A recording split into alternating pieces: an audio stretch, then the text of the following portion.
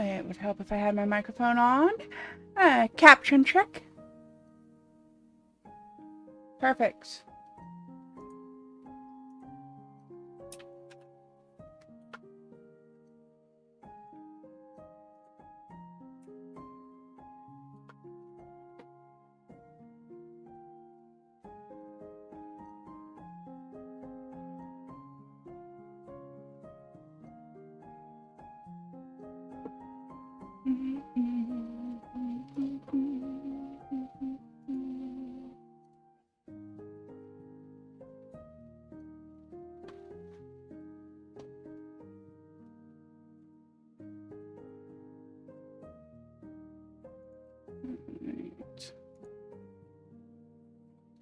Hey, how are you?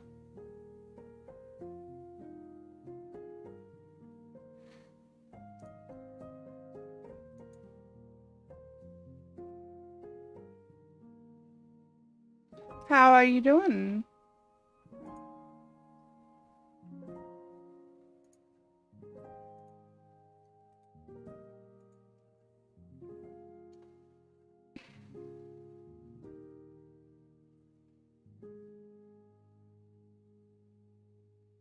I hope you are well. I am well.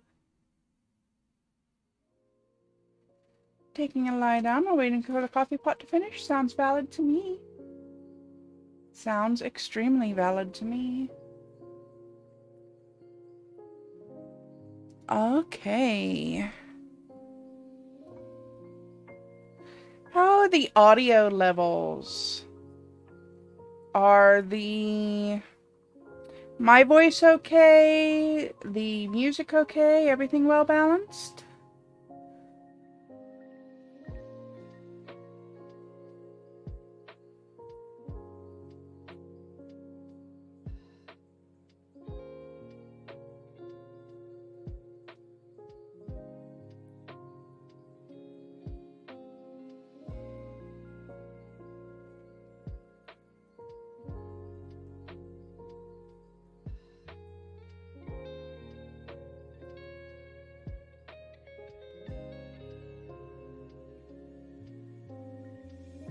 Voice okay, audio levels fine.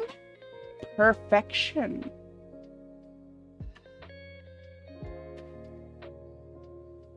Is a cat trying to prevent you from typing? Oh no.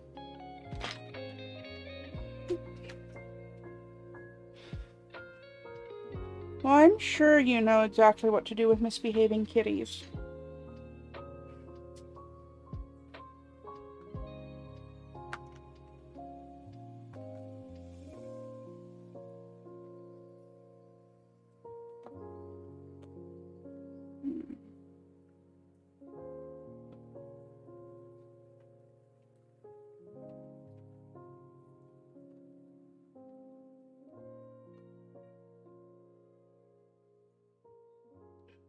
Hello. Hi. Welcome. You can't see anything yet. That is intentional. You can see my lovely, wonderful nails that I painted this morning. I am absolute ass at not flooding my cuticles when I do my nails, though. Yes, my layout has changed again. I decided I wanted my galaxies back, but not quite as pastel as they used to be. Hey, Maga, how are you? Now, I'm just going to flip my cardboard up. That way, my monitor is protected. And here is today's beautiful new victim.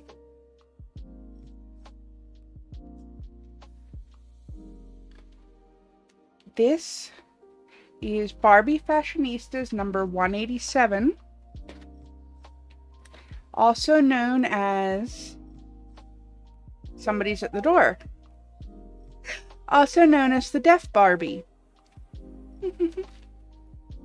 And I'm just gonna wait for a second to find out what's going on here.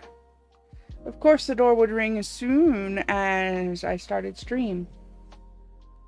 I think my roommate's getting it. Okay, and with a wave of my hand... I'm just kidding. I bought 3 of them. Not 2, 3. 1 that I'm painting today, which is going to be a present for my audiologist. 1 that I'm going to repaint for my personal collection. And 1 that, at least for now, is going to stay as is. So let's take a look at this doll. She fits on a standard doll stand, which is excellent because she doesn't have the typical Barbie body. As you can tell, this stand is a little flexible and she's pushed the tines out a bit because she's actually a thicker, less busty body type than your typical Barbie, which I appreciate. Of course, her cute little pink hearing aids behind the ear style. Unfortunately, they are not fully removable, so I will have to do my best to tape around and mask off those hearing aids, because this doll is getting a non-human skin tone.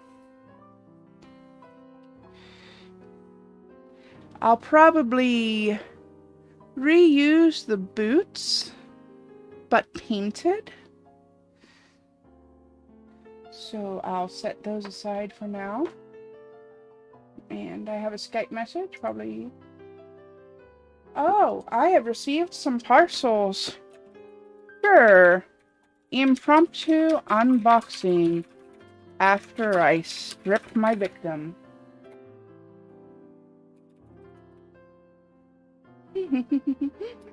Anyway, back on point. She's wearing a really cute, very 60s type of dress, but it's going to have to go because she's going to be getting a different outfit and an entirely different body. Let's see. Her hair is fully rooted, which makes rerouting her much easier. And oh my god, that got here already? It's a great weekend for dolls, y'all. It's a great weekend for dolls.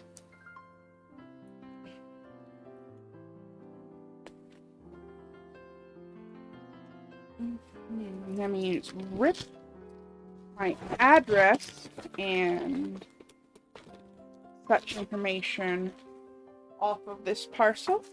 Thank you.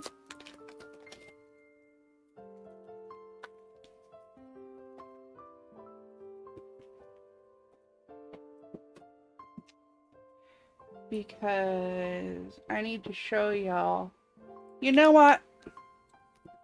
I'm just gonna flip the address over because I can't get it all the way off. But, another Barbie arrived. She's 28 inches tall. This is a $70 doll. Let me grab my pointy thing. This is going to be a project for the new year. She's gonna take a few sessions to paint.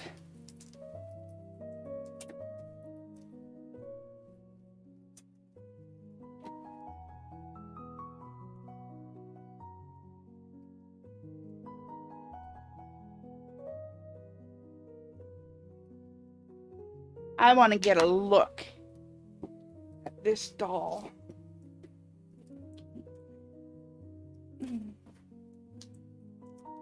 Come on. Oh my god, I hate this box.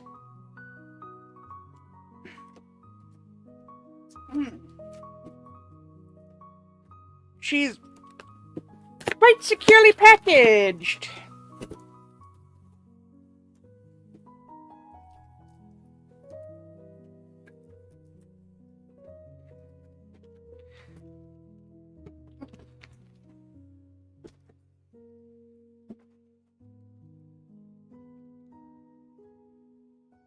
That's gonna be a fun paint when I get to her. That's gonna be a fun paint. Oh my god, she's fucking fully jointed. Not bad at all.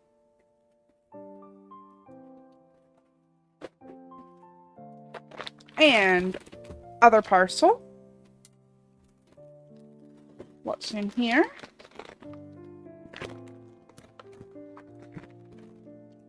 That's just nail polish.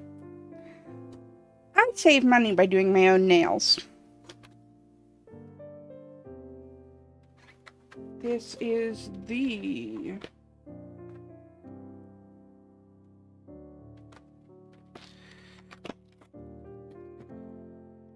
Oh, this is the set that has the rose gold in it. Okay. Well, I know what I'm going to be doing tomorrow. Now, back to the task at hand. Since she's going to have a non-human skin tone, she's also going to have a different hair color.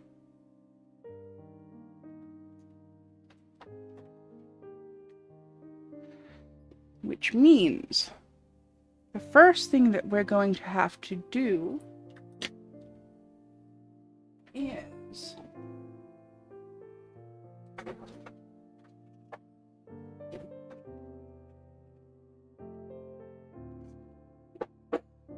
find where I put my masking tape.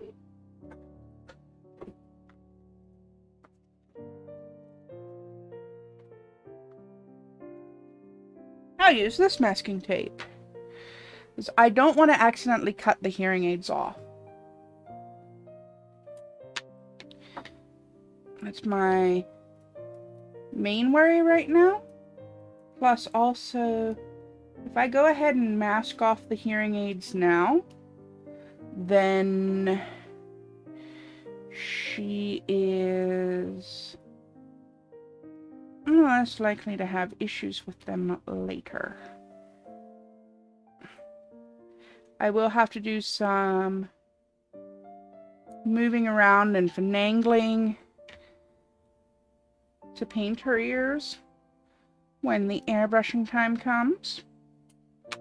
But for now,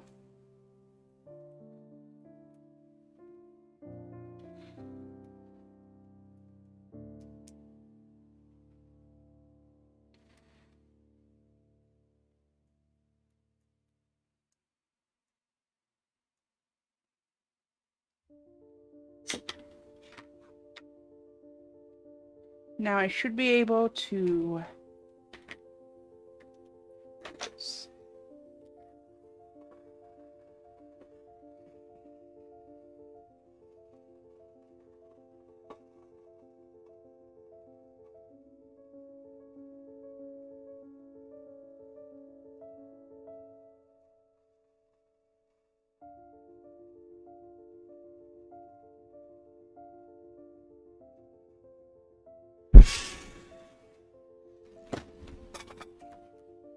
that just softens the vinyl.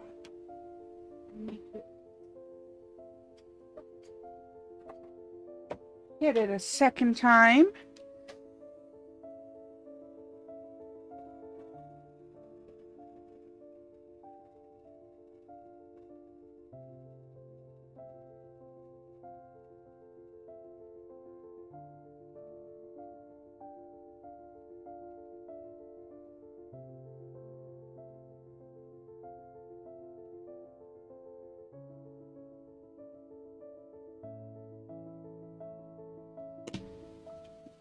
And pop goes the head without damaging the neck peg.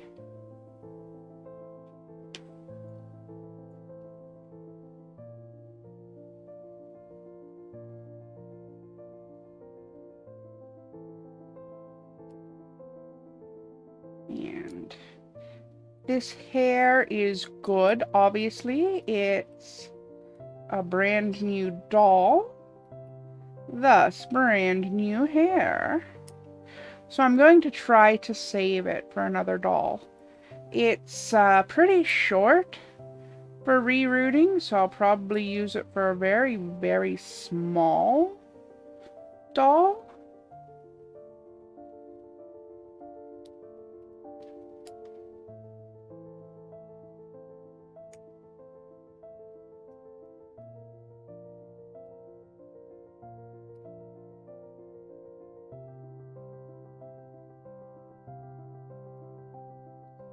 Clip, clip, clip.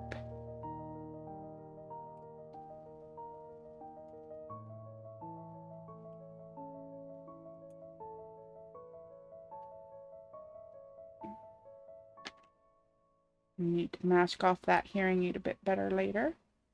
Right now I'm just trying to keep from accidentally cutting it off as I remove the hair.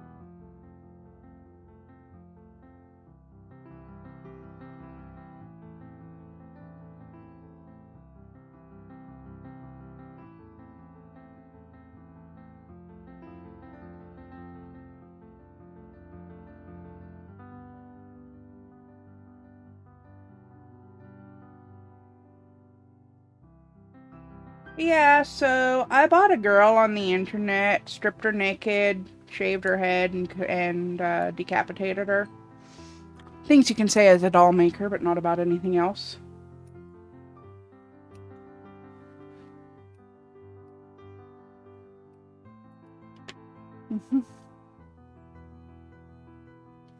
Doll making is not a creepy hobby at all.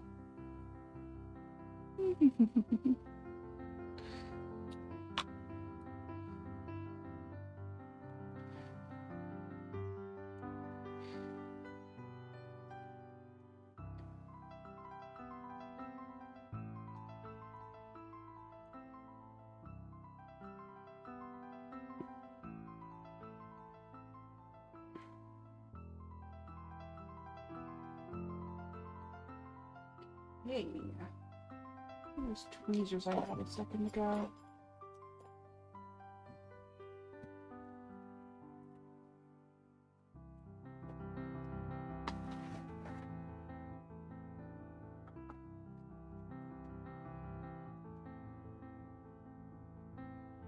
There they are.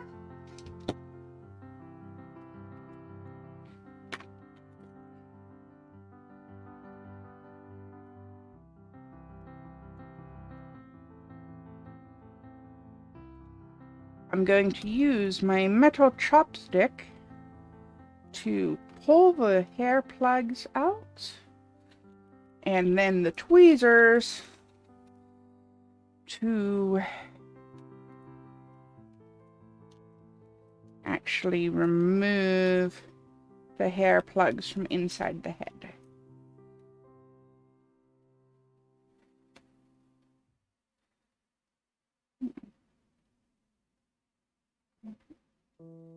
Now I can see in here how the hearing aids are attached, so I have to be real careful not to damage that mechanism.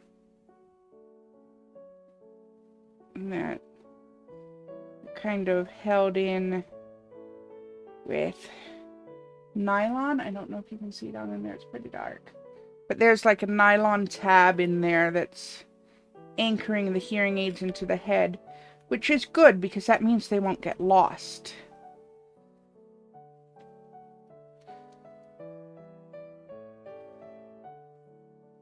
Trust me, regular hearing aids are droppable enough.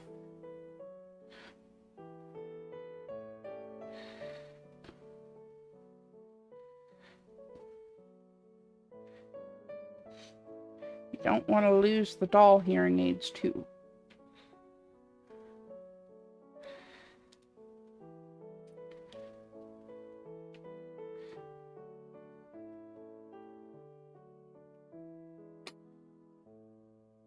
Okay, that's a bit of the masking tape that fell off. At least I didn't break a hearing aid. I was going to panic for a minute. But I stopped myself and used my eyes instead.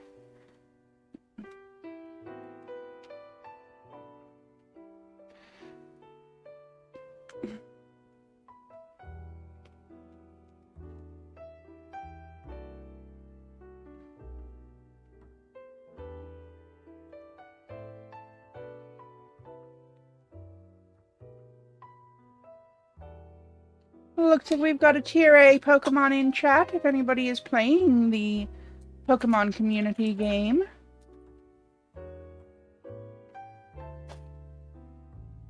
I'm glad I didn't break it too. Hello, how are you? Welcome in.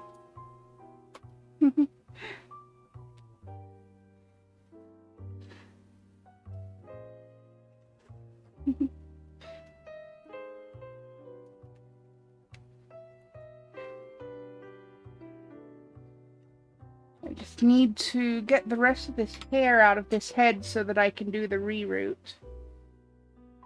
Come here, you. Clip.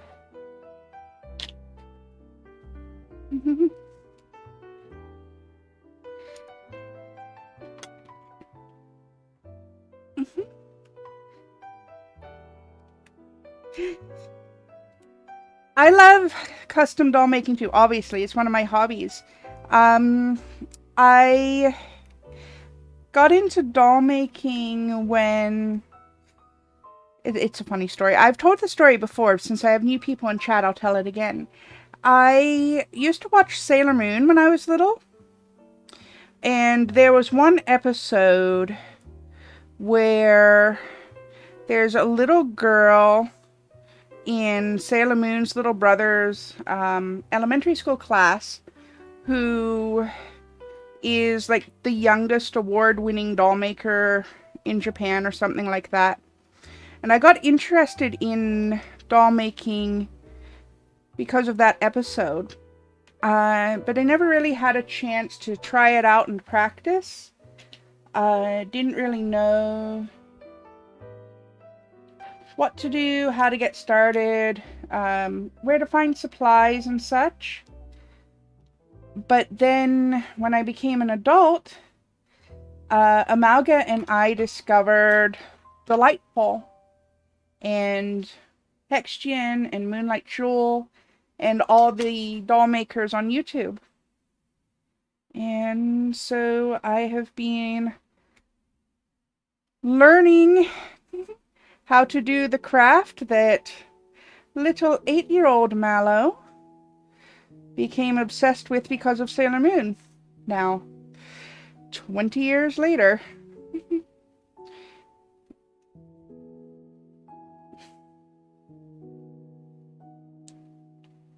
How did you become interested in doll making, Rose Thrills? Come here. Come on, scrape out for me.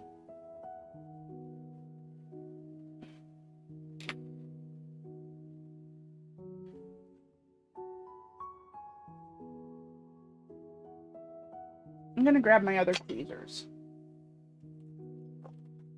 Maybe that will work out much better for me.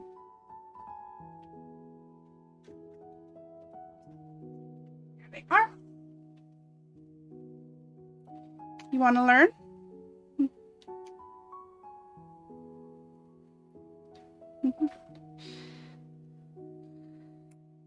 I'm still a beginner. When it comes to doll making, I'm still learning the techniques. So for learning along with me, I'm a great place to start. And then you randomly got recommended a video on it. I thought it was about dragons and it was so cool. Oh, I wonder if that would have been KP Creations. It could have been Delightful or...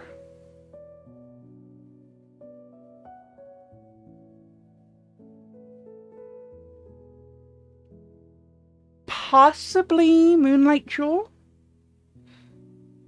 I don't know, who did the big... I think it was Delightful that did the big dragon series recently. Well, not recently, but like a couple of years ago.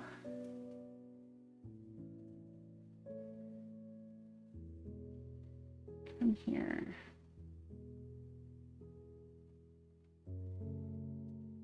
The one thing about Barbies is that their neck holes are so small. It was Delightful? Oh, she's one of my favorites.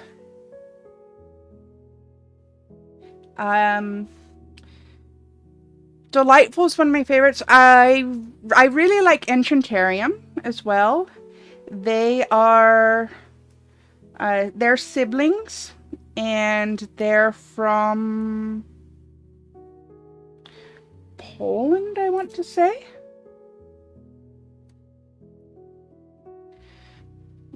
But they are an engineer. One of them's an engineer, and the other, I believe she said she studied physics. No, Delightful doesn't have a sibling, but Enchantarium are siblings. Enchantarium are siblings, yeah. They're two. Here, let me grab you a link to Enchantarium's channel, actually. Just gonna do my...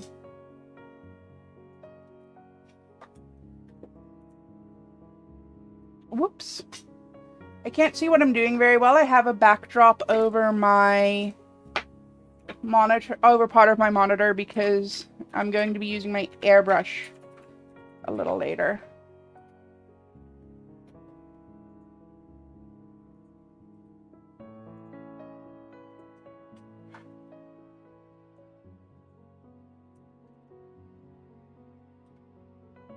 I really recommend them. If you like Delightful stuff, you'll like theirs as well. More than likely. They're very talented. Barb and Alice, those are the two ladies that run Enchantarium. They do a lot of 3D printing, and they've been doing laser engraving with their dolls. So that's been really fun to watch. Let's see, maybe if I clip this a little shorter now that I've got more room, it might be easier to pull out without damaging the doll's hearing aids.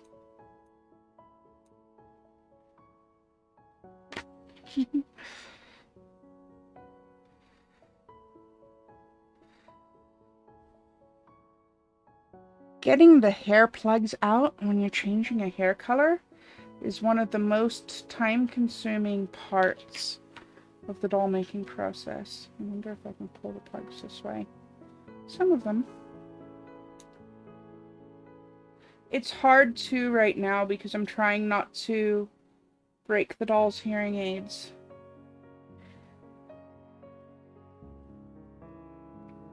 You're currently watching videos on making ball-jointed dolls, since what you've got planned is not going to be easy. Yeah, I want to... someday, I want to make my own line of ball-jointed dolls.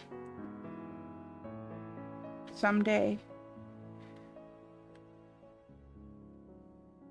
Okay.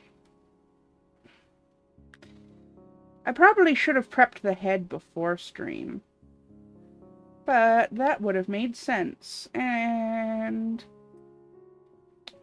when do I do anything that makes sense?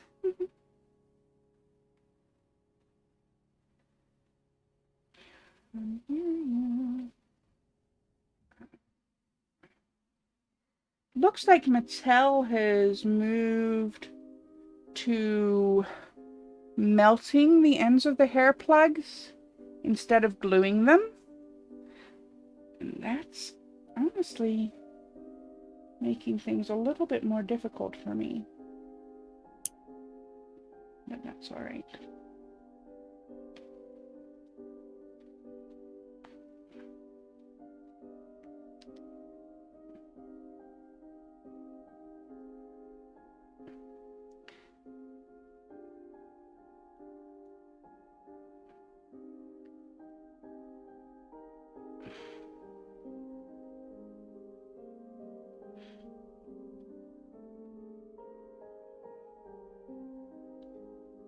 kind of wanted to show the prep process this time because I wanted everybody to see real time how it was working around the doll's hearing aids too.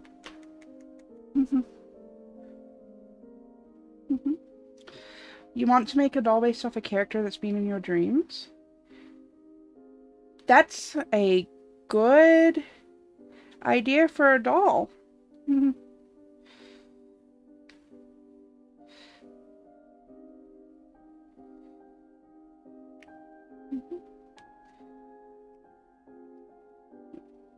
Okay, it's definitely going to have to come out in the back.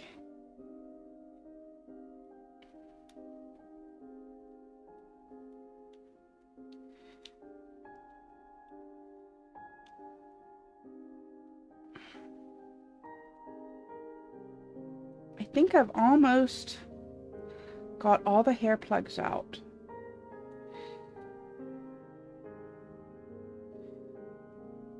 Let's see.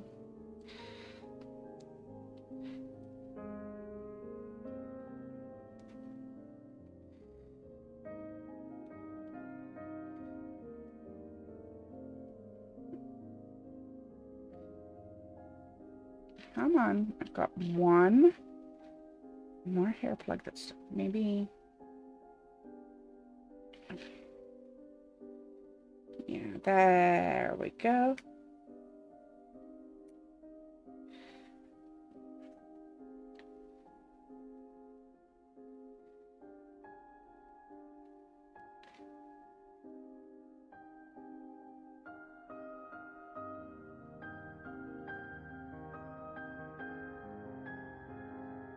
So, when I found out that there was a Barbie doll that wears hearing aids, I decided that I wanted to do one as a custom. And I'm actually doing 2 of them custom and keeping one as is. There's no colors other than white, black, and red for the character. I like monochrome dolls. Monochrome dolls can look really good. This is the one that I made last stream. She's a sugar plum fairy for Christmas.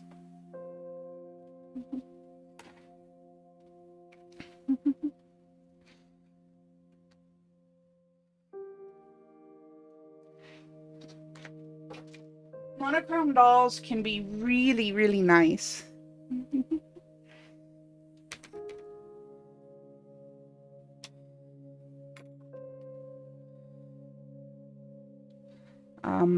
That one was a random doll that I found at a thrift store. Actually, she came to me with a broken neck peg and a couple of other issues.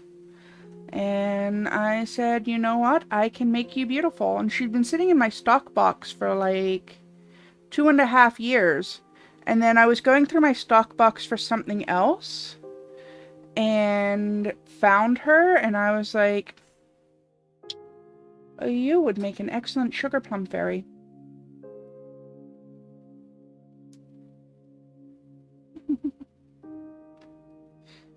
So we listened to the Nutcracker on my last stream, and I painted a sugar plum fairy. It was fun.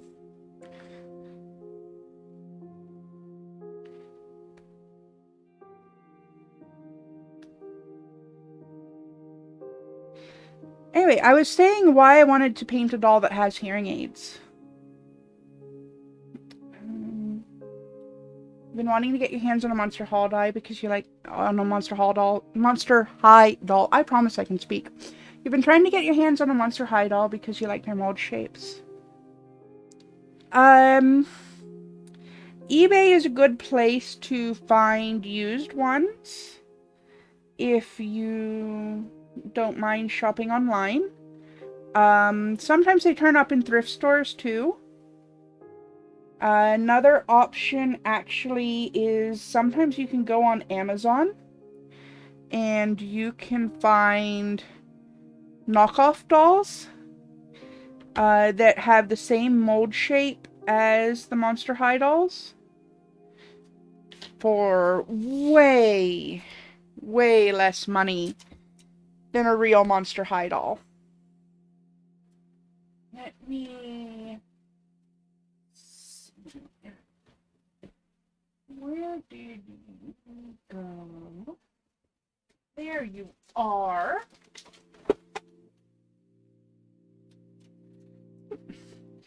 This was one of my Halloween dolls. She's based on a Japanese yokai. And she's not a real Monster High. She's a knockoff.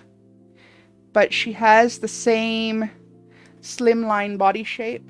There's also the new ones. Yeah, they aren't as adjustable. That's the one thing about them.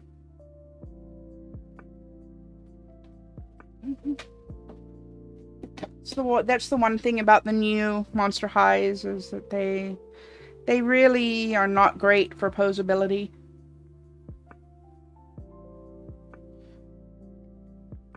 Occasionally they do turn up in thrift stores, just not as often. Okay, got the hair off. Next, it's time to get her face off.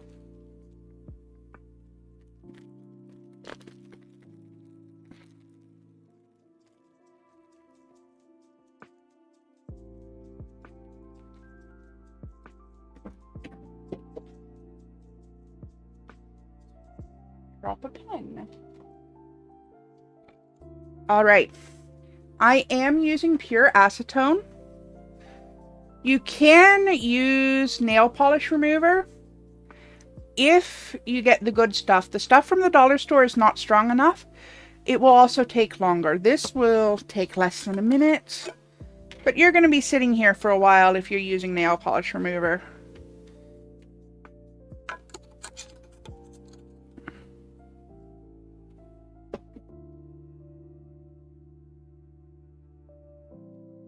See if I can pull a Delightful and get her eyes off in one swipe. Mostly.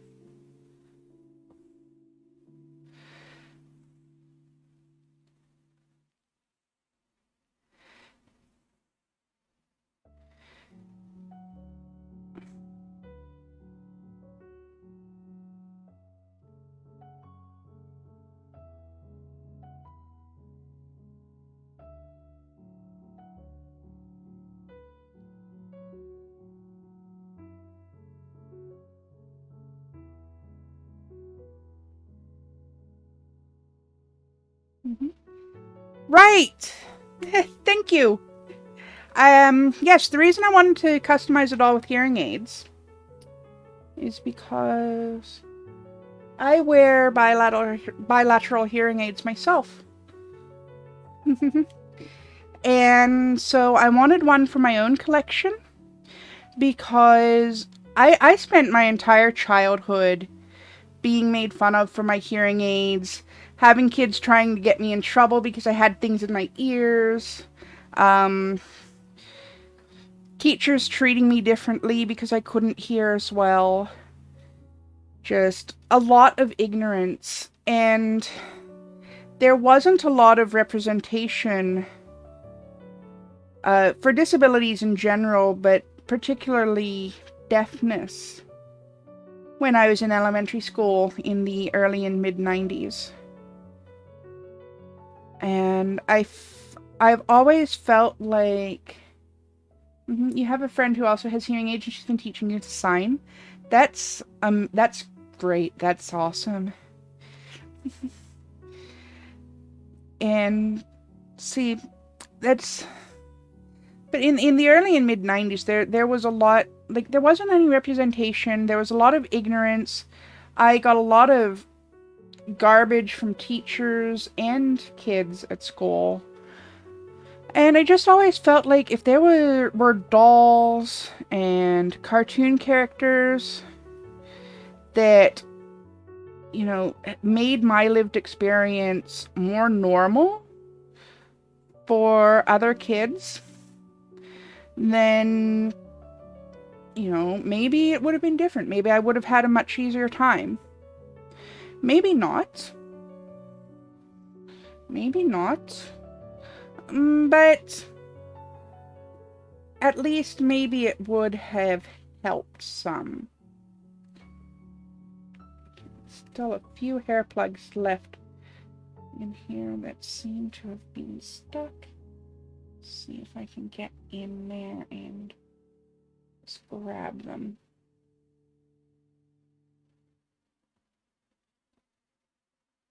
There's one. And there's two. There's three. And one more back here.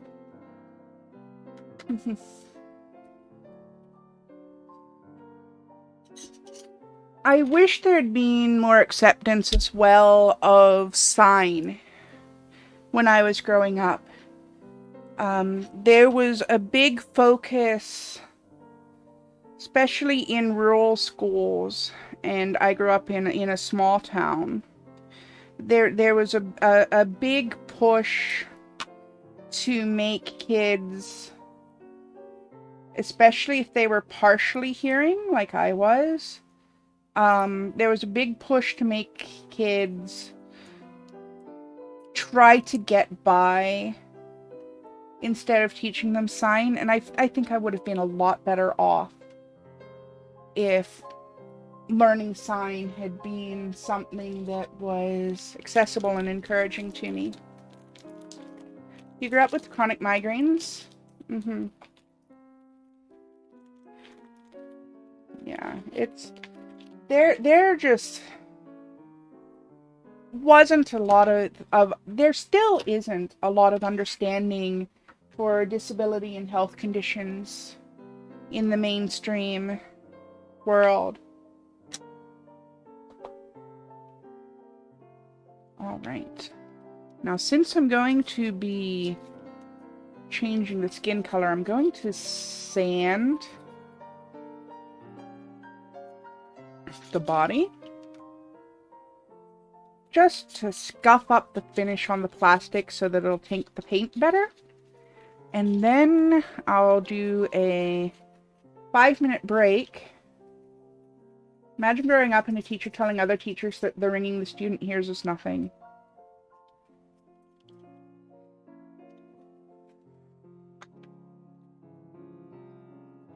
I knew a few people, actually, who had bad tinnitus growing up. And, you know, they also got a lot of shit. Like, and it could be distracting for some of them. Wish there was a lot more representation in media. Me too. Me too. One of the things that I appreciated a few years back was I grew up watching reruns of Doctor Who, the original series. So when it was rebooted in 2005, obviously I had to give the new series a watch too. And there was an episode just a few years back. I think it was maybe 3 to 5 years ago when it first aired, and where they had a deaf character, and they actually got a deaf actress who used British Sign Language to play the deaf character. And it shouldn't be revolutionary and exciting to have a disabled character actually played by a disabled actor. But it was, because usually they get able-bodied actors. You know, you have a character in a wheelchair, you get an actor who can actually walk, and you just pretend they're in a wheelchair. You get a deaf character, and you get an actor who can actually hear instead. You have a blind character, and you get a sighted actor. Thank you for the follow. Seth Reels is now following. And it it was huge for me to see this episode, and I was like, she's playing this so well. Does she know somebody who's deaf? And I looked up her name. She was actually deaf. And she would go to schools and like teach the school kids about deafness and teach them British Sign Language. It was so freaking cool. You know? I just wish there was more of that. And it shouldn't have been revolutionary. I shouldn't have had to look up the actress to find out that she was deaf, because it shouldn't have had to be my first assumption that they'd used a hearing actor. But that's the world that I've lived in for 34 years next week.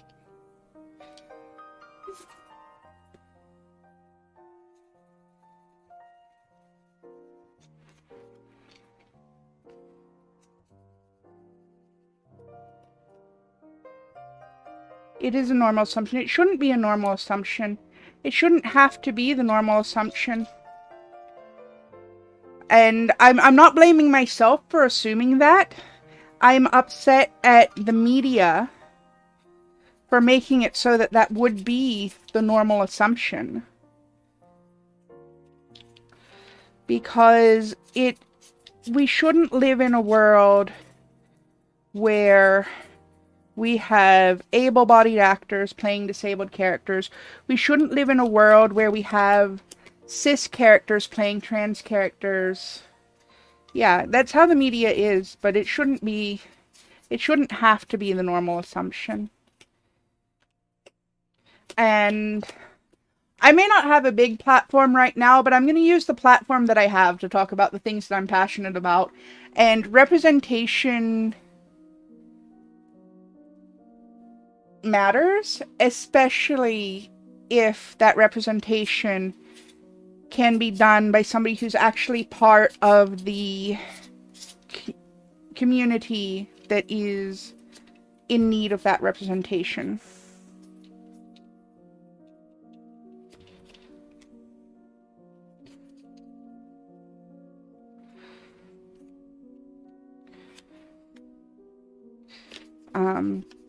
Accessibility and representation should be the default, not the exception. Like, I wish that Twitch had a better way to put captioning in streams. I shouldn't have to use an external plugin to caption my streams. It should be automatic. And YouTube, a few years ago, made it so that the community captions, where people could contribute captions to videos, and then the creators could put those captions on their videos so that they didn't have to hire outside captioners. YouTube got rid of that feature. And that was so useful because automatic captions help. I use automatic captions on my live streams. I kind of have to automatically caption them. I can't afford a stenographer to transcribe my streams as I'm going. Maybe someday when I have enough of a following to make Twitch partner, that'll change. But in a place like YouTube, where we can add captions after the fact, community captions was really the only accessible way for some creators to properly caption their videos. And there's been several times that I've been watching videos where people have an accent, and the automatic captioner can't quite pick things up. And if I don't have my hearing aids on that day, or if I'm having an issue with my hearing aids, then I can't make out what was actually said. As long as I'm wearing my hearing aids, it's usually fine. For me personally, but I'm partially hearing. And I just feel like removing community captions was one of the worst things that YouTube could have done for accessibility. Anyway, I'm going to do a quick break to go wash the remainder of the acetone and the sanding dust off of this doll, and I will be right back. One of the dumbest decisions made by YouTube was getting rid of the caption and keeping the auto captioner, which makes some of the weirdest sentences that make no sense. Yeah, it was. That was one of the dumbest decisions. Ah, coffee. Thank you. I've got to get up and go wash this doll anyway. I'll be right back.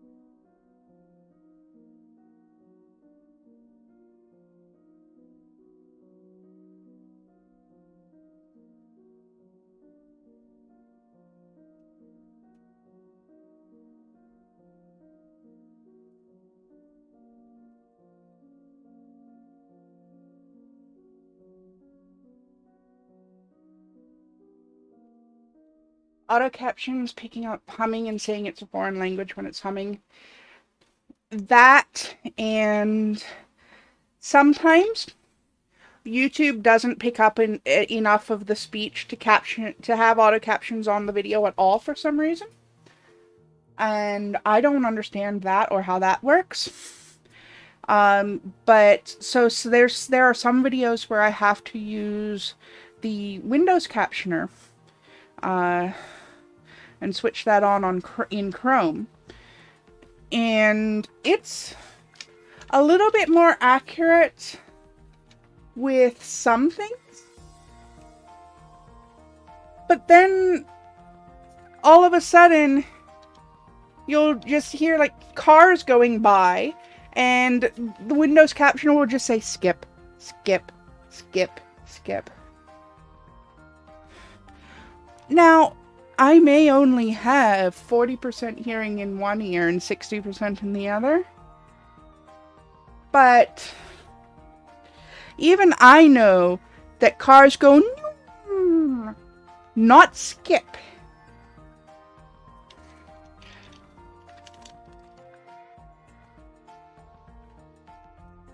They go nyum, or they go zoom, or they go roar. They don't go skip, skip, skip. So thank you, Google, but that's fucking wrong. Anyway. Alright.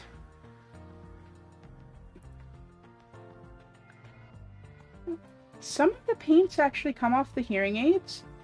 So I may repaint them here. You got a cake today? Nice. Yeah, I'm just gonna go ahead and airbrush the whole thing yellow, and then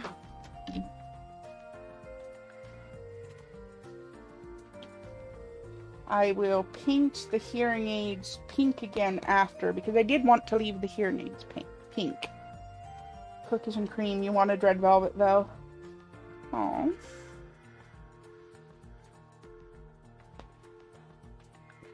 Were they out of red velvet, or did somebody else decide that they wanted to pick the cake?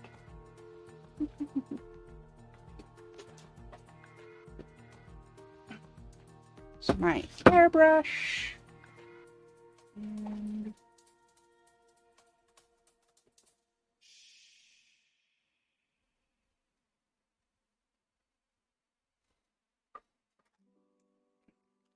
empty airbrush bottle.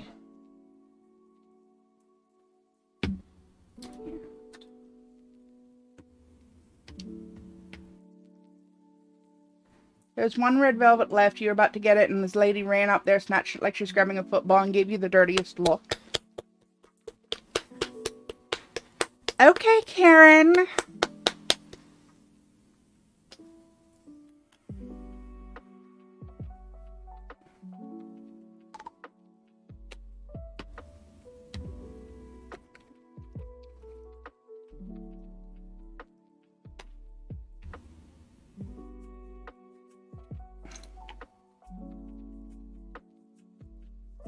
Ew. I think that bottle of paint might be dead. That's okay. I have more.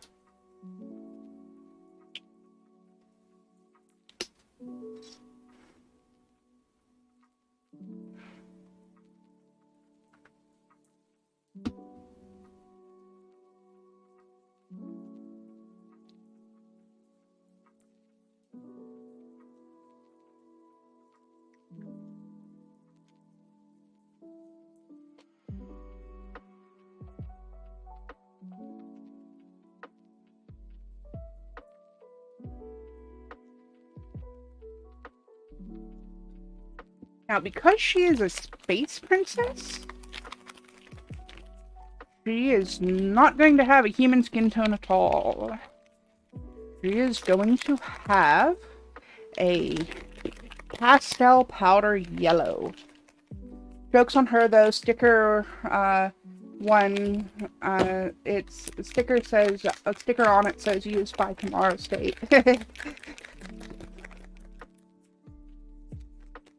Well, I hope she has a big family or very good blood sugar control.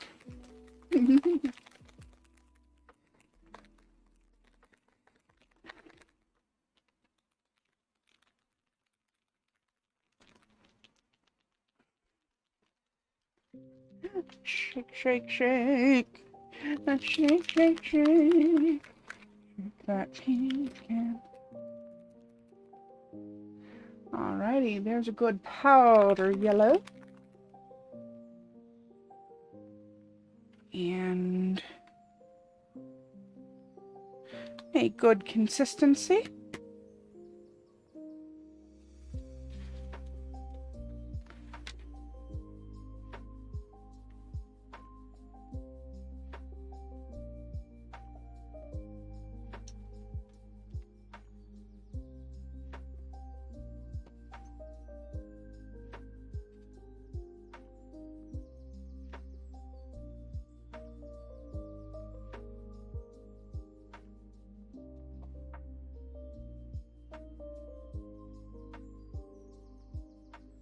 All right. Stick the doll on the back of a marker. And might drop cloth down a bit. Cloth out of the way.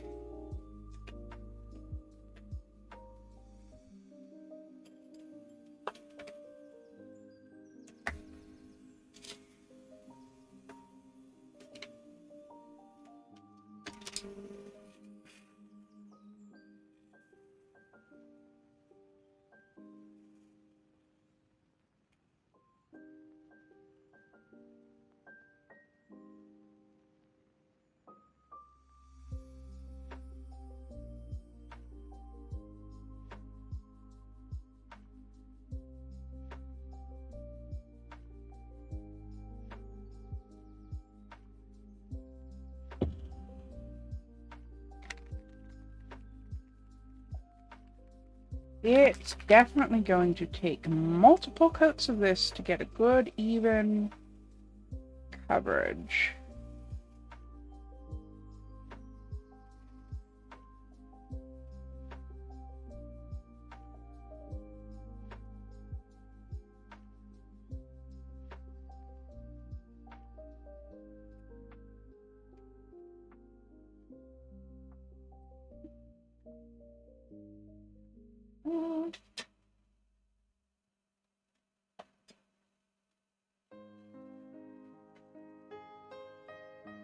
And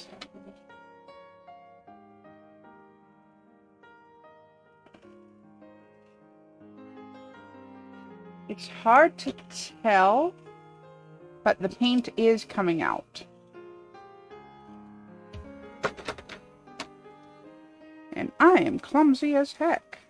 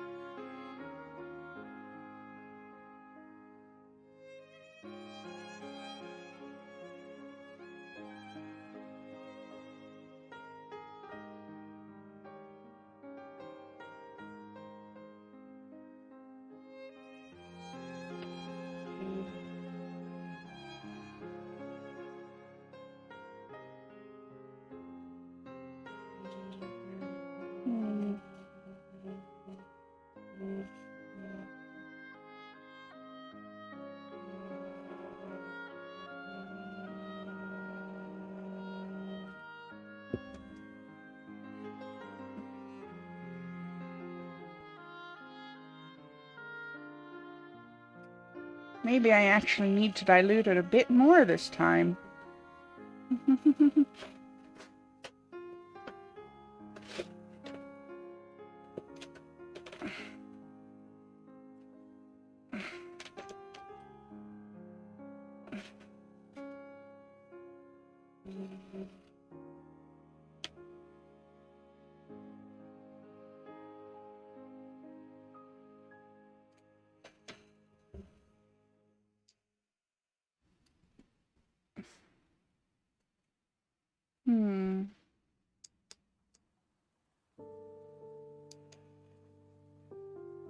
Give it a bit more air pressure.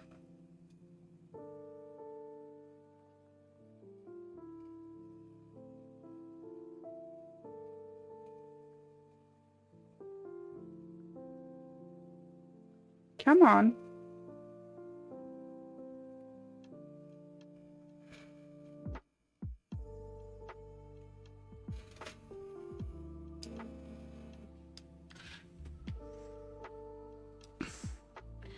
Something's wrong.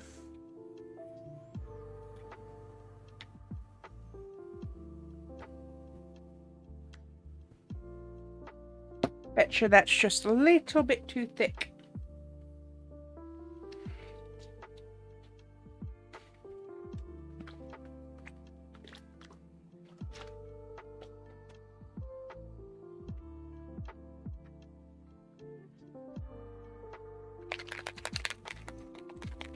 It's an easy fix, though.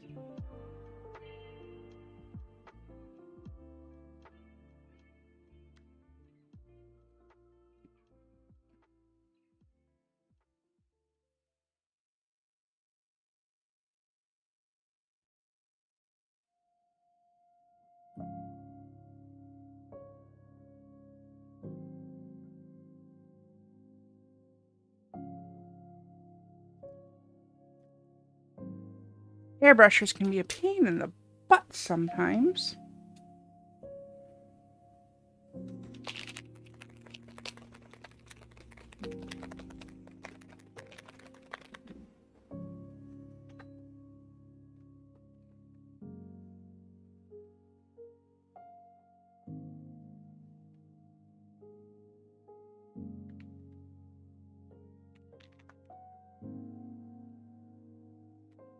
Oh no. I just realized I did something really stupid just now. I missed putting a part back in.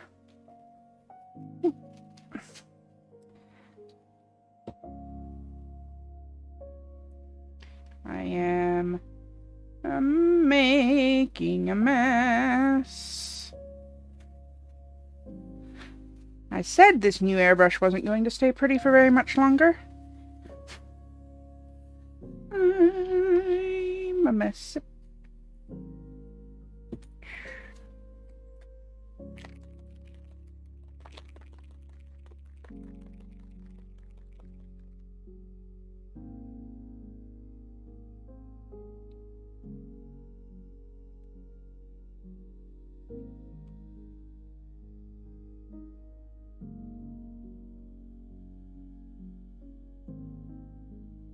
Okay, let's try that again.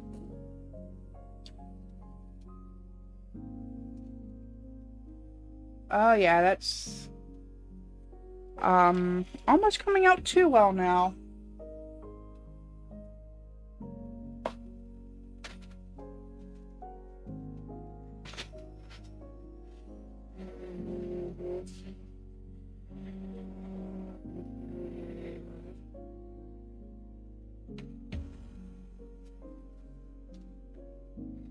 Okay. Take 347.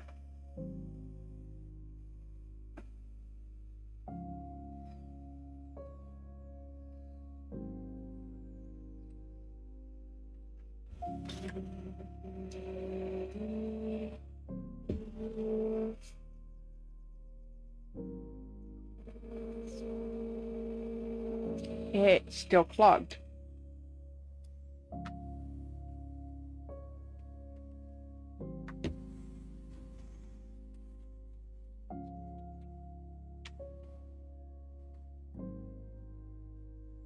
Which means it was not my paint mixing. The brush is clogged. Second, brush itself.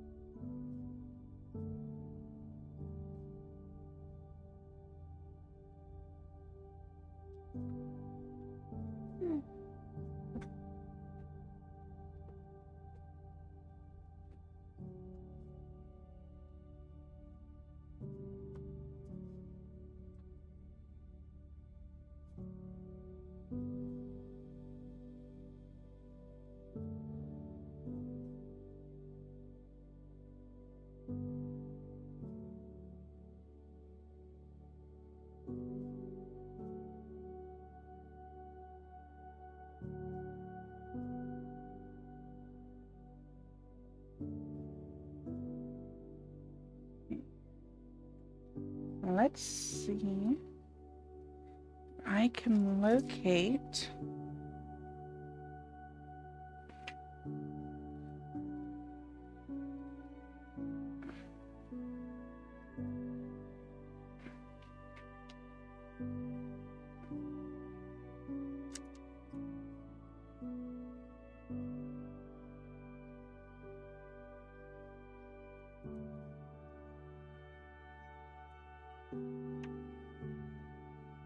the issue.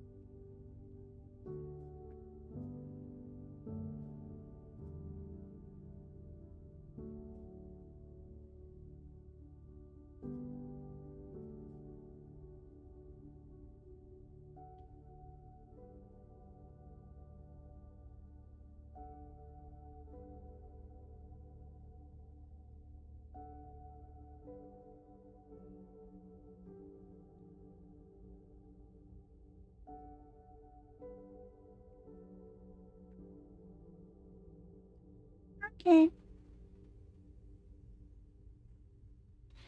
Now, you gonna behave for me? Probably not.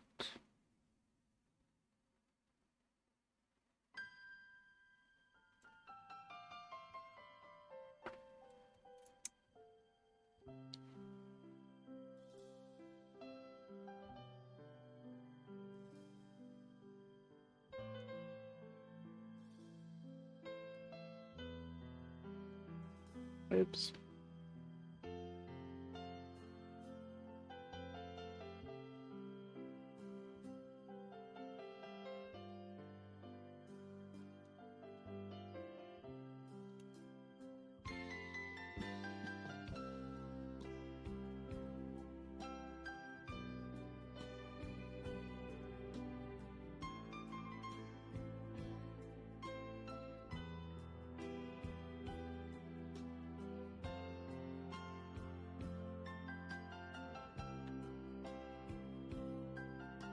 Now.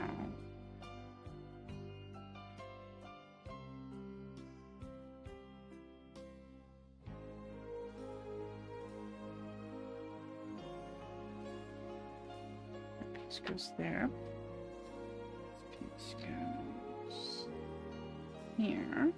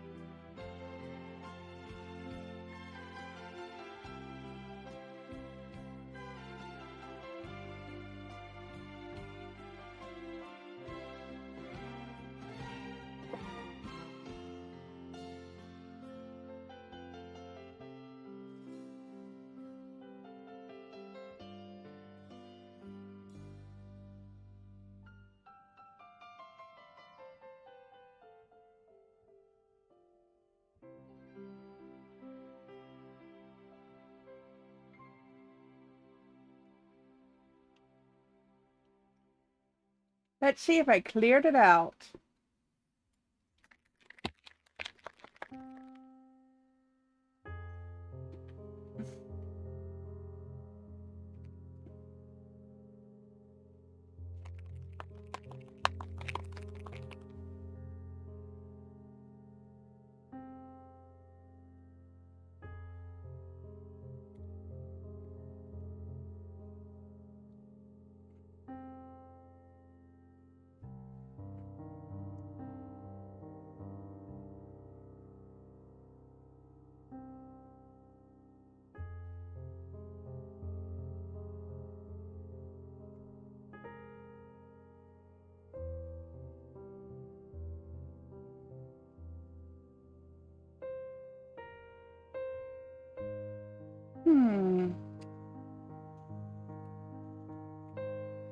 And suddenly it's working again. Let's hope it stays working.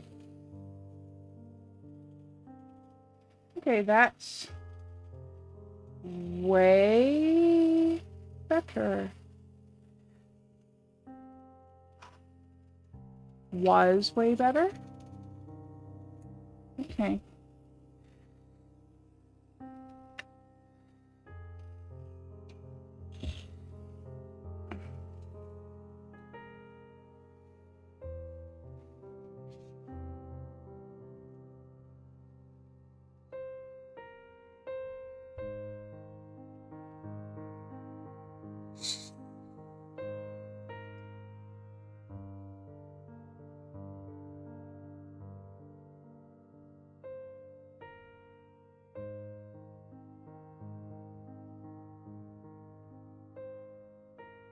Come on.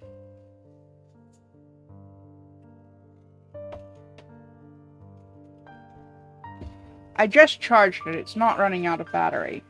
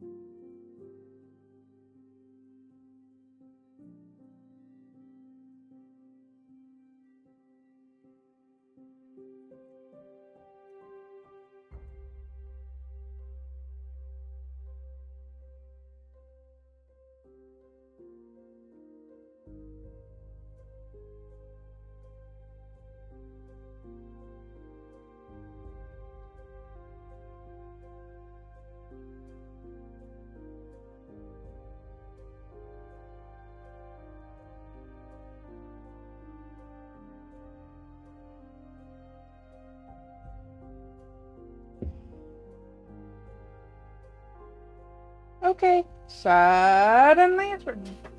Maybe it wants the day off today. No, I think it wants blood. I think it's hungry. I haven't done its sacrifice yet today.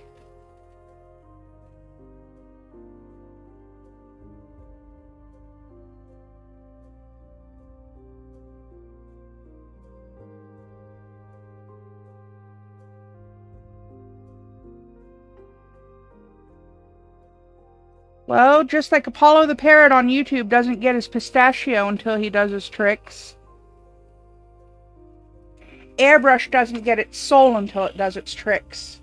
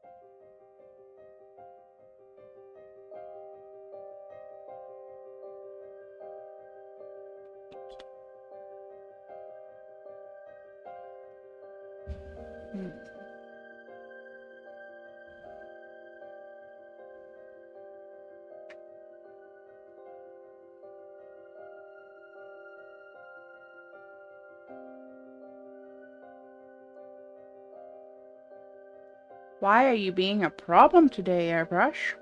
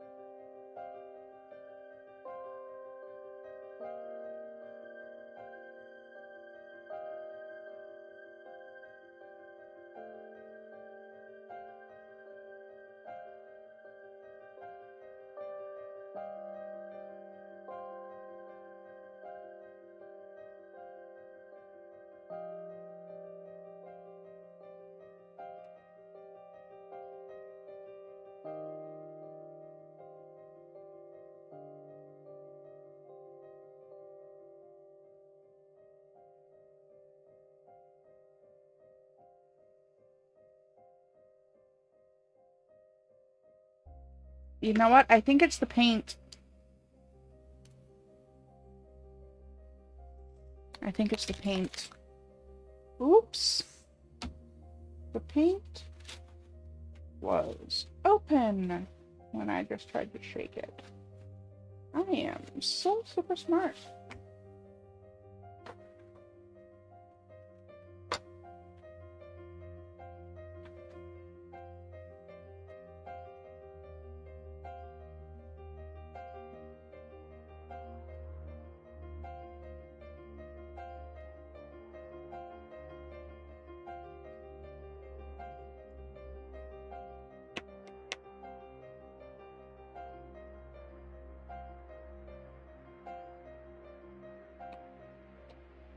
I think it's the paint itself, because that white paint that I used at first had gone gloopy and I didn't realize it. So I'm just gonna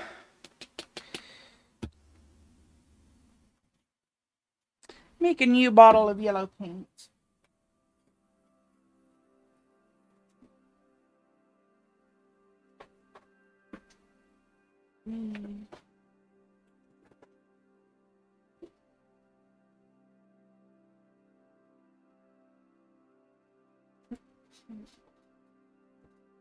There it is.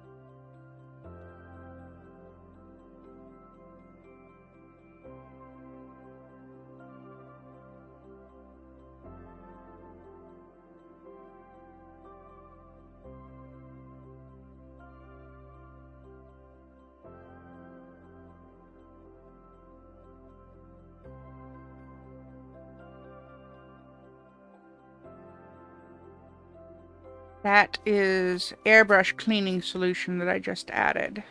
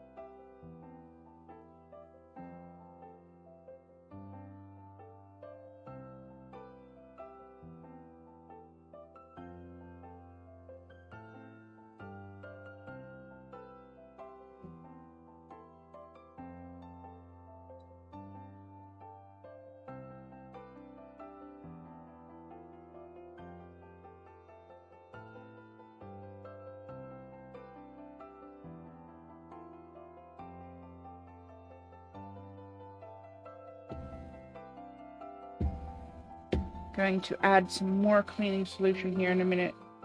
It's still having definite clogs, even though all that was in it was cleaner and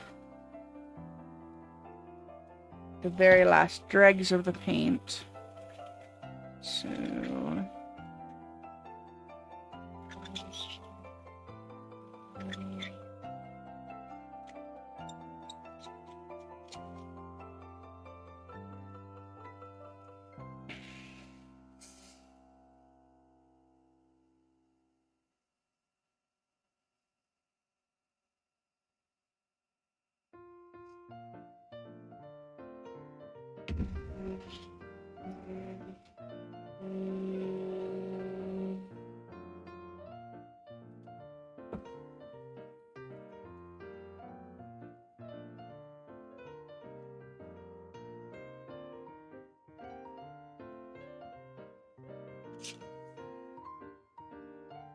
it got excited. It squirted everywhere.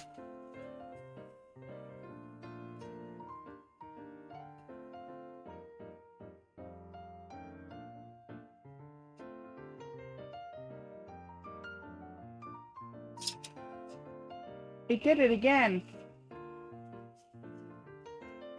It's definitely got a clog somewhere.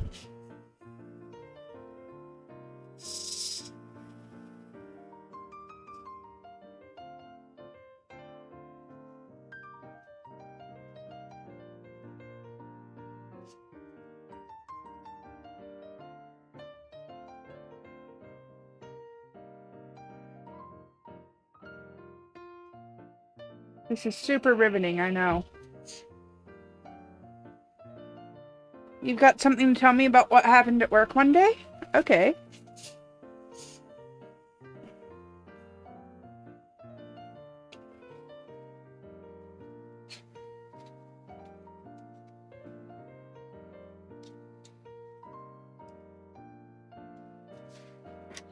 I think this has just become an airbrush troubleshooting stream instead of a doll making stream.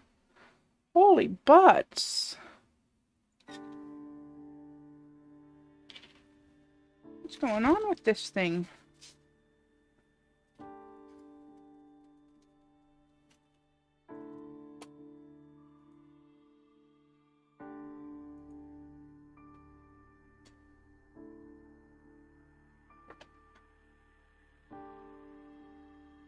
You have a bottle of jalapeno cheese to use on bread and refill if you need to get the cheese sauce from the back and pour it into the bottle. Yeah?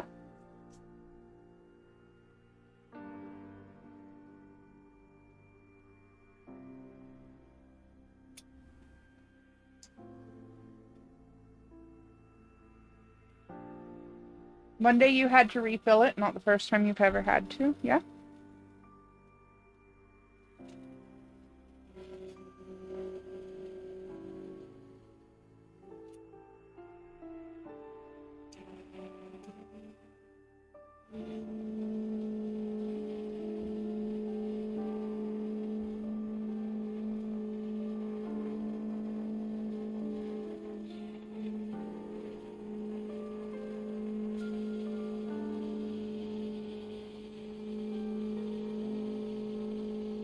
I think I cleared the clog.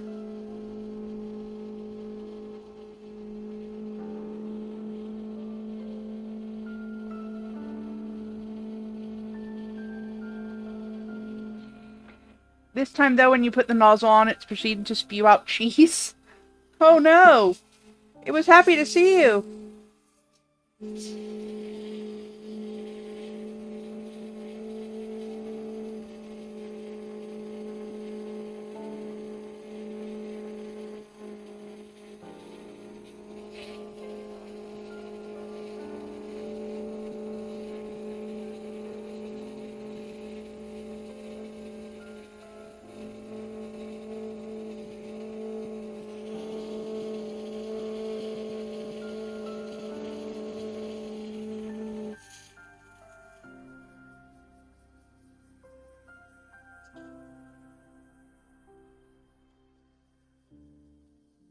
Definitely got the clog out.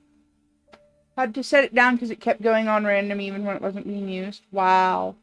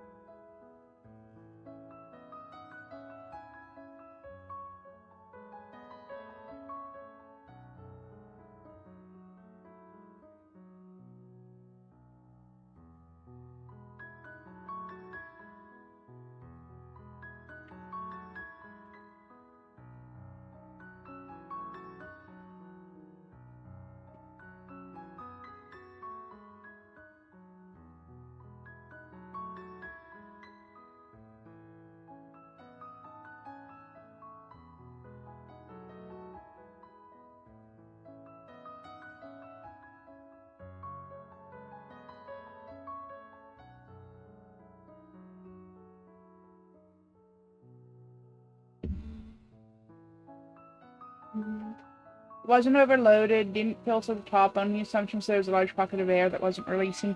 Must have been.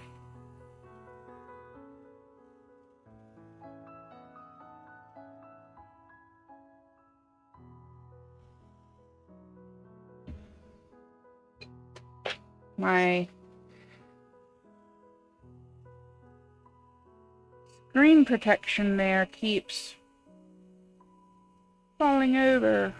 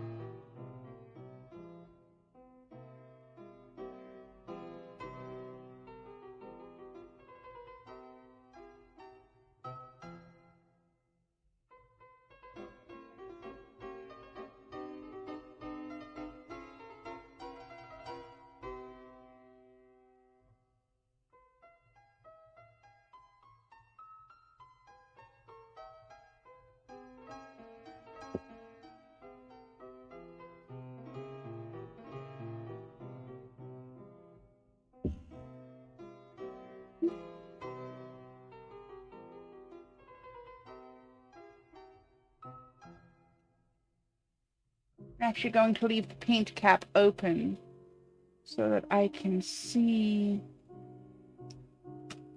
when I need to refill it from now on.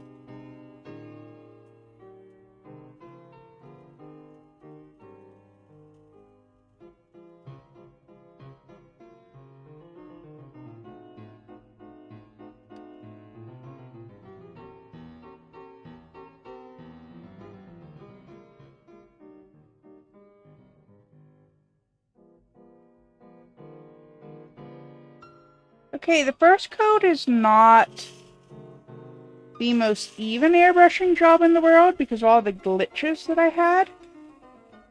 But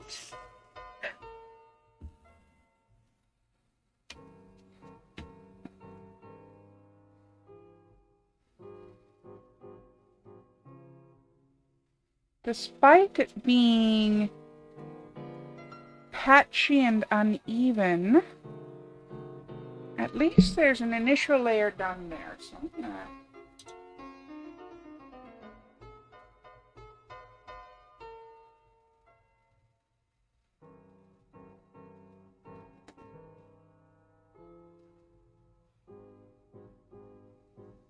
hang her up over there.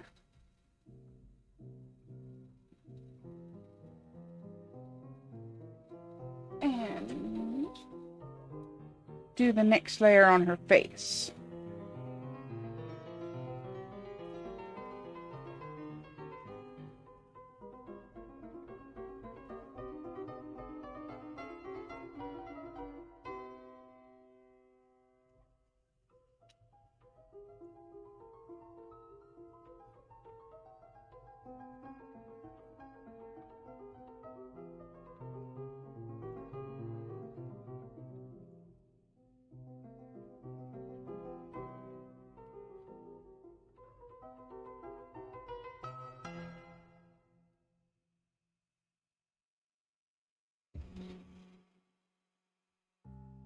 There's a distinct possibility that this paint is over diluted.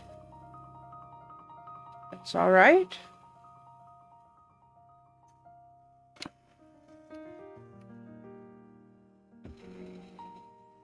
Making it a little thicker isn't going to be the end of the world.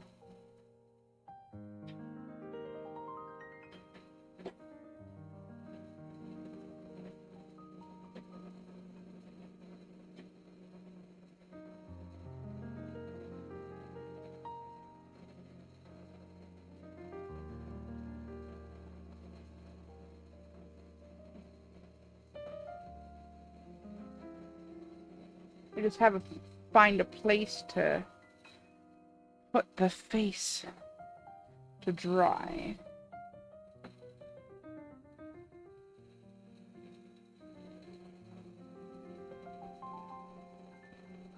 That'll do.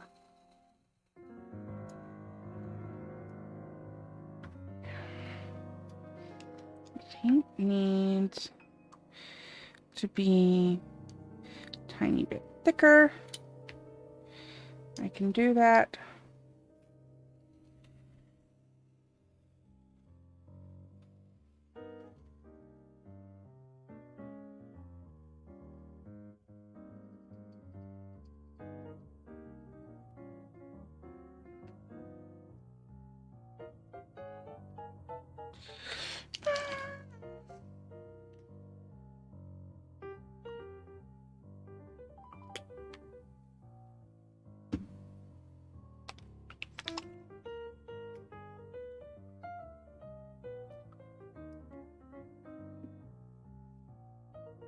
Alright, see you soon.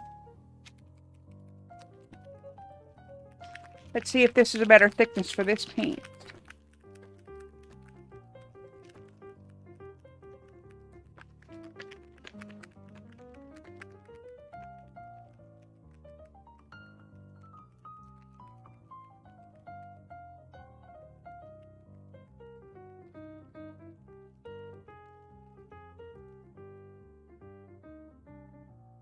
Here's the good paint.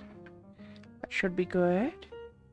This is the paint I was using before. I want to see what the potential problem might have been with it.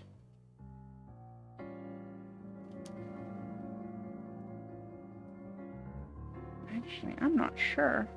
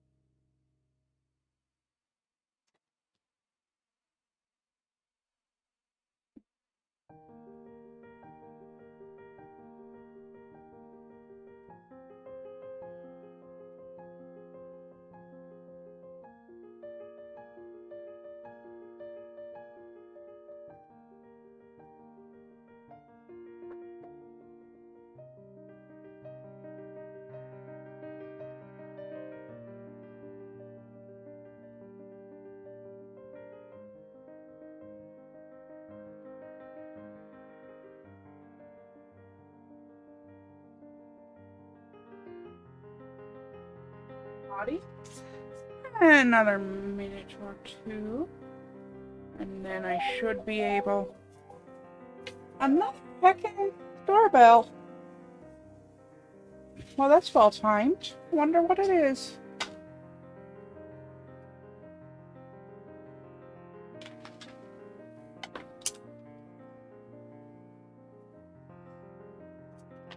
I'm gonna take a quick 5-minute break anyway. I will be right back.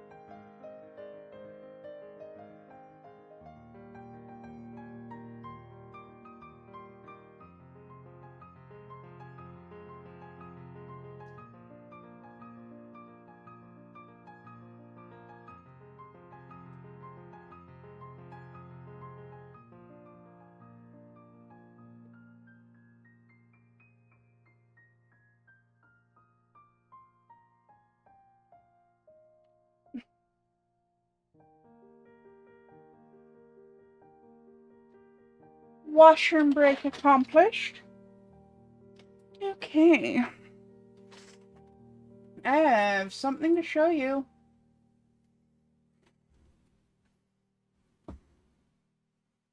These are spicy bean boozled. So next time somebody redeems a bean boozled, they get to choose whether I do a fiery 5 or a regular.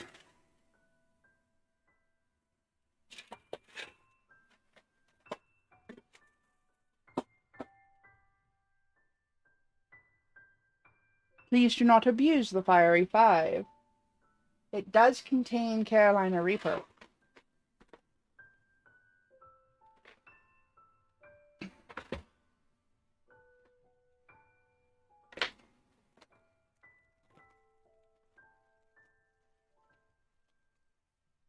So,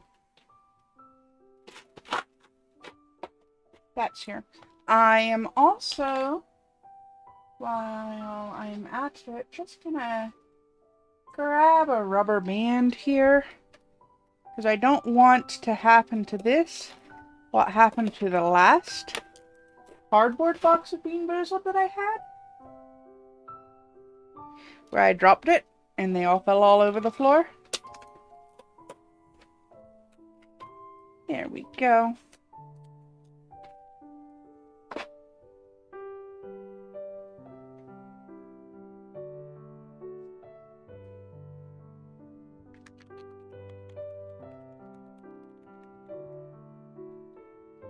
Okay. Oh, is pretty much. She's got a couple of wet spots still. I'll just pat those off with a towel because she's getting a second coat anyway, and that'll even up any of the drips.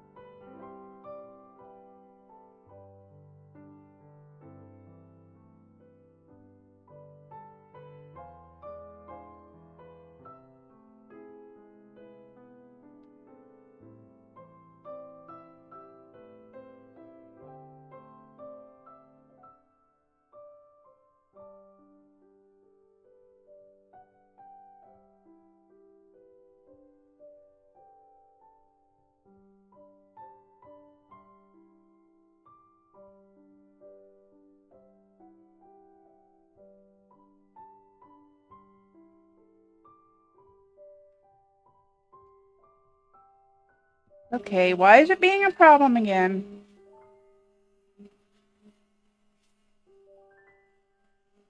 There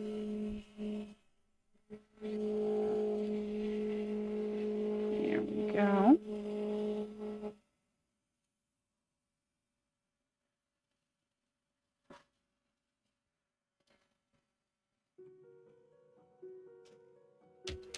Well, you want to bet that I over-thickened it.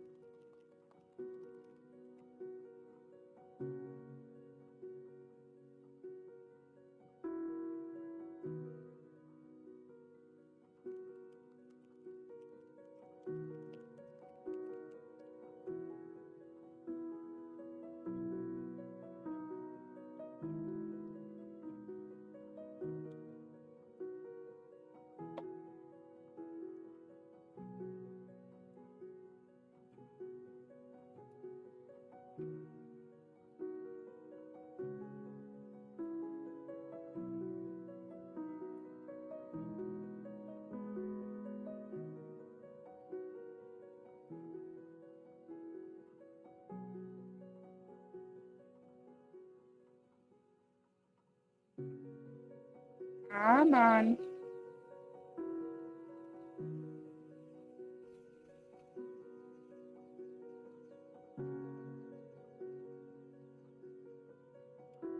It's chirping like a bird.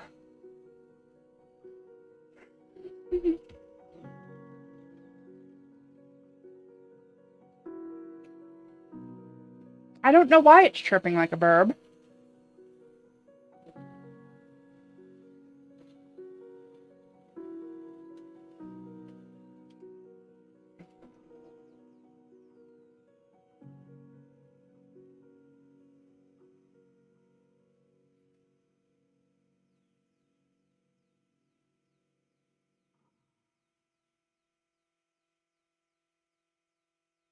Come on.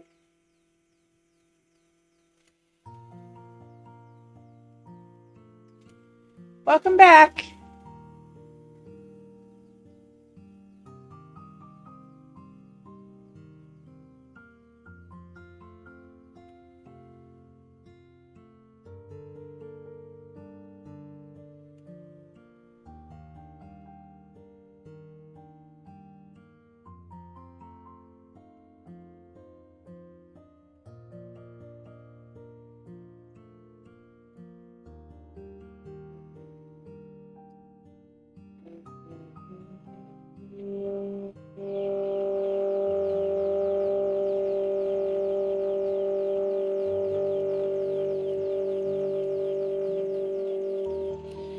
Okay, it's starting to behave. It was starting to behave a bit better.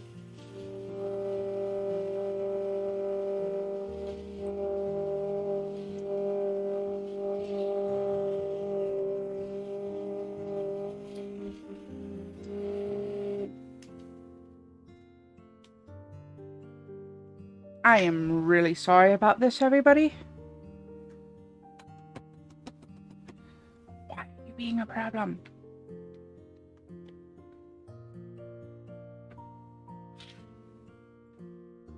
Or embarrassing me in front of the weirdlings again. Airbrush.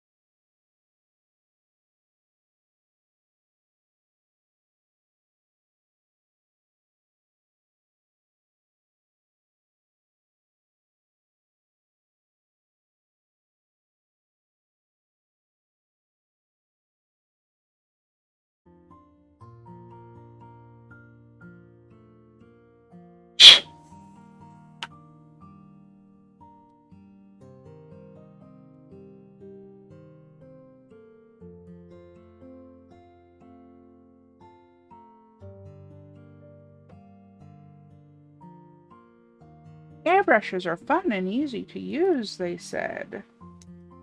You should get one, they said. Your dolls will be 1,000,000 times better, they said.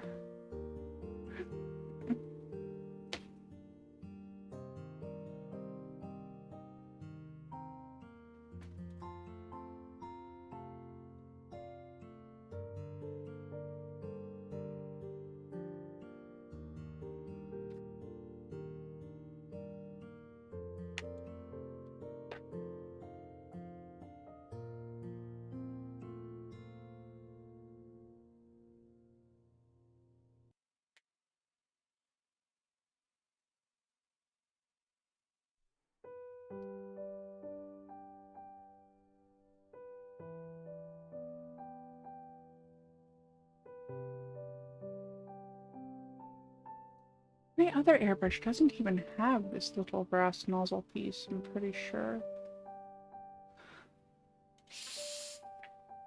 I wonder if that's the bit that's getting clogged.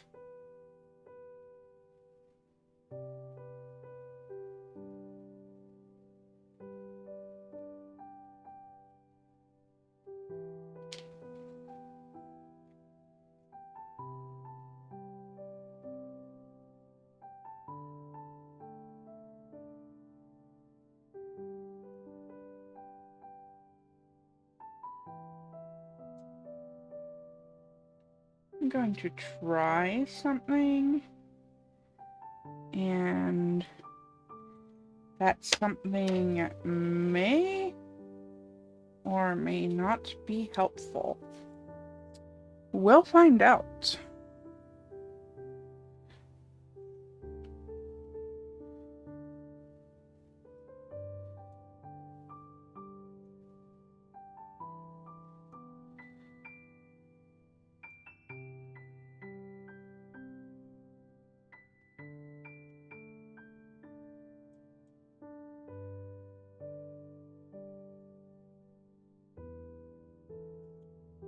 Okay.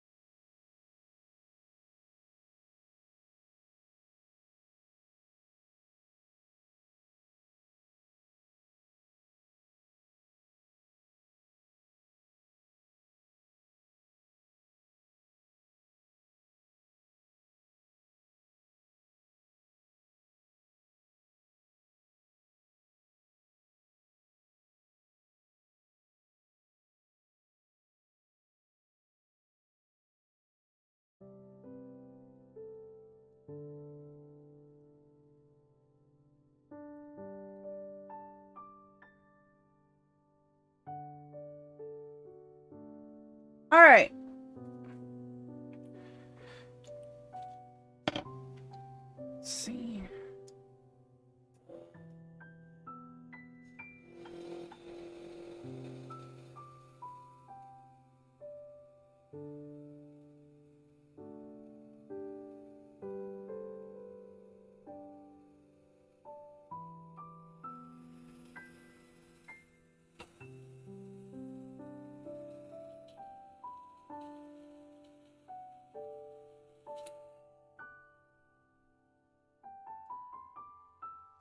Now, you're gonna behave for me this time. I hope so.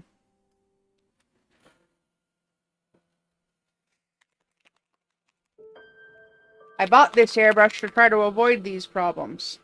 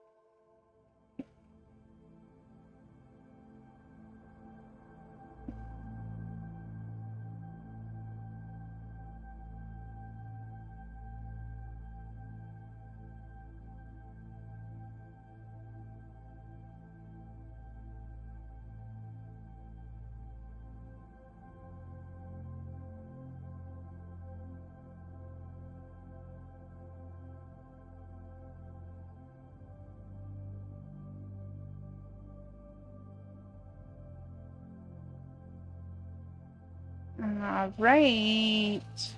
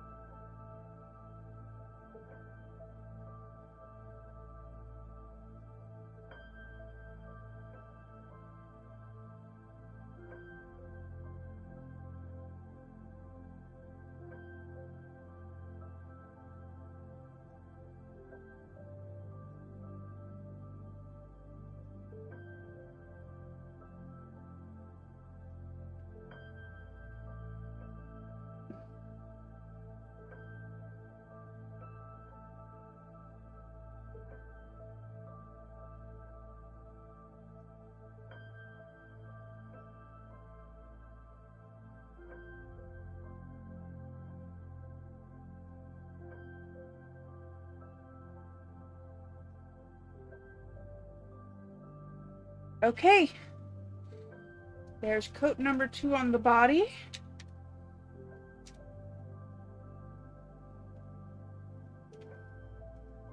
Hang her up again. Set her to dry.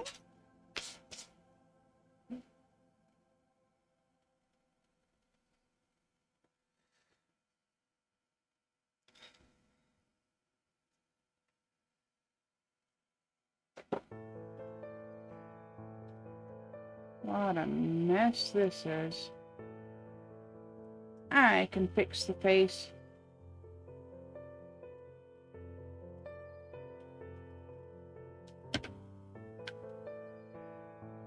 It's fine. This is fine. This is absolutely fine.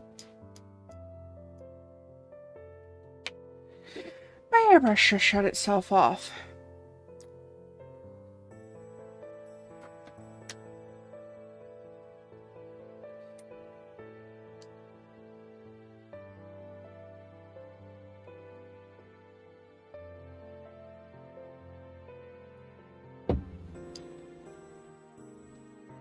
Wonder. Dang it! If I didn't laugh, I'd cry. I'm an idiot today.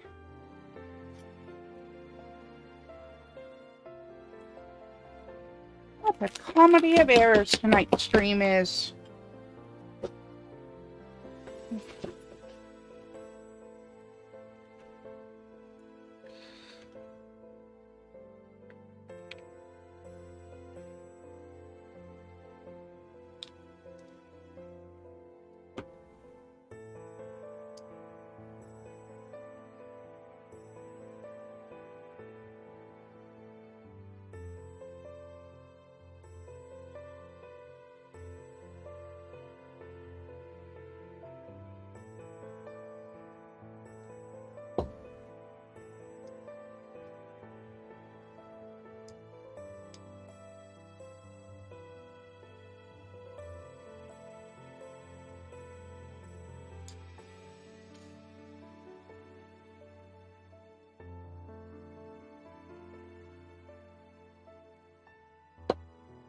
Really? Really? Really?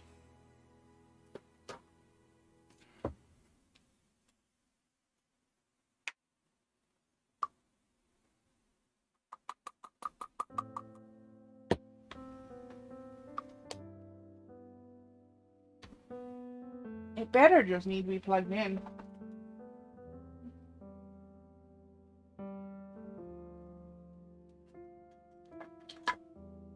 I am getting upset.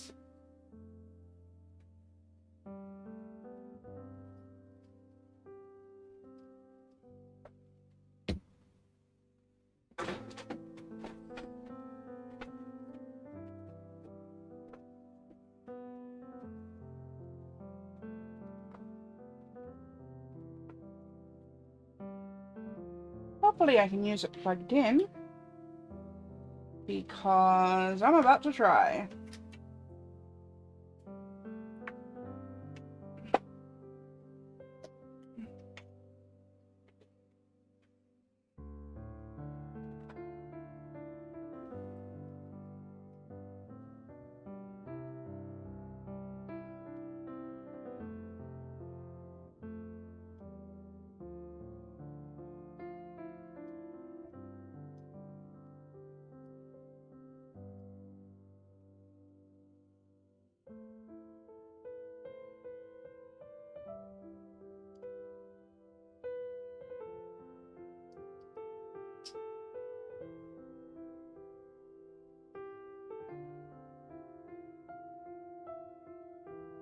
Now y'all see that blue light? That means it's charged.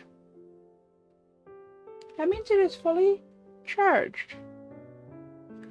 Do I believe that it's fully charged? No. But it says it's fully charged.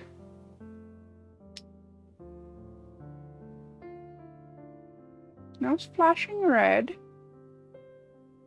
Now it's blue again.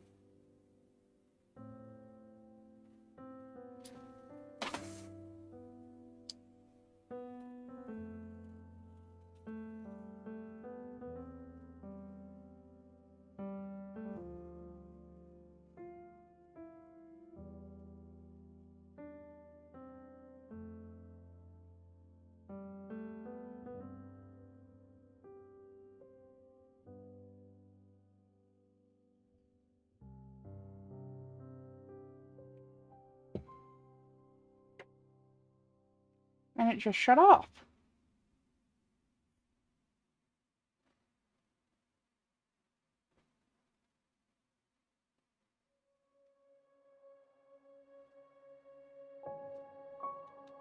Nova, I am doing my best to get you some skin here.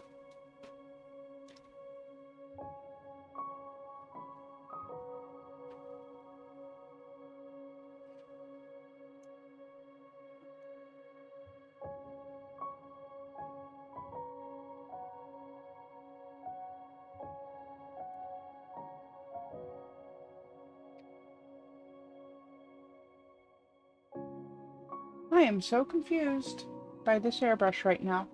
Okay, well, since the airbrush won't cooperate,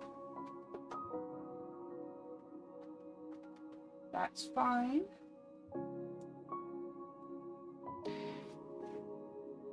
Let's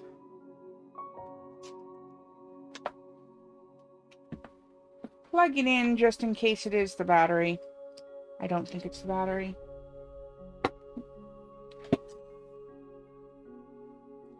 And since the painting needs to wait a few minutes,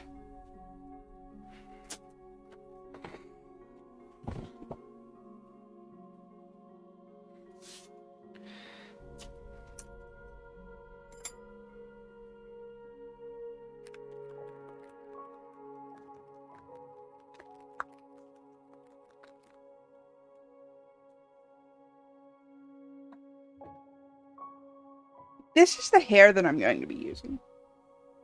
It glows in the dark. It's going to be super awesome. This is the same hair that I used for one of my mermaid dolls back in May.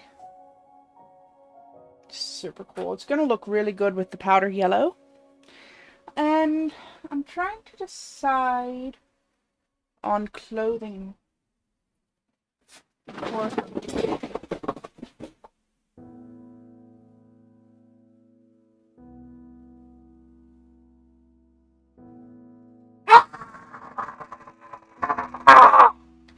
okay, better.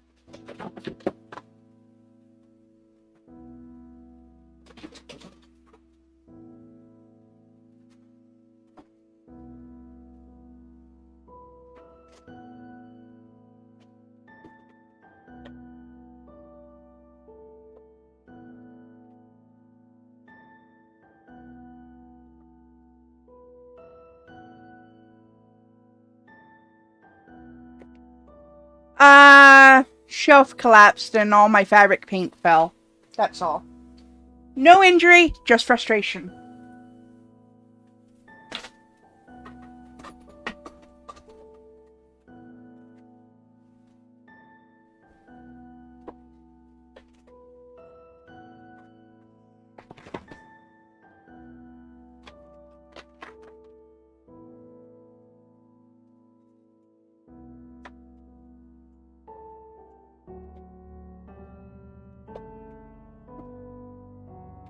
It was just a makeshift shelf until I can get a proper one anyway. I expected it to collapse. I was just hoping it wasn't going to happen on stream.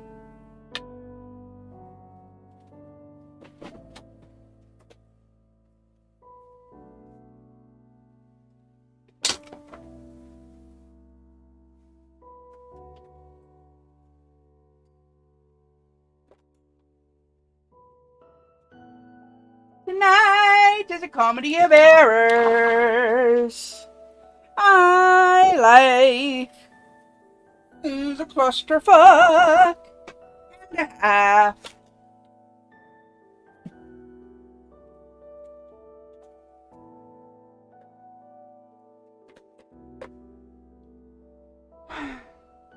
I need to clean my office, but to clean my office I need better shelves. And to clean better shelves, I need to get better shelves. I need to clean the office, but to clean the office, I need better shelves. But to get better shelves, I need to clean the office. But to get, you see what I mean?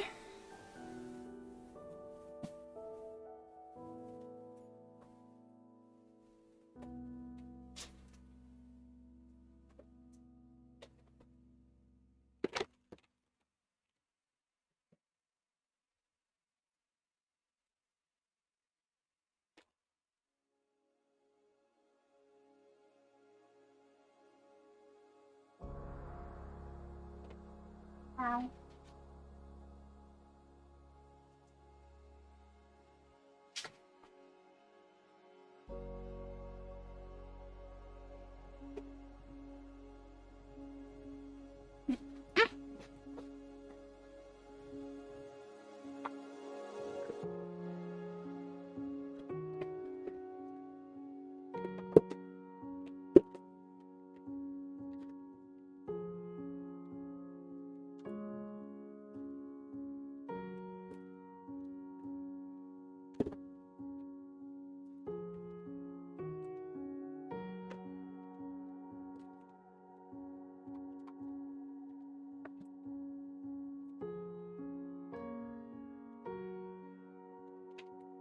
Fabric marker.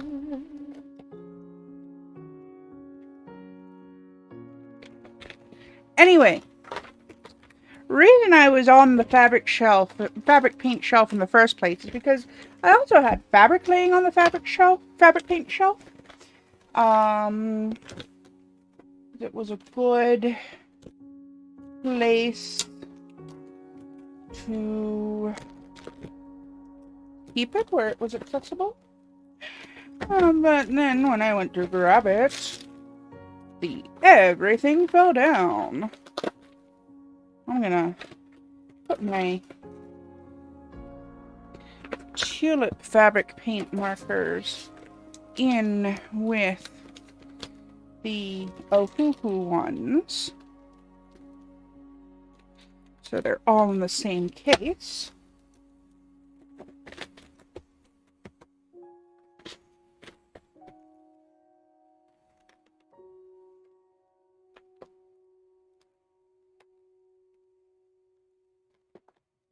Make sure none of the lids came off when they fell.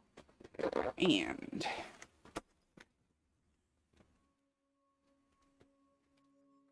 zip her up.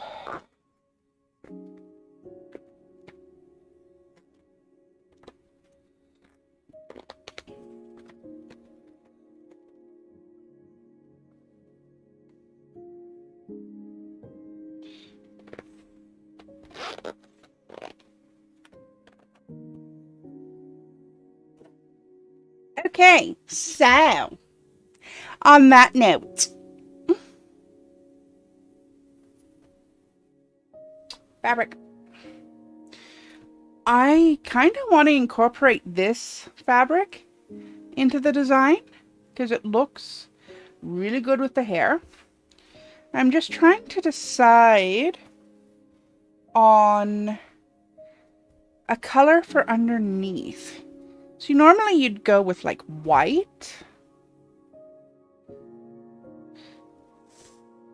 I think this yellow will be too dark for her. So I'm gonna just ignore that yellow entirely for now. This is the blue gingham that I used for the little tofu boy. Super cute.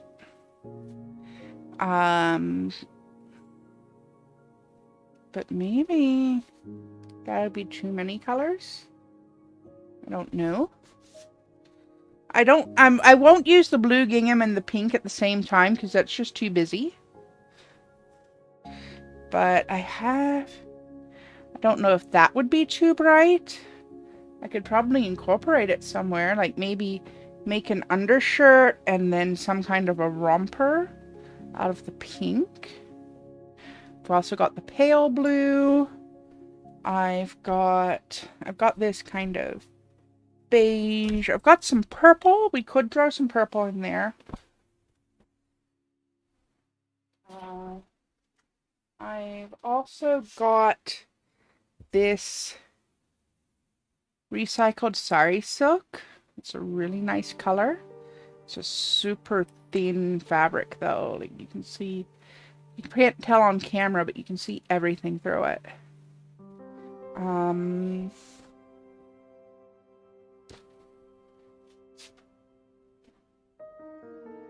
So yeah, that's kind of where I'm at for clothing right now for the doll. Just wondering. Oh shit, there's a Porygon in the chat.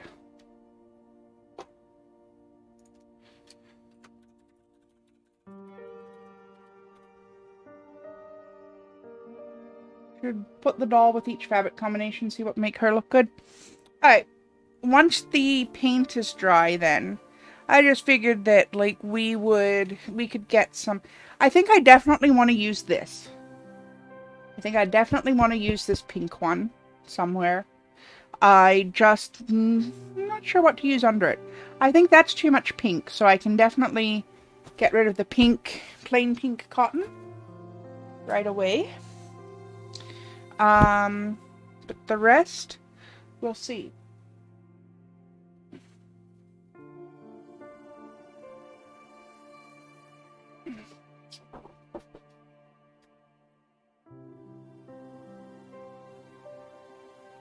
Let me see. Oh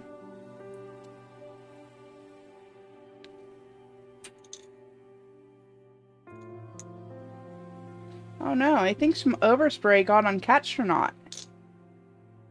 I have to clean him later.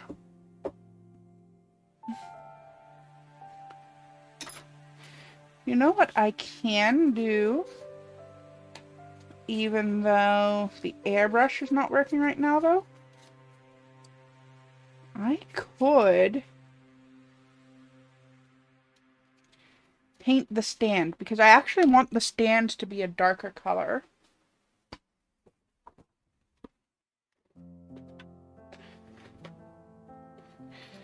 Just going to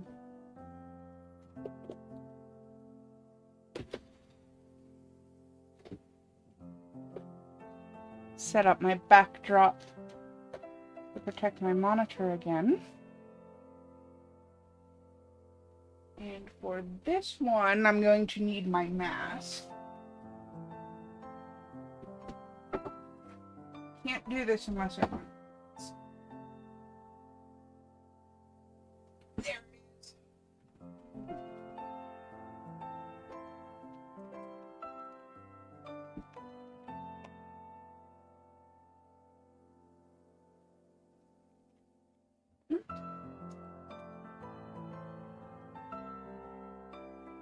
Now, the reason that I need my mask for this one, because I'm actually going to use some of this black spray paint.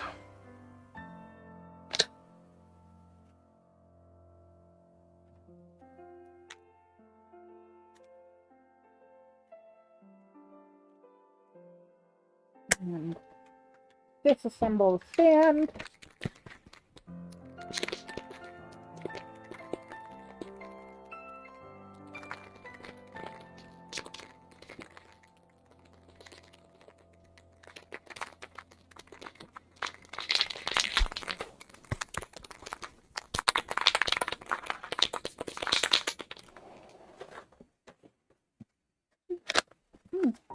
That's absolutely fine.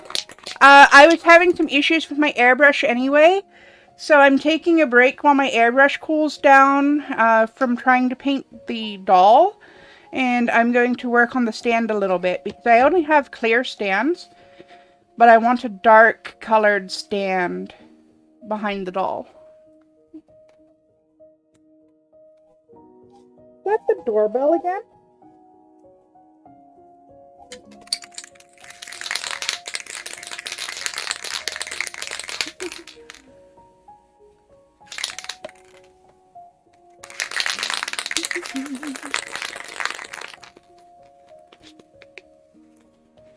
Come on. Open. Yay.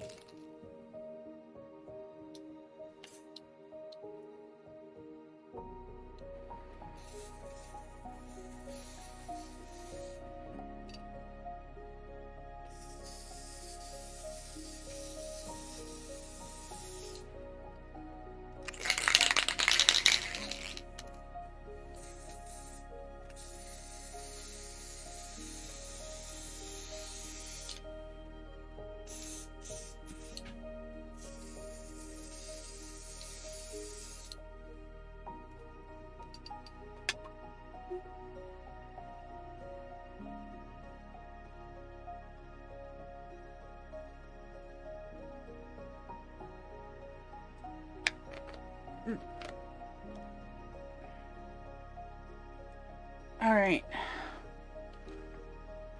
Take my mask off for a minute. I'm kind of amazed at so much.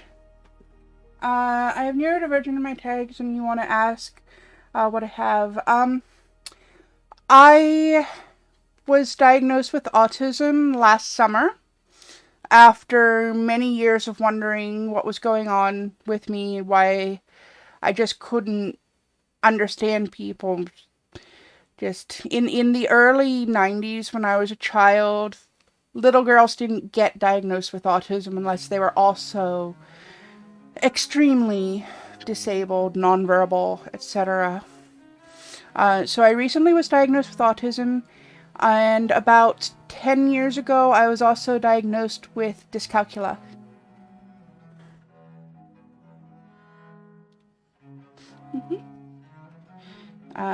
Initially, they thought I had ADHD, but. And you can have both autism and ADHD. You can be both autistic and have ADHD. In my case, I do not. Left me a Skype message. Okay, I'm going to take a look.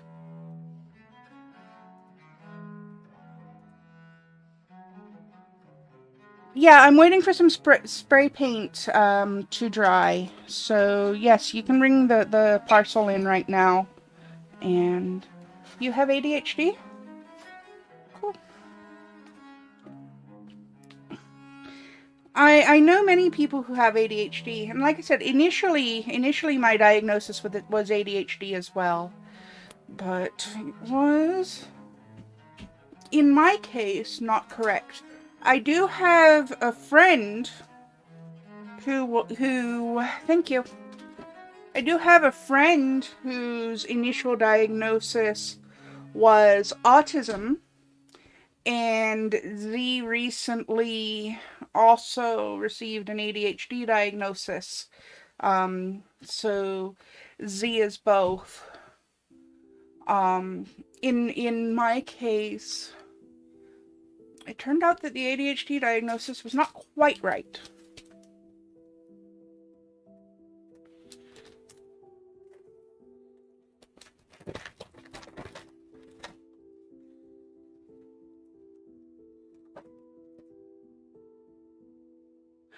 Oh.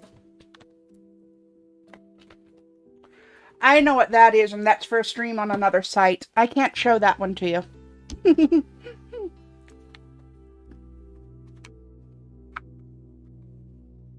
That one.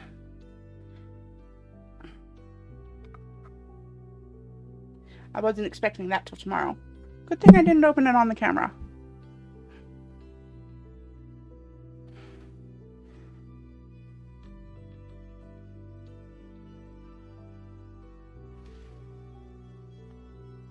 Showing that would show off a different username. It's a little bit too closely tied to my physical space identity.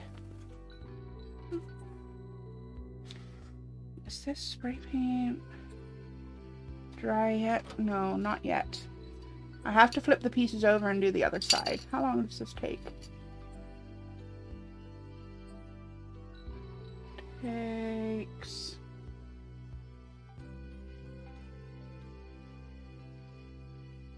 By the way, I am wearing, when I'm spraying, I am wearing a mask with full cartridges, and everything is open. The only reason I'm not doing it outside is because it was raining earlier. It was originally autism for you since it runs in the family and your brother has it, so they also thought you had it. And then they did all the tests and stuff and turned out it was ADHD. That's not entirely uncommon that people get a diagnosis because, oh, it's in the family, or, you know, it's something that initially it seems like one thing and then it turns out to be another. There's a lot of overlap. I've been hearing that recent research has been showing that there's a lot of overlap between ADHD and autism too, which may be why so many people get diagnosed with one and actually have the other, or get diagnosed with one and actually have both.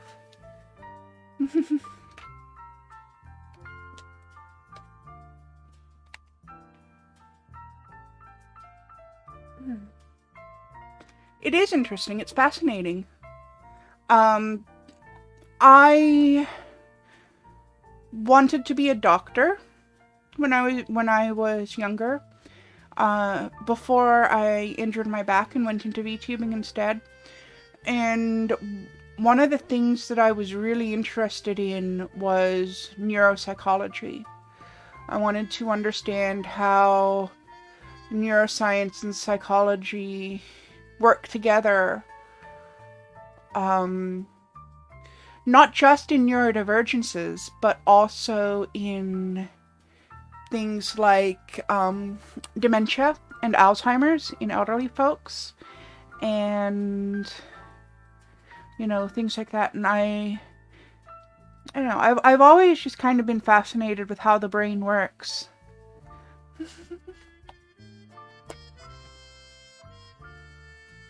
All right, mask back on.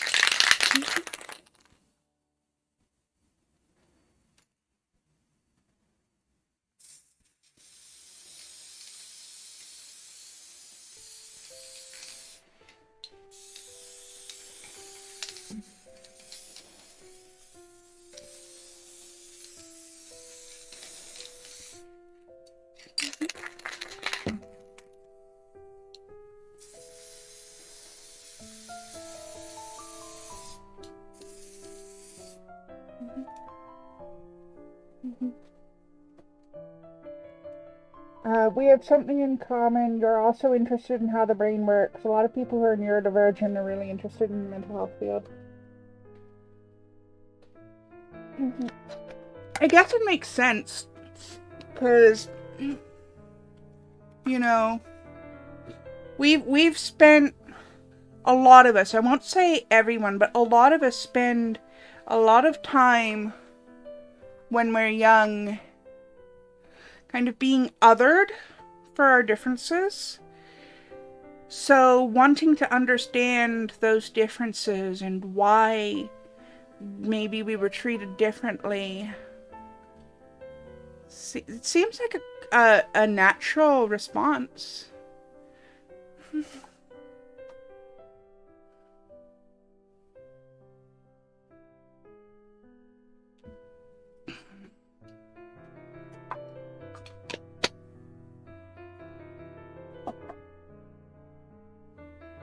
Just going to drink some coffee for a second here.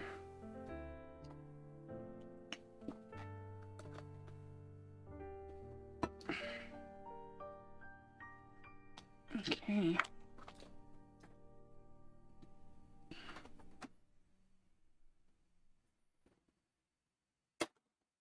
And the varnish that I'm going to use once that dries is going to be this iridescent varnish. In turquoise this time, rather than the purple one that I often use. And the reason for that is because there's so much yellow in the doll. I think that purple would clash.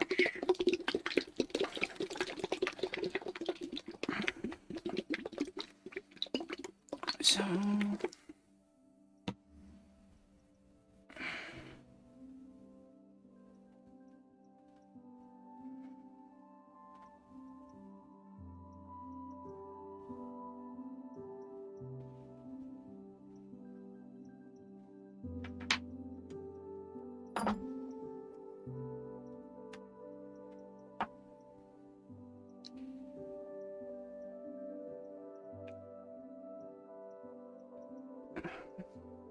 my hands are itching because of the paint.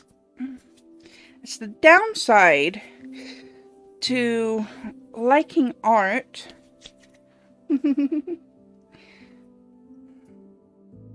Is itchy paint all over you.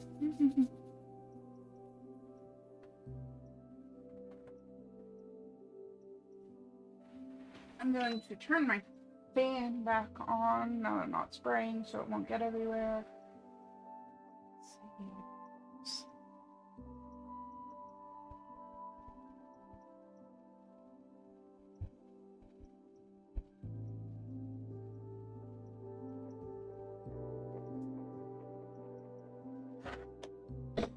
Okay, let's see. I know I put it somewhere.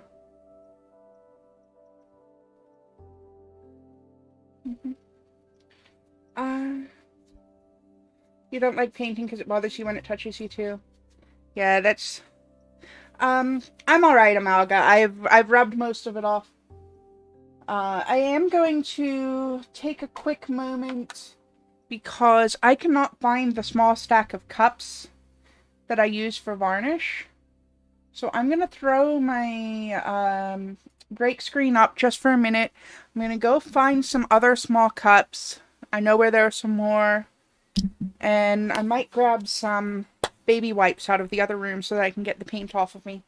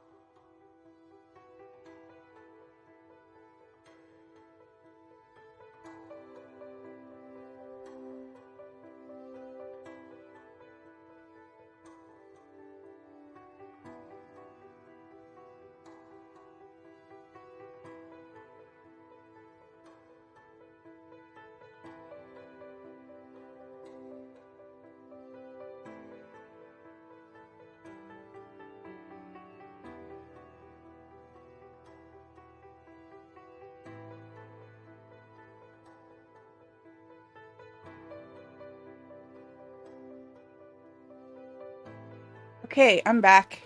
I found my little cups. Now, spray paint is still sticky.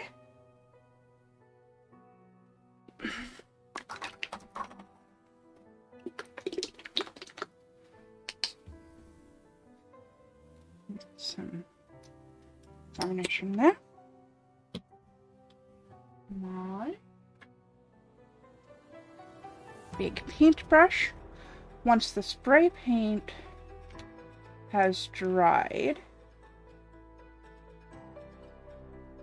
I will be able to varnish the stand, give it a little protection, a little shine, bit of a galaxy sort of thing going on, since, you know, she is a space princess.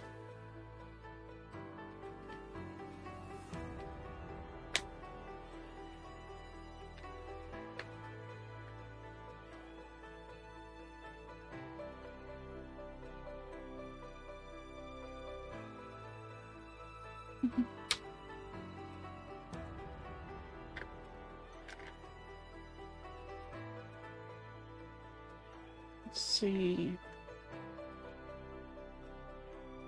I feel like this is really boring right now because we're waiting for the airbrush to recharge and we're waiting for the paint to dry and we're just waiting on everything.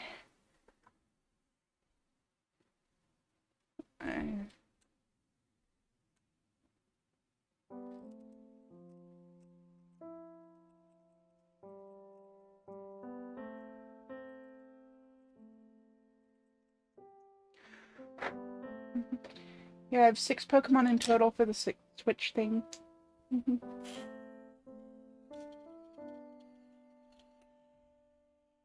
Okay, it doesn't look like the airbrush is randomly turning off anymore, so that's good. I should be able to... I'm going to run some airbrush cleaner through it, just so it doesn't...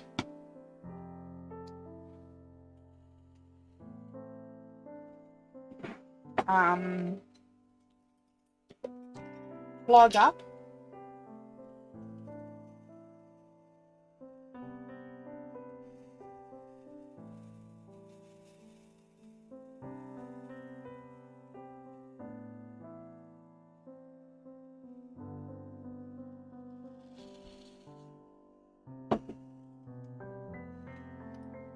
I'm gonna plug it back in again.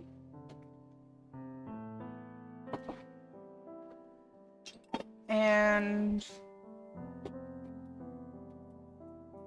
as soon as the stand is dry, I'll varnish it and then I can try some airbrushing again, I think. Actually, these are dry enough to move. They're just not dry enough to varnish yet, so I'll move them.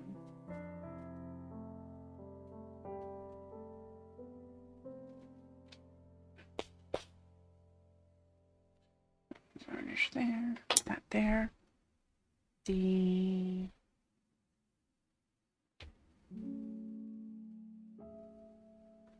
doll's head needs work first.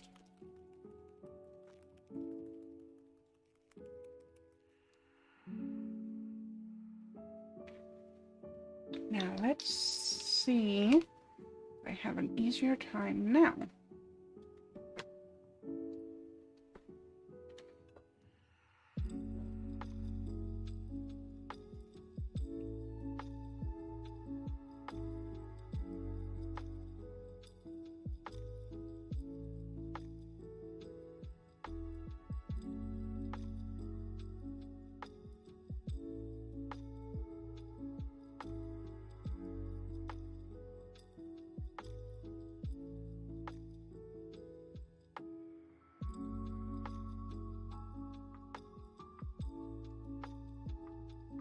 The airbrush is behaving way better now all of a sudden for some reason.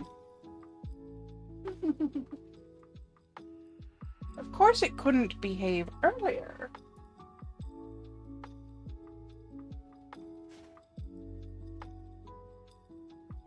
Alright. Unhook the body. And just do a quick evening out coat.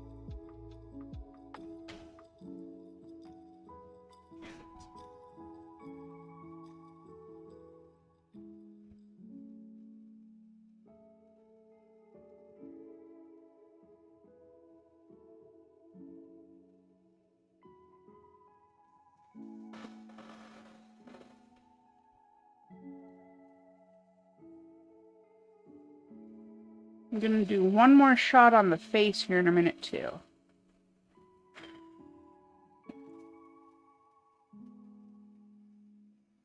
I want to even out all the blotchiness from earlier when I was having the technical difficulties.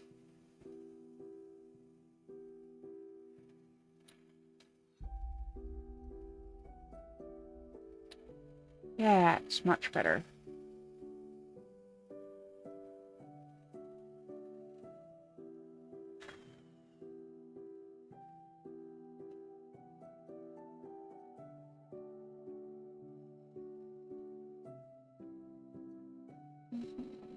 Oops.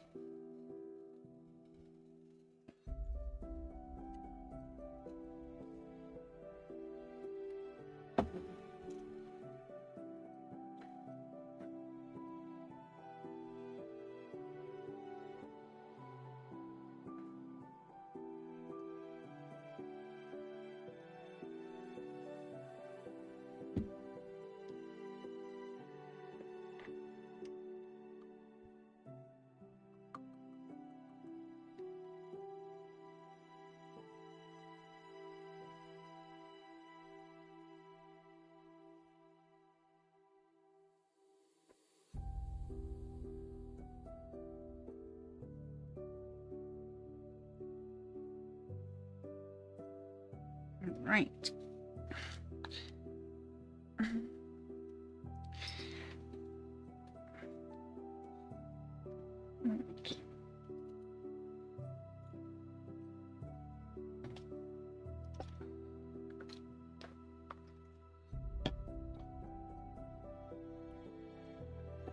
One last clean of the airbrush, because I am basically done with it now.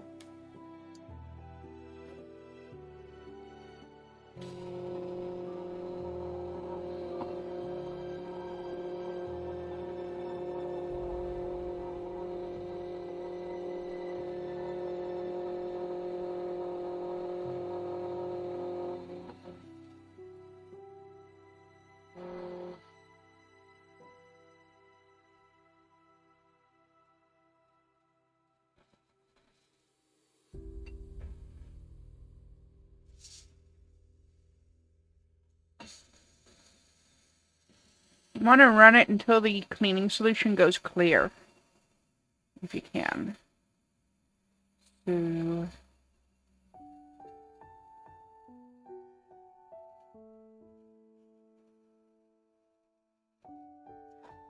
there we go.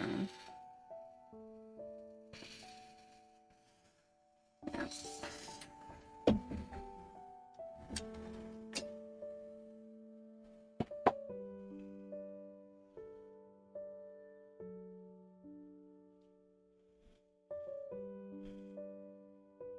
That's not perfect, but I'll give it a full clean after stream. The important thing at the moment is just that I got the insides cleaned out.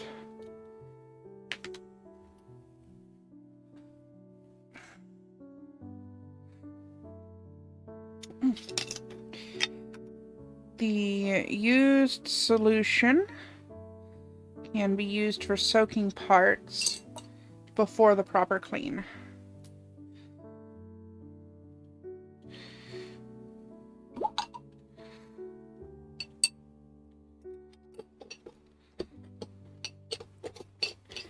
It will get a proper clean after the stream, though.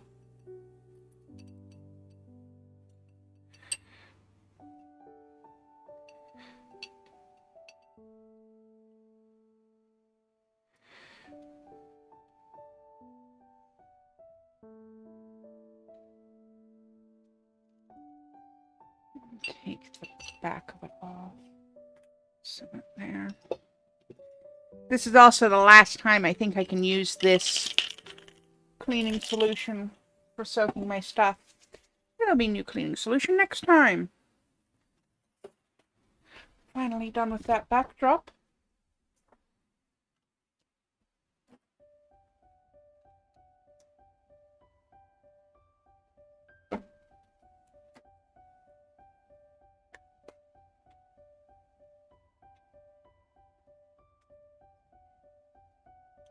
Stand.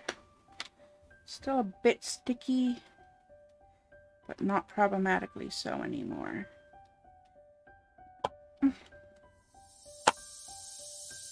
Stick that down in there.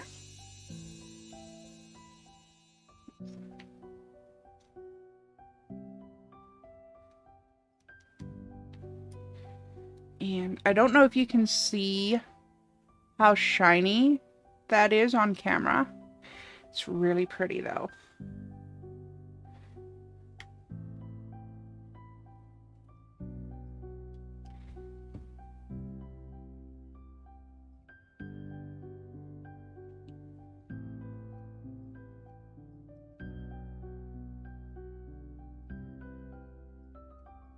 This is the same varnish that I used for the solar system music box that I built some time ago now, actually, on stream.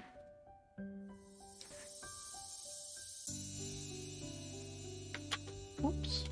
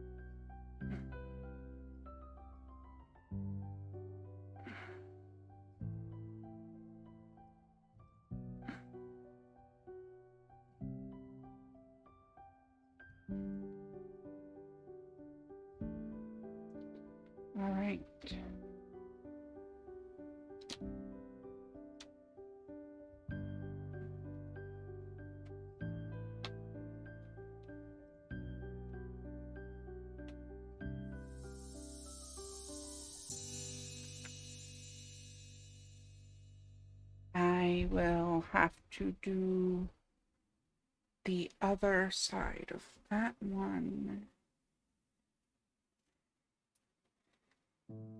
after it's dry, I think. It's fine. Just remember not to wipe my hands on my shirt. A harder task than one would think.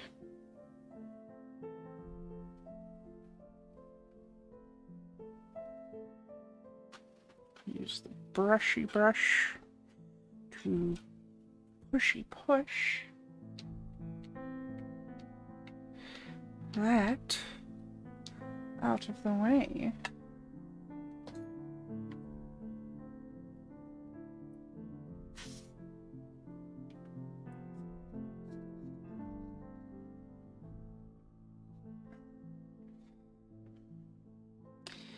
I think this backdrop mat has also seen its last stream today. Or at least this side of it, it's reversible.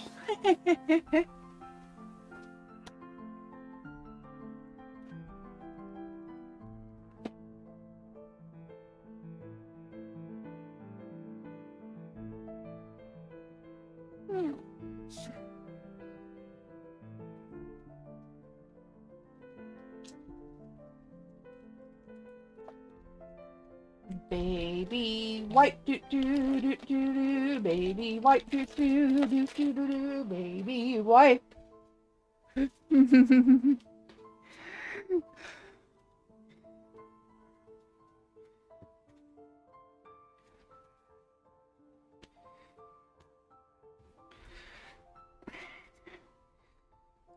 Even just getting the worst of the paint off helps so much. It's not so bad when it's wet, but then it dries and it makes my skin feel like it doesn't move right. They sell orange gel cleaner that will help clean off spray paint. Working hands.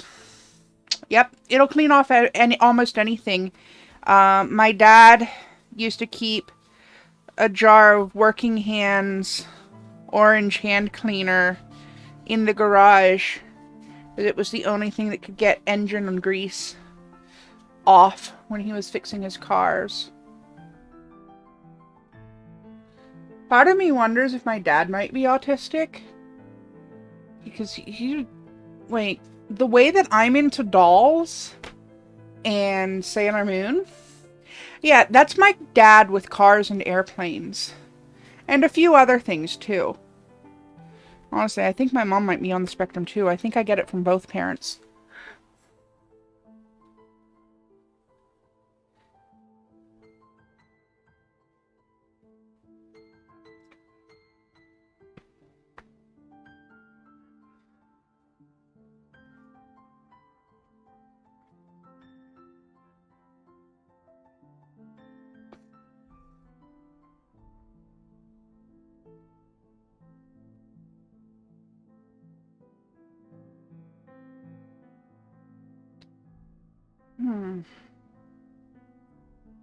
So now what?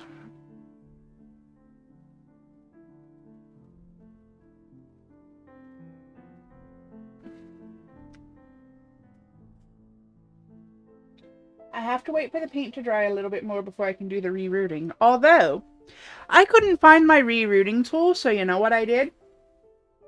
I made a new one!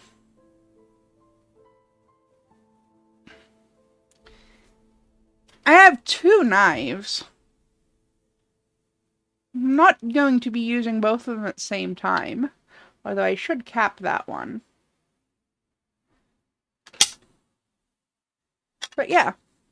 So now the blue one is a knife and the purple one is a rerouting tool.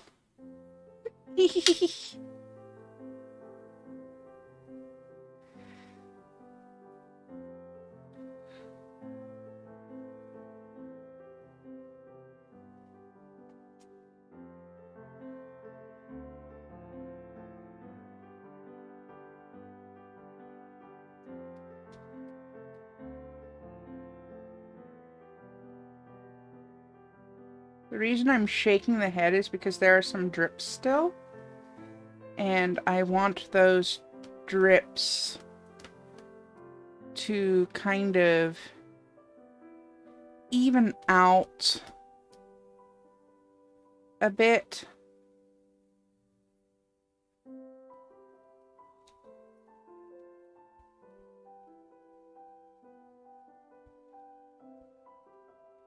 I can't start doing face up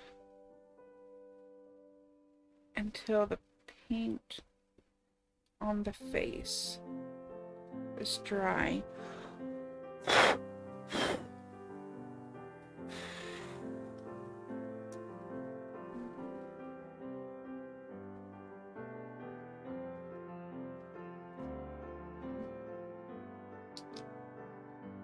This is a problem. I need to reroot before I do the face up. I can't do either the rerooting or the face up until the paint is dry. Why does it take so long for paint to dry? Airbrushing is supposed to be faster. Am I just trash at airbrushing? Probably. I'm pretty new at airbrushing, actually. This is such a bright color, it's washing out my camera.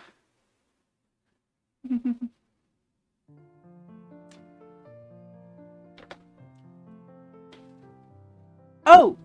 Amalga, I need to show you something.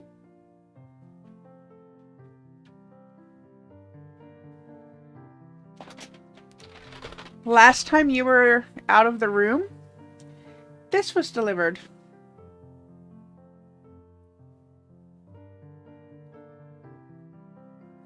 So, next time anybody redeems a Bean Boozled, you can choose regular or spicy.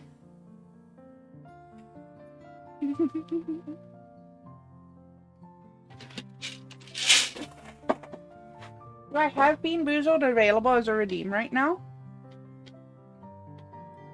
I wonder if I do.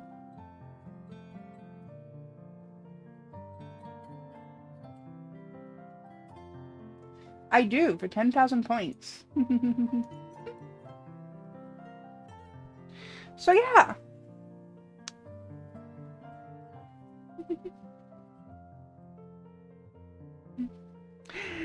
Anybody who wants to torture me with Bean Boozled can do it with a spicy. Alright, let me guess. You want me to try one of the spicy ones?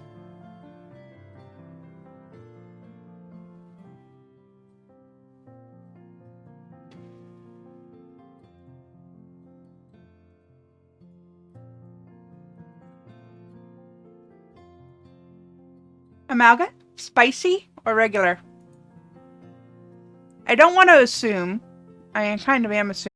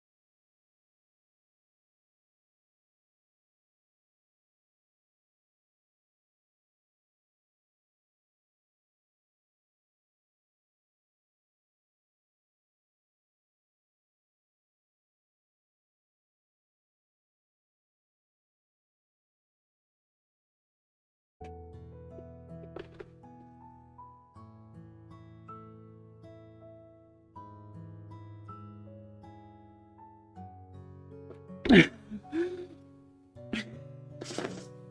gonna need to buy more milk tomorrow.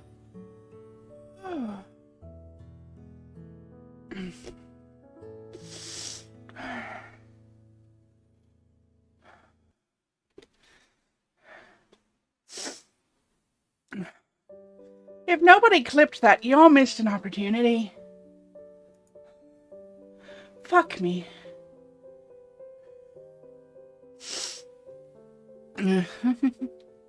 Y'all, that gave me a headache.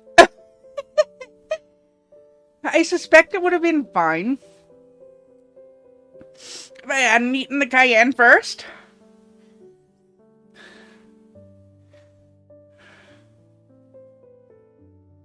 My breath is hot.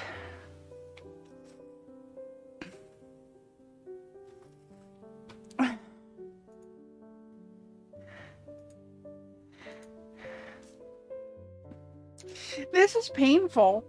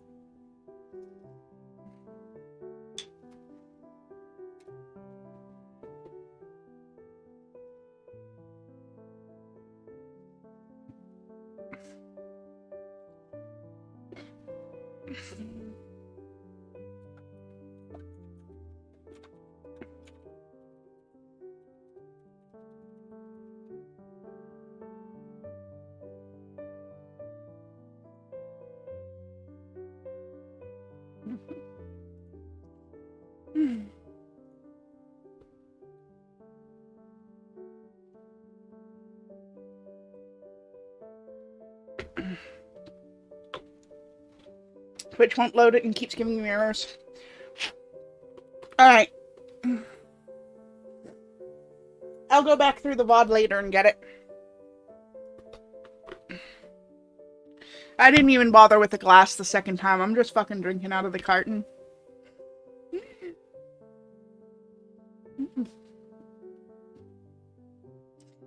It's not the super dark ones that are the Carolina Reaper. The Carolina Reaper are a little brighter and have black spots. That gave me a headache. Save 2 or 3 for you. It was delicious. Painful, but delicious.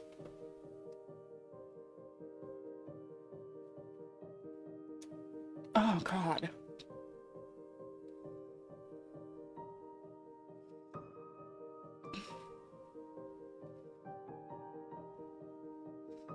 I hope nobody else picks a spicy bean boozled this stream because I'm about to be out of milk.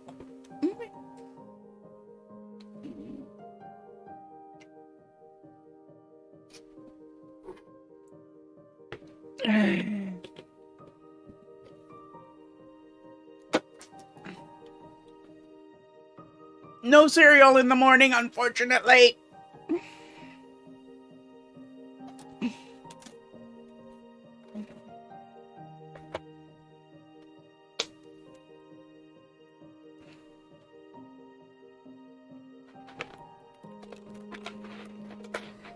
I am rubber banding the box closed because spicy only comes in the cardboard box, and last time I had a cardboard box of Bean Boozled, it fell on the floor and went everywhere. Which is why I now have a tin for the regular ones. I can drop that and it's not going to pop open. Anyway.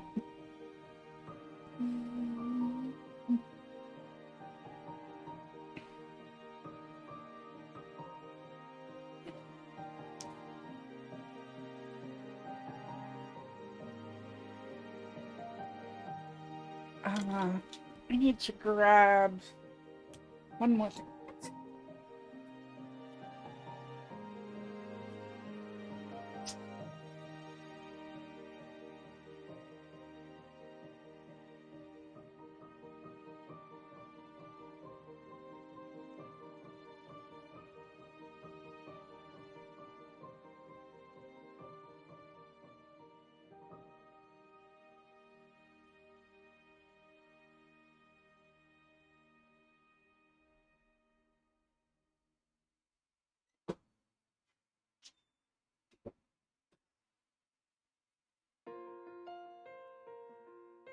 I needed some water for my paintbrushes.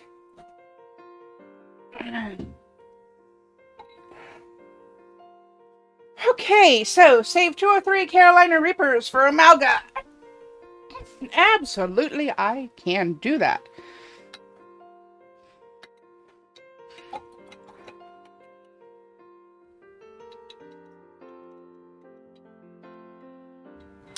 Now.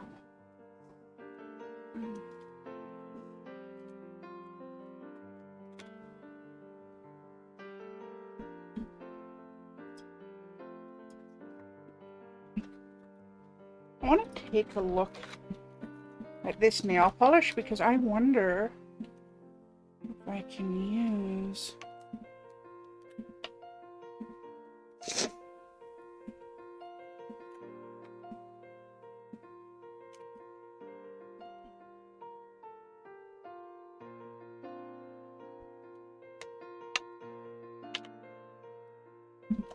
No, I don't have a color that would look good in this set. That's fine.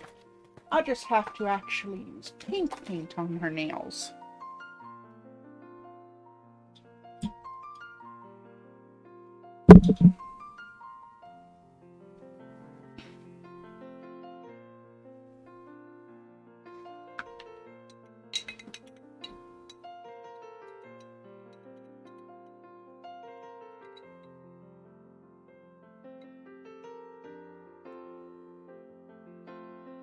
And I am not going to use iridescent varnish on this doll.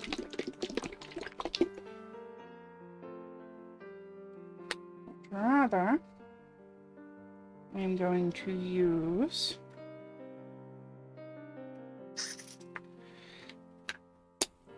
Galaxy varnish, which is glitter varnish.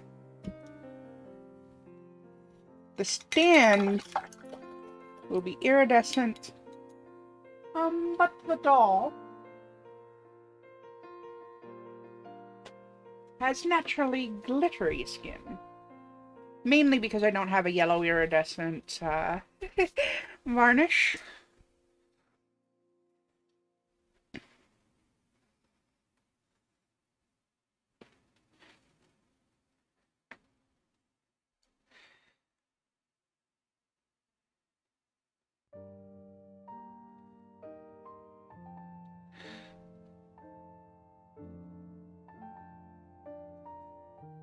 And she's a space princess. She can have naturally glittery skin if I want her to, right?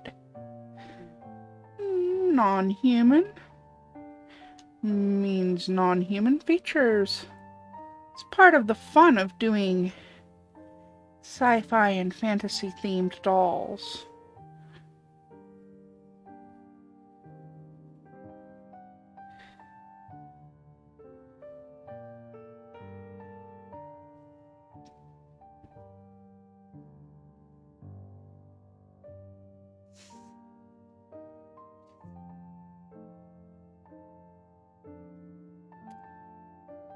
Paint, paint, paint. Paint, paint, paint. Paint that body.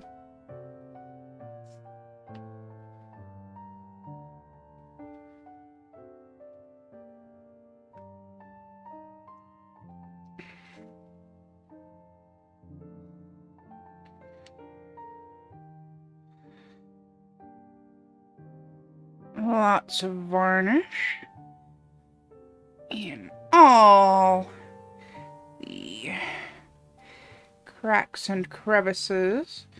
And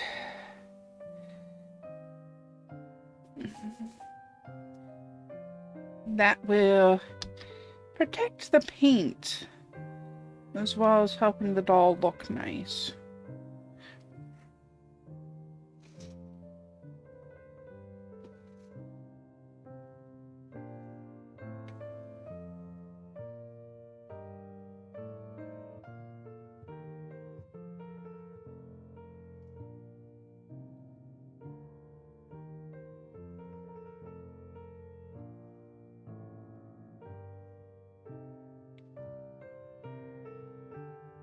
I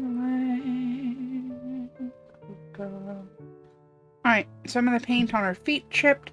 That's fine. The feet are going to be covered in shoes. Some of the paint around her shoulder chipped. That's fine. Shoulders will be covered by a shirt.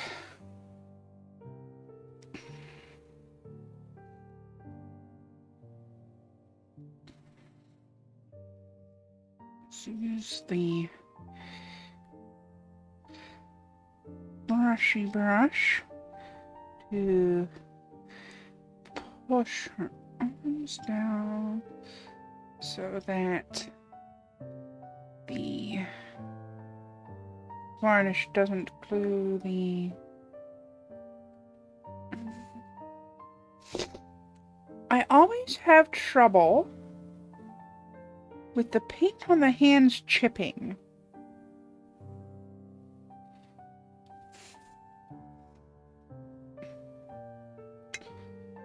Fingers are one of the places where the airbrushing just fails for me for some reason.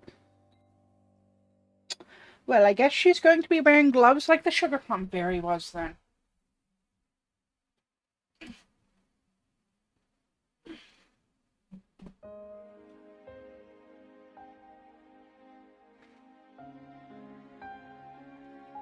I wonder if when I hang the doll up, the fingers just bump against something. Possible.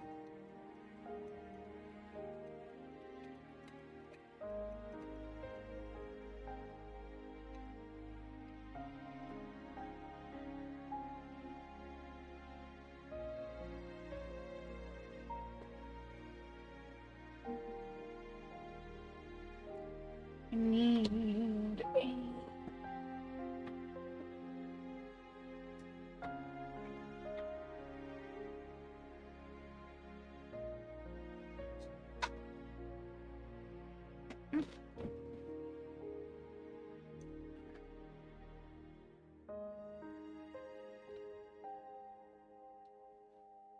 All right.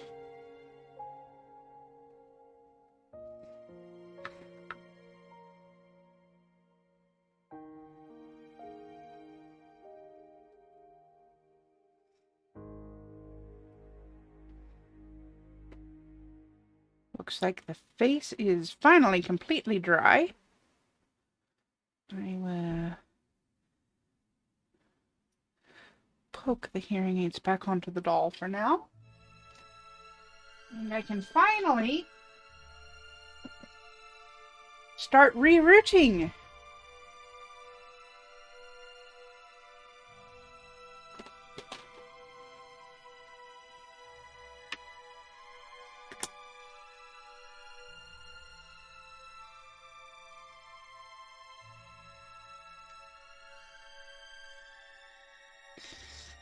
Now, let's see. About how long do I want the hair?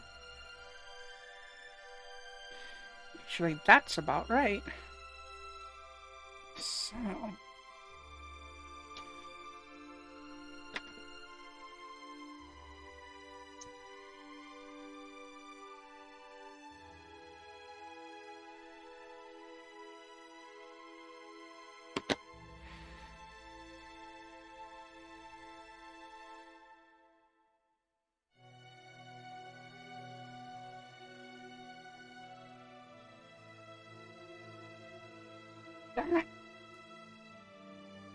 There we go. Pardon me.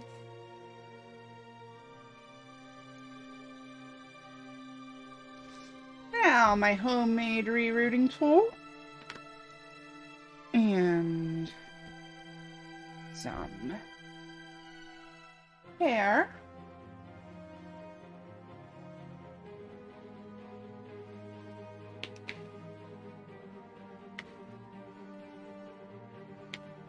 Let's see.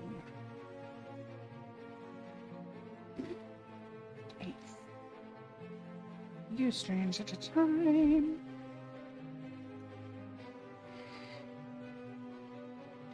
It's probably too big of a hair plug there. Need to turn my fan off. So this rerouting tool is made of a sewing needle with the eye cut and an X-Acto knife blade.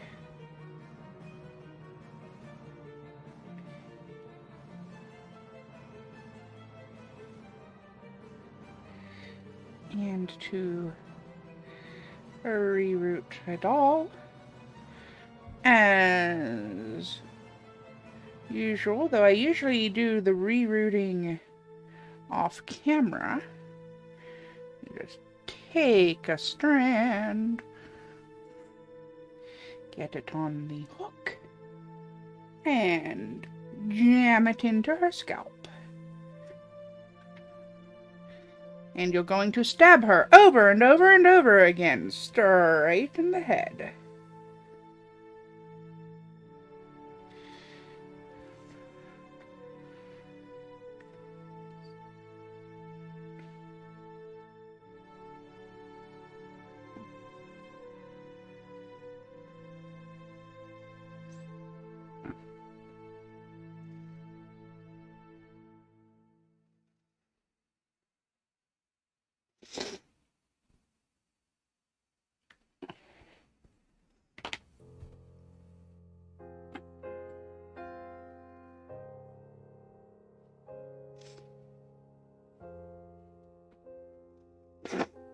This will probably take a while.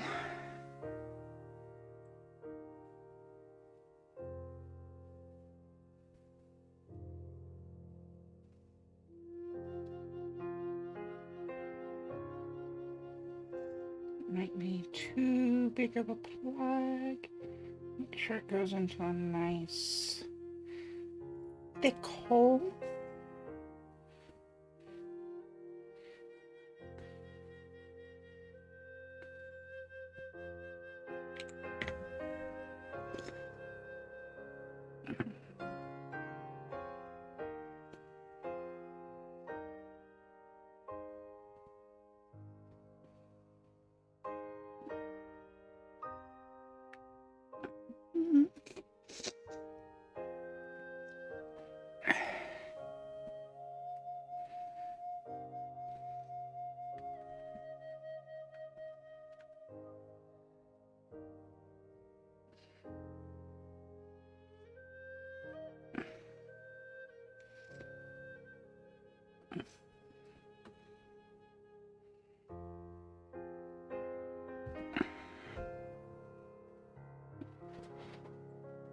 It's too warm in here without the fan on.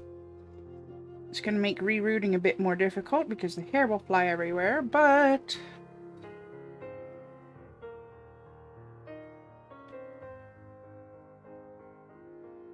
it'll be fine. I'm sure it'll be fine.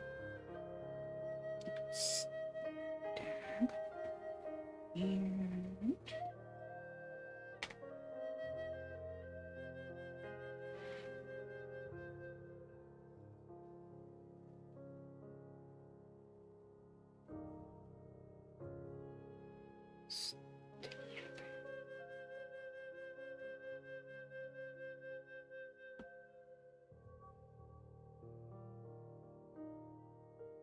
I may just do a few hair plugs on stream because this will take hours. And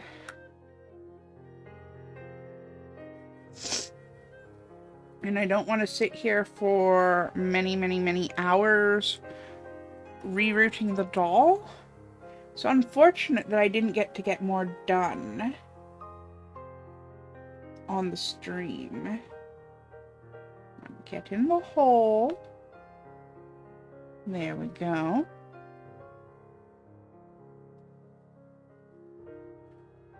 I had hoped to at least get the outfit designed, even if I didn't get to a face. But, you know, hey, it was a really good airbrush troubleshooting stream, wasn't it?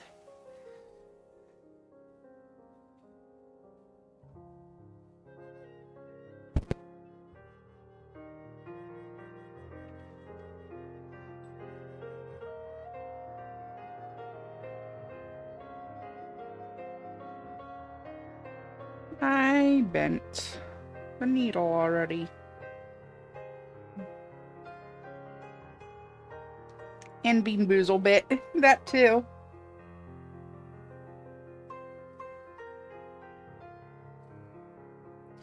So I'm just going to finish plugging the hair that I've already separated from the shank. And then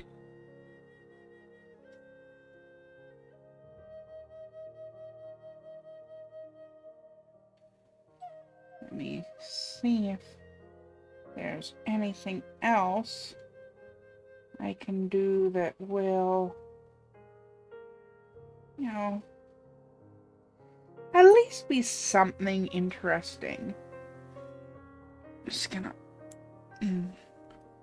throw away the bent rerouting needle and get out a fresh one.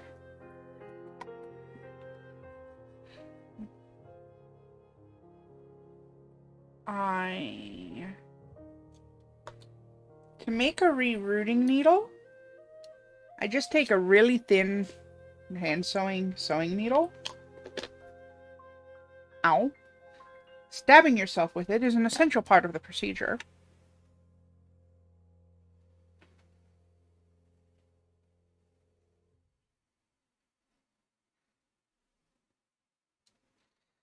Crank it down real good and tight in the handle. Take a wire snipper and clip that off at a slight angle.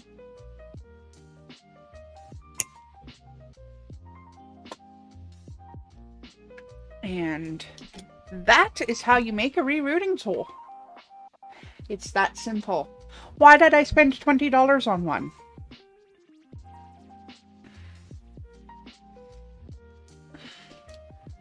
This hair is going to look really nice with the skin color though. Look at that. That's already super cute. So that's all the rerouting that I'm going to do on camera. I am going to set the hair and the head out of the way. I am going to leave that there for now. The body still has wet varnish all over it.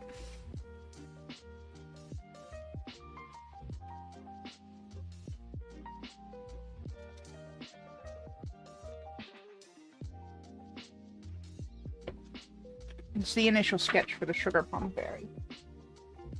Let's see.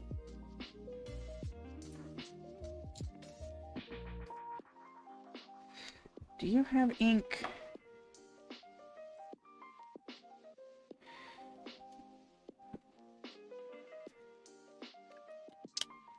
Empty. Do you have ink?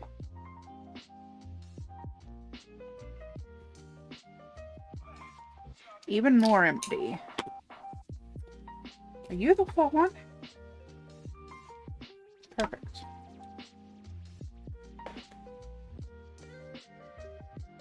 So, my idea for this doll is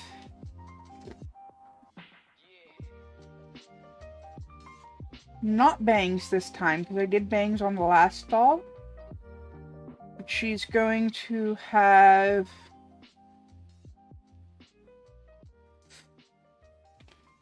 kind of a little wispy thing that falls down a bit, and her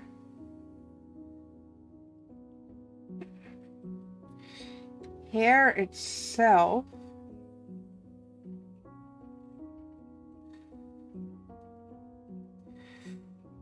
I'm thinking of braiding.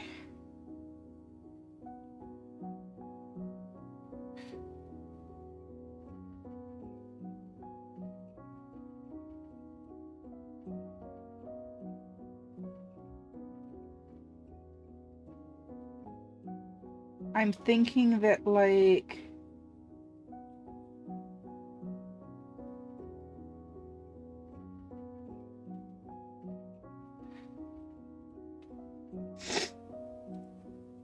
I'm thinking braided twin tails. So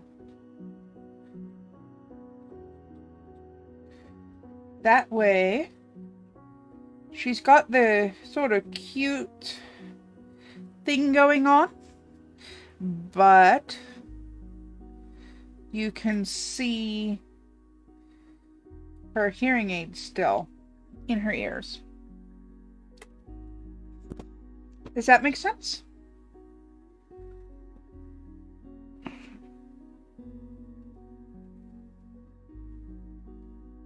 You like it? Cool.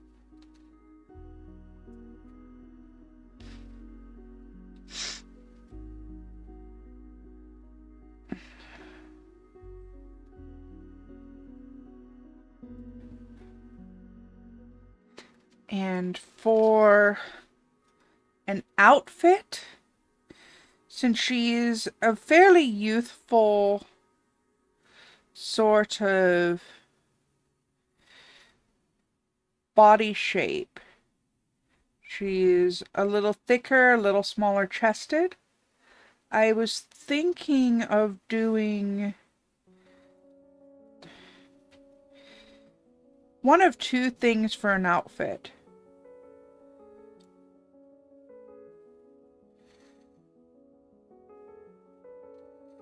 I was thinking I could do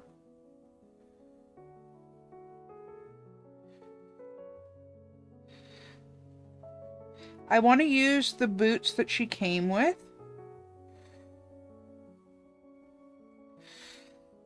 Either way. So I was thinking I could do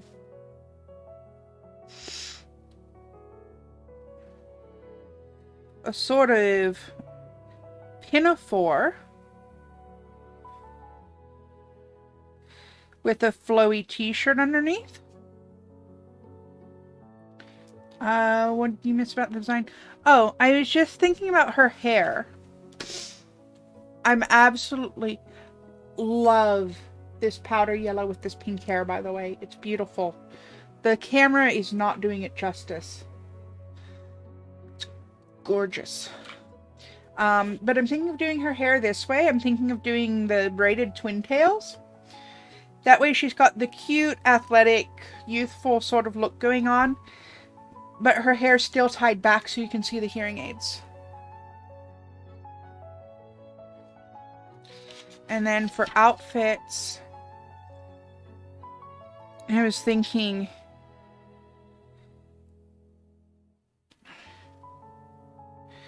I could do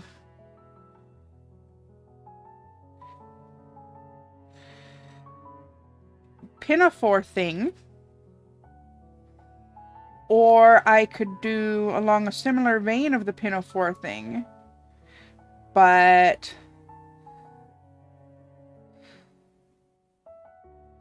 you know, not a skirt. I could also do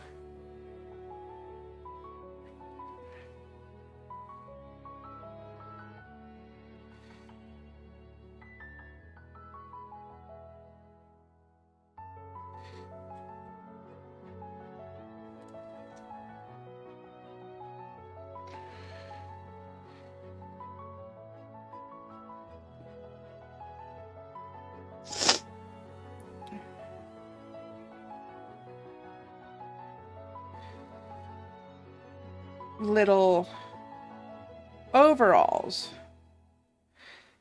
Again, with a loose flowy t-shirt underneath.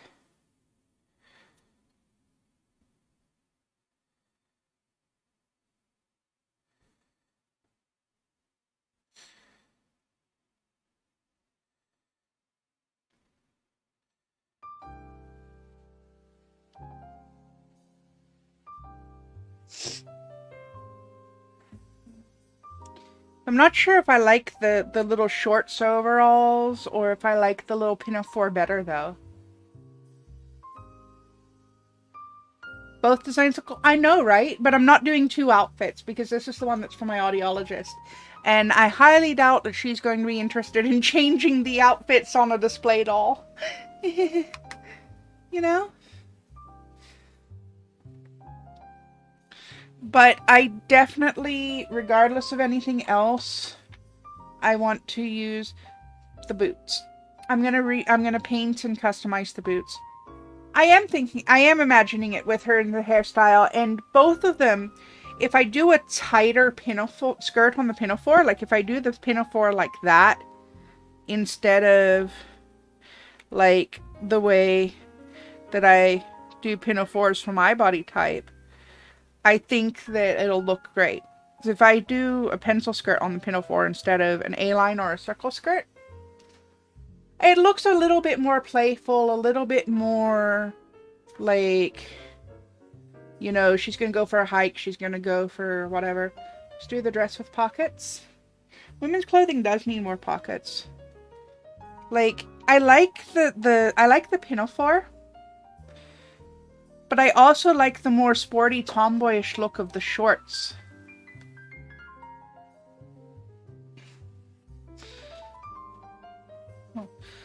I'm also wondering if I want to do antennas.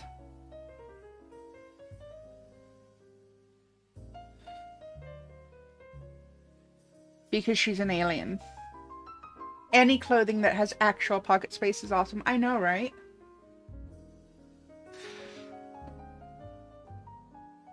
When I was younger, before my hips finally came in, I actually used to just buy men's jeans because there is no greater crime against humanity than jeans that don't have pockets. At least functional pockets. Go with the pinafore minus the romper. I mean, she's not going to wear the pinafore and the romper.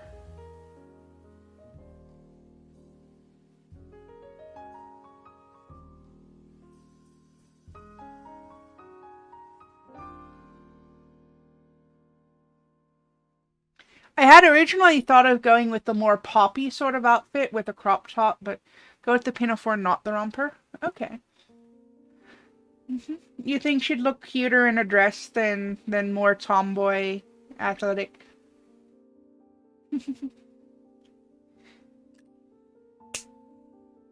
I can totally do that. I can totally do that.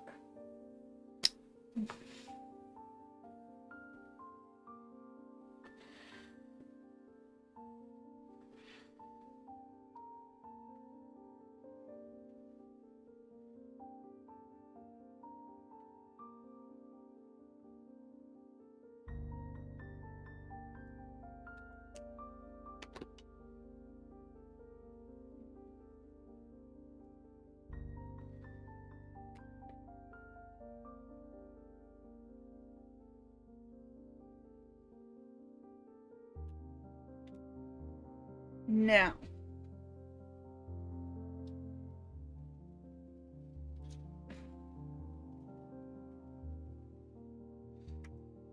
I am definitely going to use the pink fabric for the pinafore, the pink textured fabric.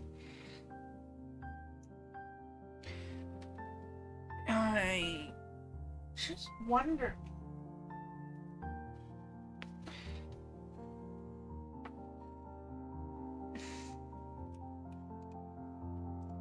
Going to hang up the body again because the varnish is still wet.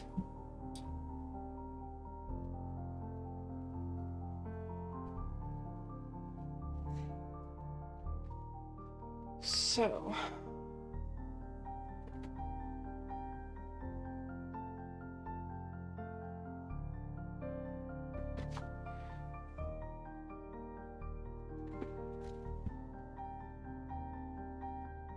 I don't think I'm going to use the tan fabric. I think I'm going to save that for pants for a different doll.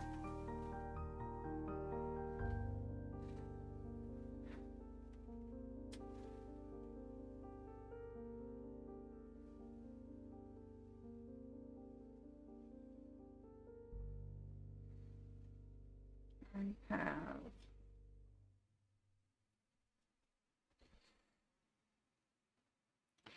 a few options though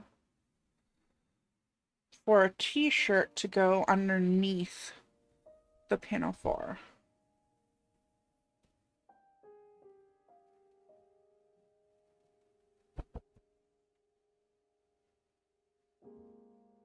I'm thinking we could add in another color, add in white. Yeah, basically we could add in another color or add in white. I'm probably not going to use that other pink. That'd just be too much pink. So,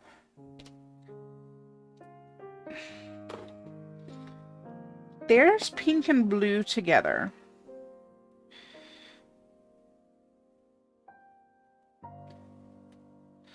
Which is really cute, actually.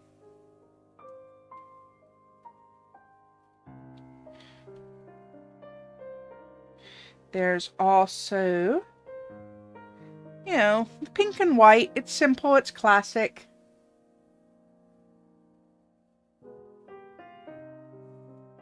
Very basic.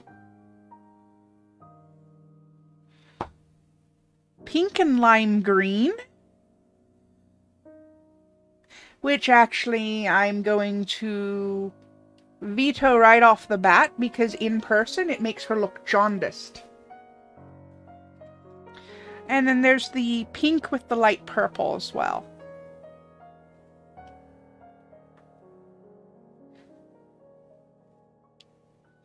I have one person that likes the pink and blue. And I have not heard anything from Alga. Yeah, it's how can I describe it? It's this blue. It's like hospital bed sheets blue. Like you can see I'm wearing like a robin's egg blue on my fingernails. And the fabric is much more of a muted sky blue or hospital bed sheets. The blue? Okay. We will add some blue into the mix then. That's 2 votes for blue.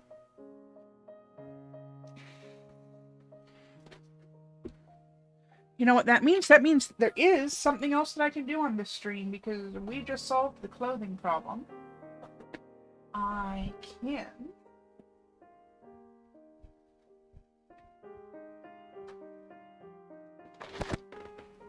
find myself a body double.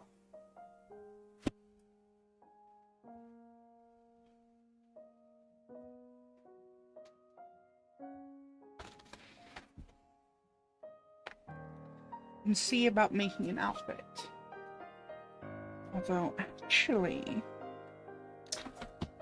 I will test it on. Send me a Skype message. Sure.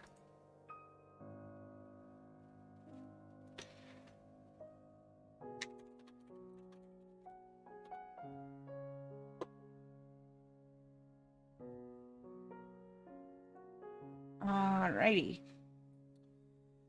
I can actually...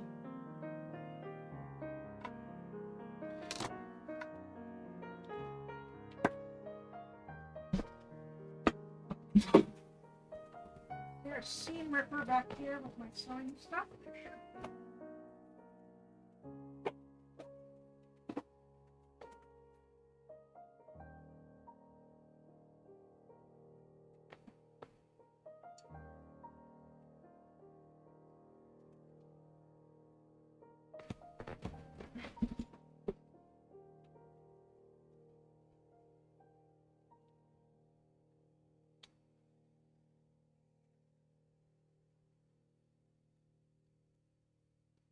There are 3 of this dress just in my home alone.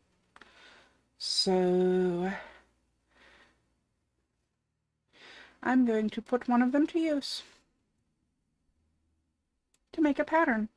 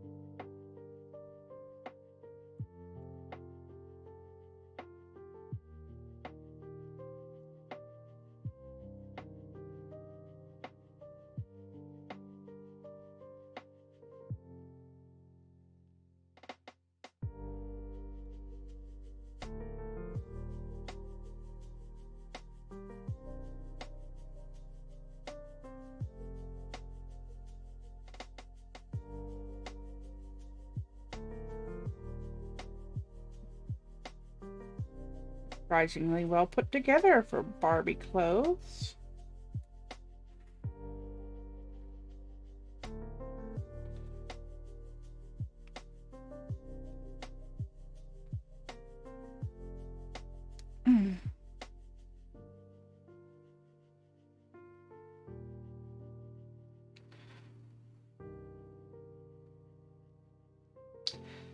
You know what?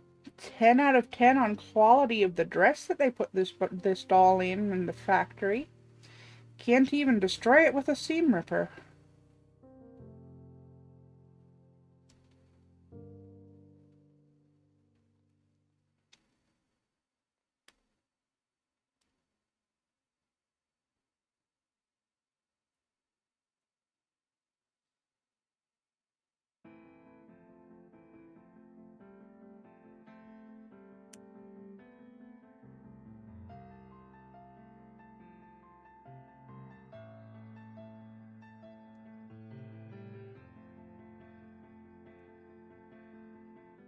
Wonder who Mattel pays to sew that good? Bold of you to assume that Mattel pays anybody a living wage. They're a major corporation. Although they've impressed me enough with the sewing, maybe they heckin' do pay a living wage for their seamstresses. I wouldn't fucking know at this point.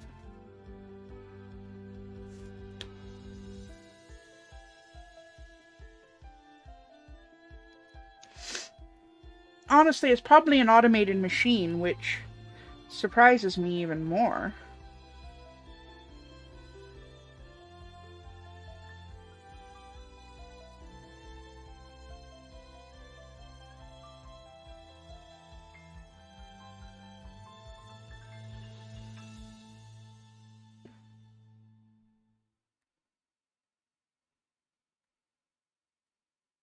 Poke, poke, poke, poke, poke, poke.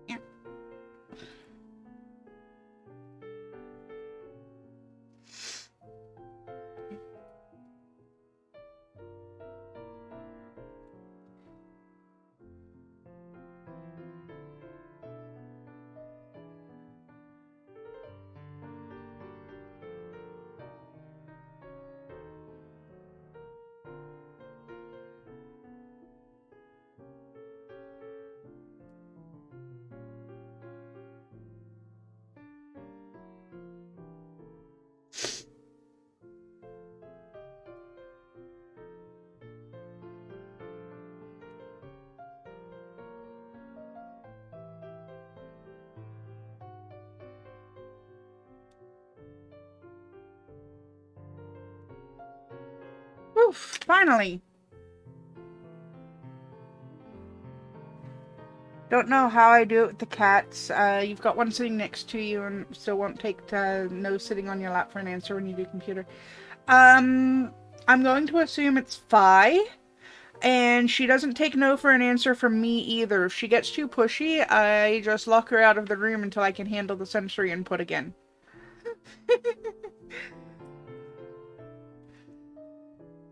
It's a little mean, yes, but I mean, she needs to learn boundaries.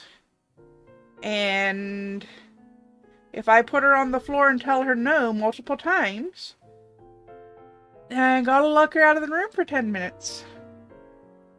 Give myself some time to readjust, and then I can bring her back in.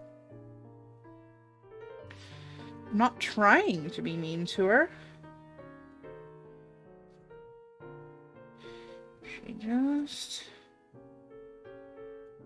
you know, can't be under my elbow all the time. She's also probably really salty for not being allowed in the office right now. But with all the spray paint and airbrushing and varnish and acetone around, not exactly the best environment for a small kitty.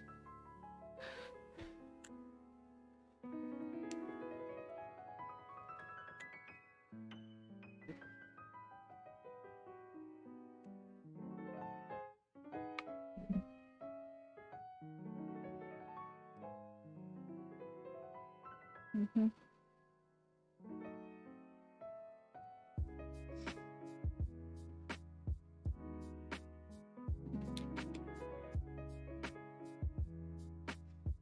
I can wear a mask with cartridges to protect my lungs, even if it sucks and I hate it. But I can't. They don't exactly make them in permakitten size.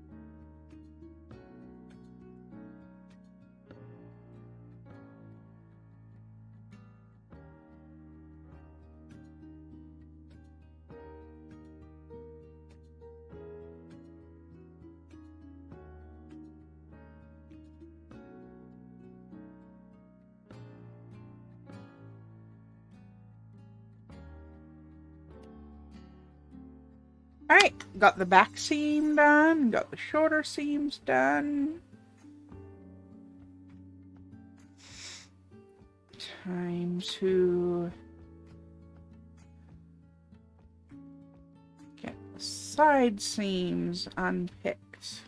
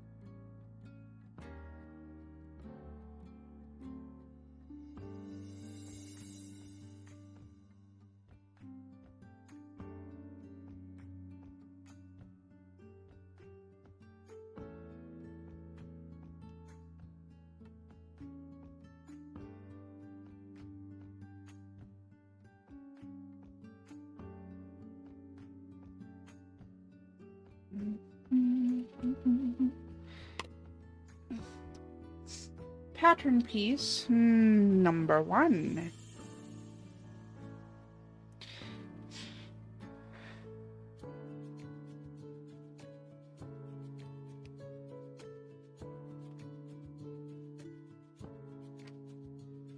I will pull the little Peter Pan collar off later too. Okay.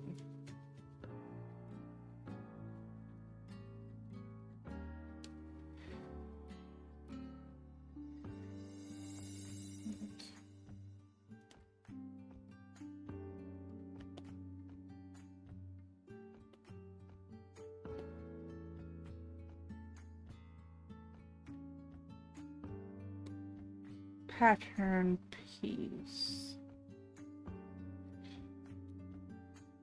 number 2, which is really a backup piece for pattern piece number 1, because I can just cut 2 of number 1. And a little Peter Pan collar here.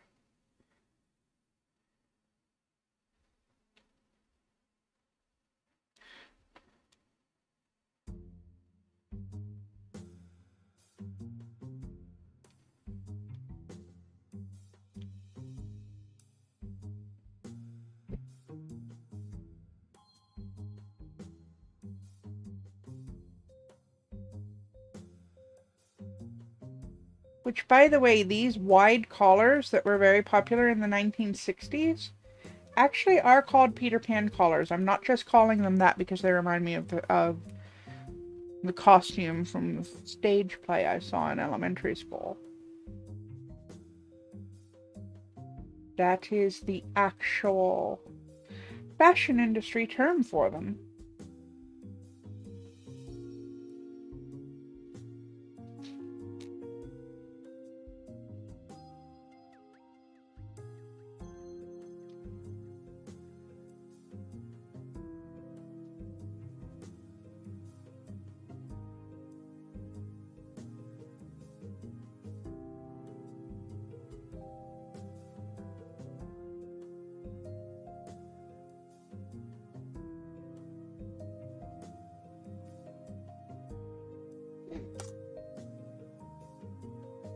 Pattern piece 3, which is actually piece 2.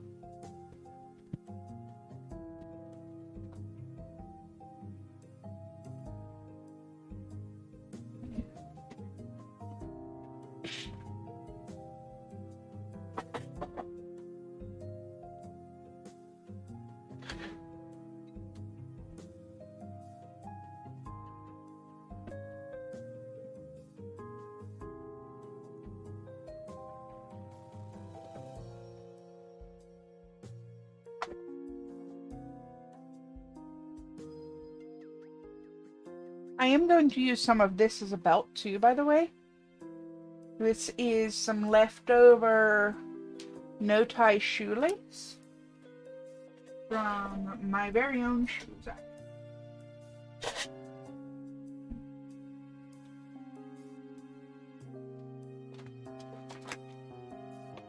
Okay. Now,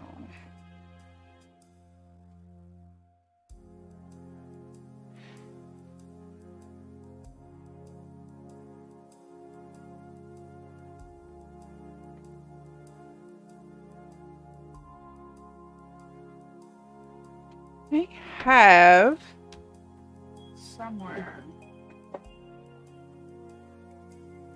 There it is.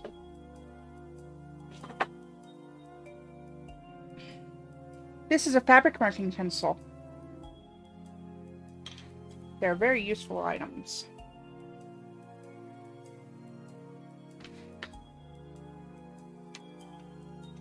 Allow me to demonstrate.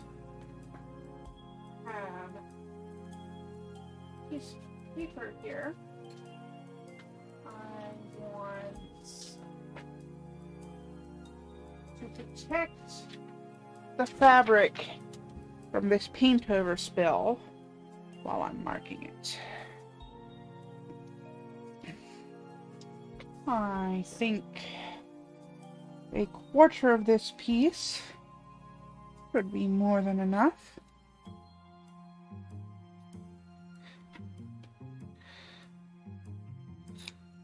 Clip, clip, clip.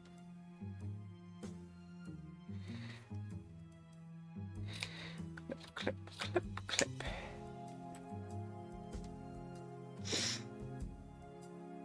I wanna be the very best, like no one ever was. To make dolls is my real quest.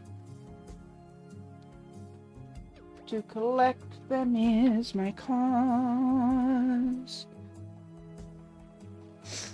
I will travel across the land, searching far and wide.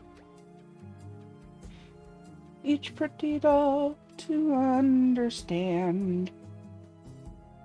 I'm about to paint their hide.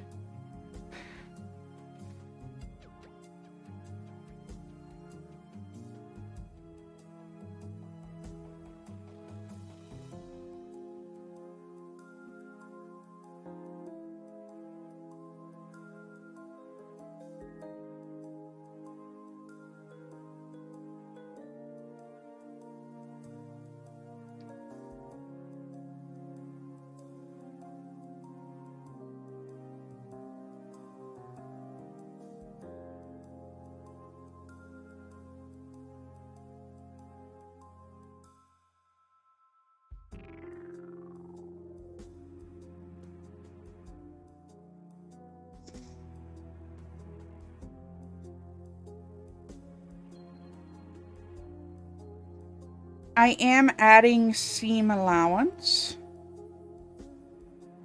as I sketch around the dress. I've been sewing long enough, I know how to do it. By eye.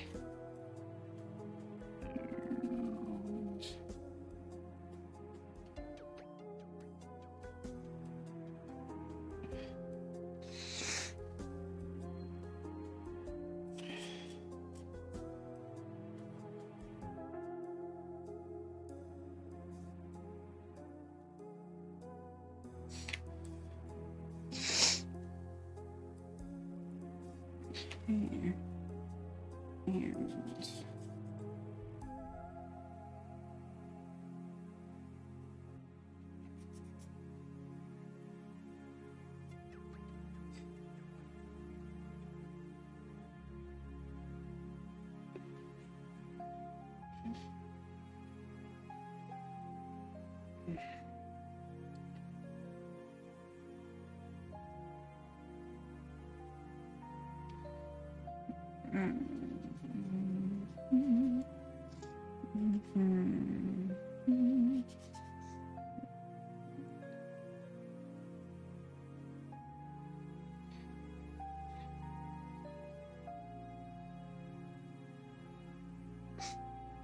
And I think that's good enough.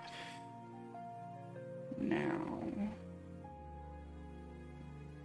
to paint.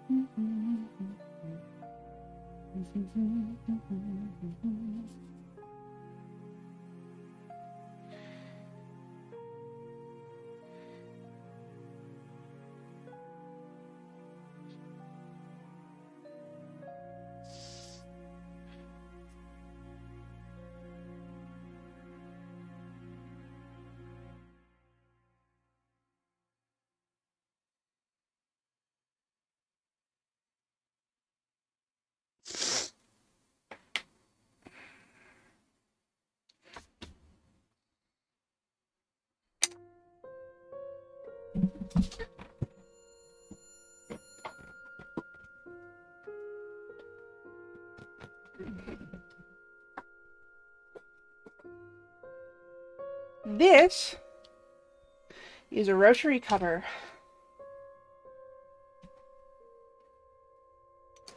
it is called a rotary cutter because it cuts with a wheel. And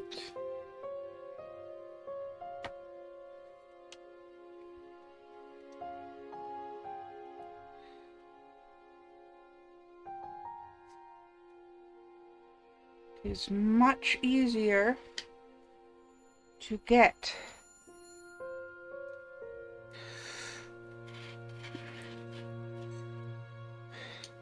a straight, even line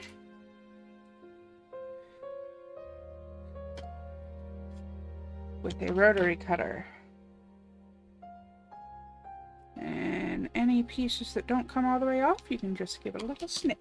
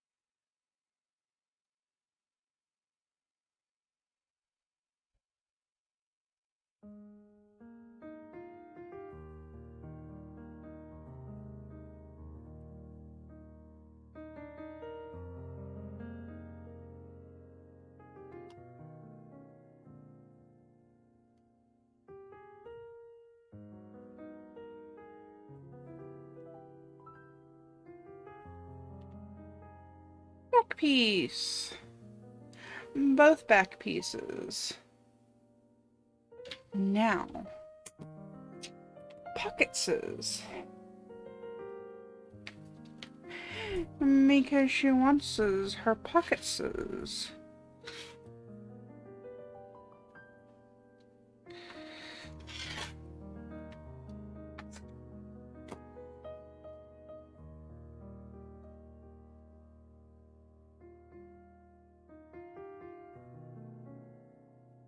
Let's see.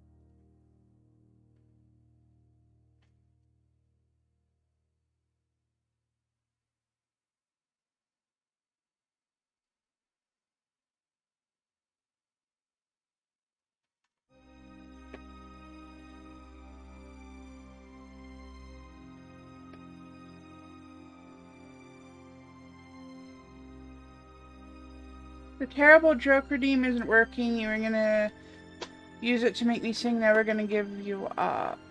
Hang on. Did I miss a redeem, or is it actually not working?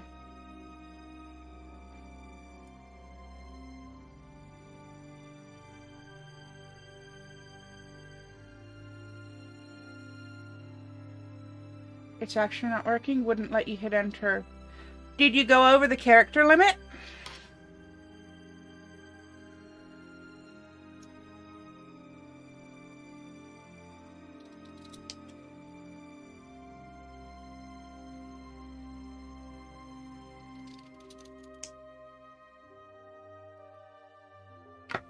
Even Twitch is saying no to Rickrolls. Okay.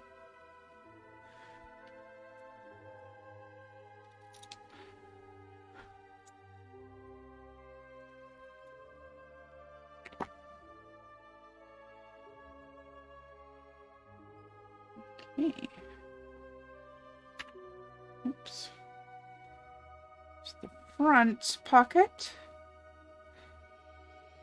That's going to be super cute. Let me turn it around. So it looks like that. Thoughts on the terrible joke you sent me on Skype? Oh, the one that your mom laughed at? Oh, it's an old classic. I love it.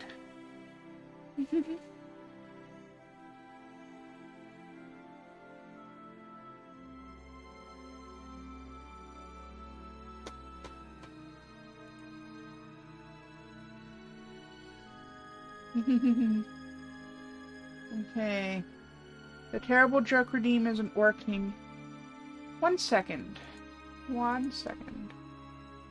Let's see.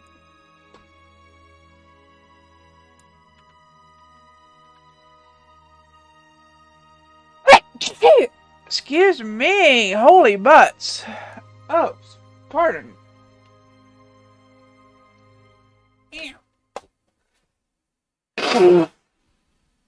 Ah, mother hecker.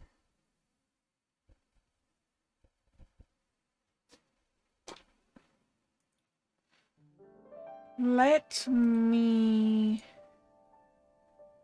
I'm just gonna see if I can get into my bots account. See which Chrome profile I have for that.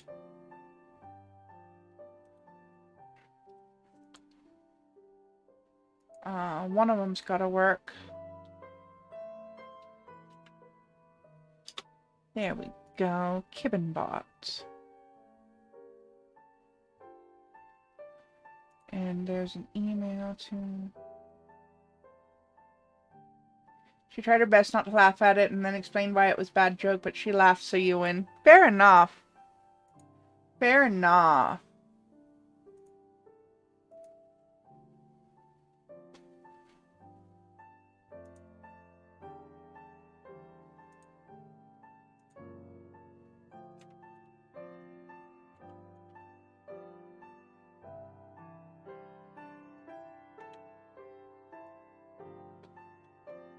Okay.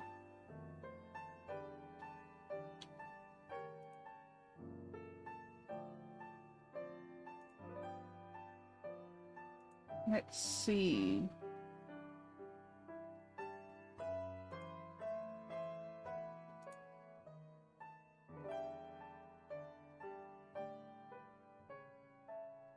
Terrible joke is 750, so I can't test it on Kibbinbot right now.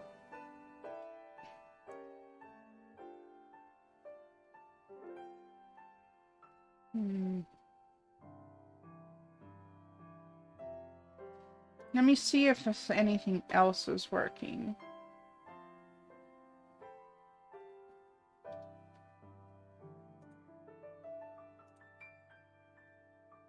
Okay. Other things are working. The 1500 one where you read terrible joke. Yeah, Kibbinbot only had 300 chocolate chips. Because Kibbinbot is not an account that I normally use. So, basically, the Kibbinbot account only exists to run my chatbot. So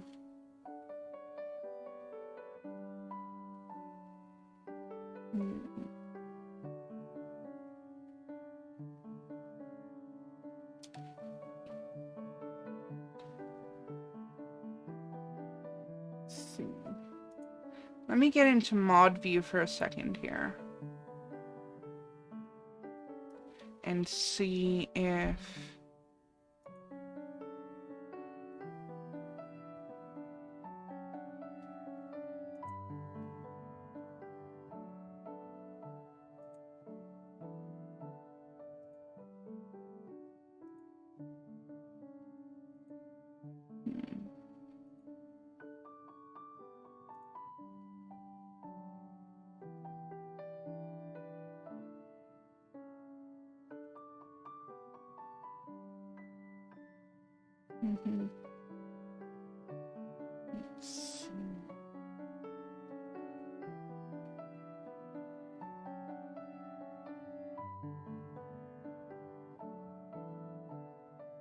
Sorry, I'm just trying to figure out what's going on here.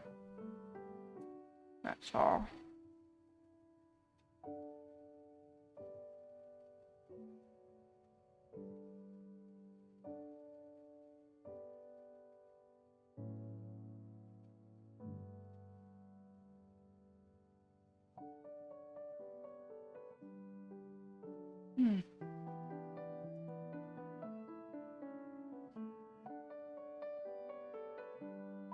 Hey, Amalga, can you try the I Read Your Terrible Joke 1500 point redeem, and I will refund the points if it goes through?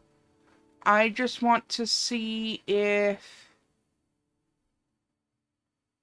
it's broken for everybody or just for one person.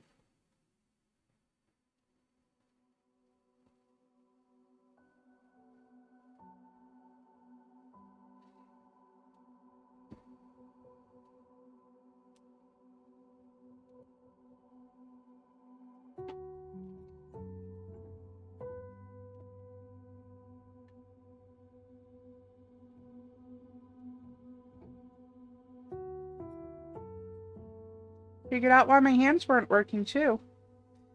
They'd come on unplugged.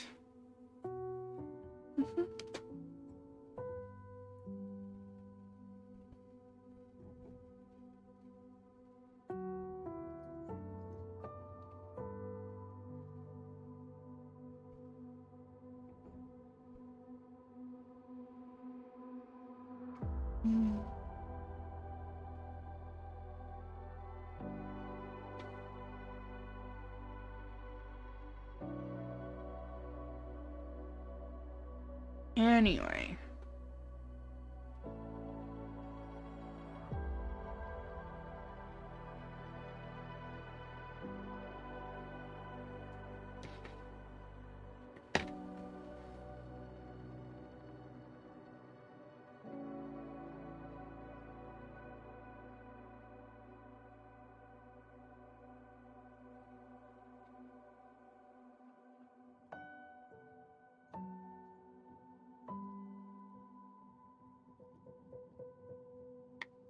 Okay, seems like it's only broken for one person.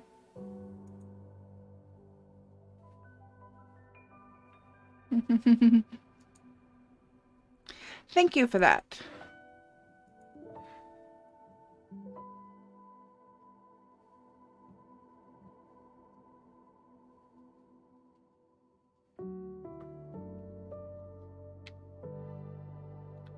Yeah, try reloading the room and see if that helps. It might be all it is.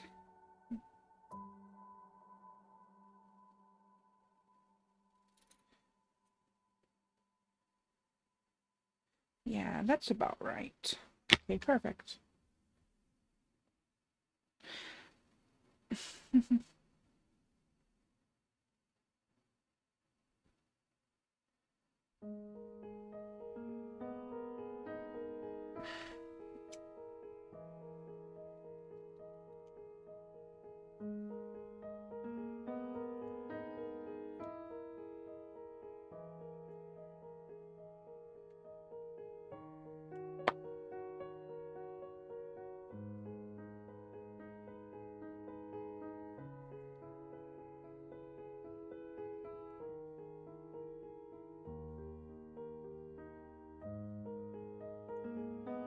You've got some recycling you need to take out? Okay.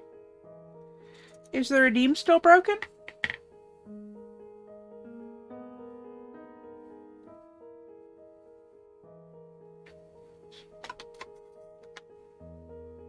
It was on cooldown? Ah, right. I forgot it had a cooldown.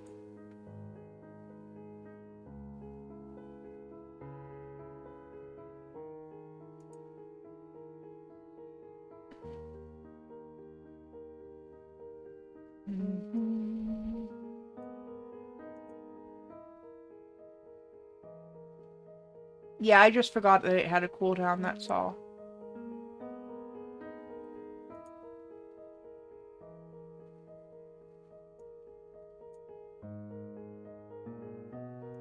Alright, see you when you get back from the recycling.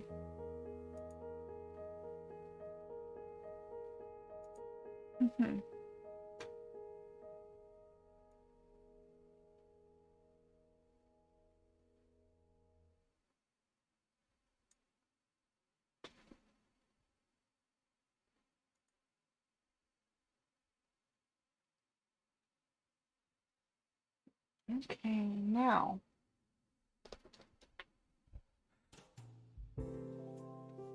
Red.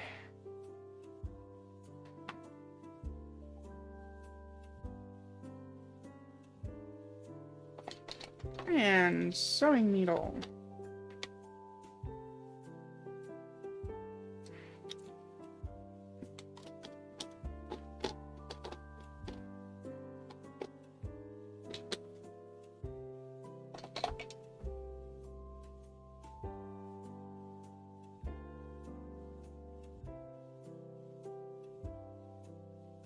And where did I put my little scissors? There are my little scissors.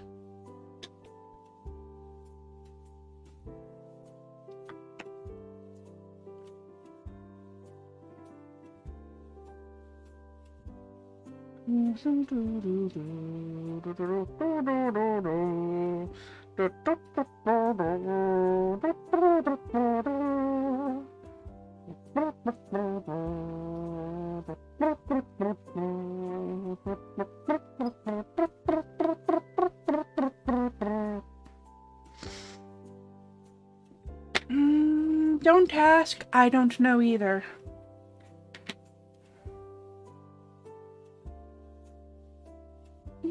Tiny iron, that's what I need.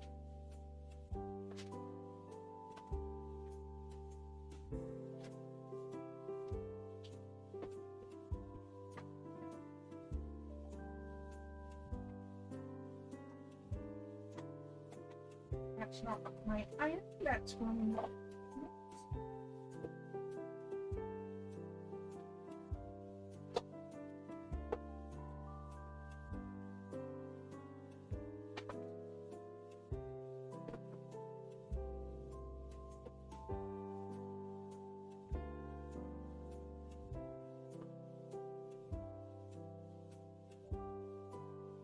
Can't find the tiny iron. I'm gonna use the hair iron instead.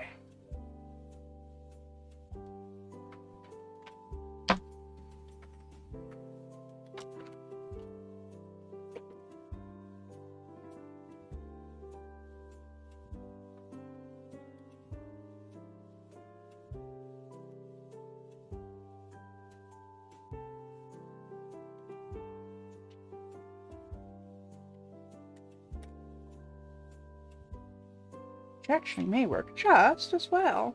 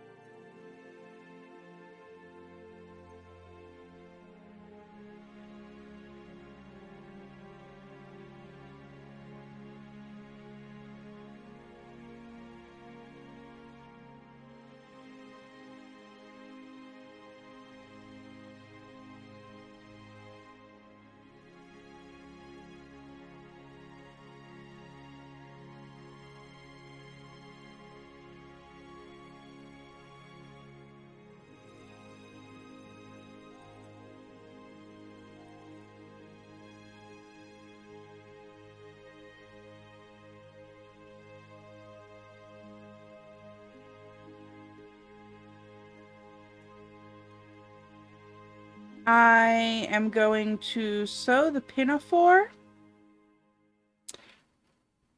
and then I think I am going to wrap up for tonight. And Amalga, let me know on Skype when your next day off is, because that's the day that I will continue the doll. In the meantime, after I have sewn the pinafore, I will finish rerouting the doll off stream, and I will also see about designing and or sewing a little t-shirt to go underneath the doll as well. To go underneath the pinafore, I mean.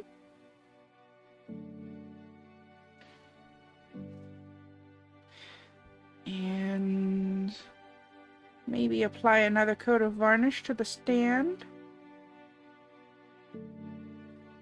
Oh, welcome back. So I was just saying that I'm gonna sew the pinafore. Yeah. I don't have to continue it on your day off. Oh, it's gonna be a little bit before the end of the stream, because I am gonna finish the pinafore. So you can finish taking the recycling out if you want. You know. Alright, I just would prefer you to be able to see it if possible, Amalga. But if it doesn't work out, it doesn't work out. But let me know what your next day off is. Because I'd prefer to do, like, games and stuff that's not as... you know, that you can see anywhere. I'd like to do those... on days when you're not going to be able to watch, and save really interesting things like things that you send me or things that you request, or like make with Mallow streams and things like that on days that you don't work whenever possible.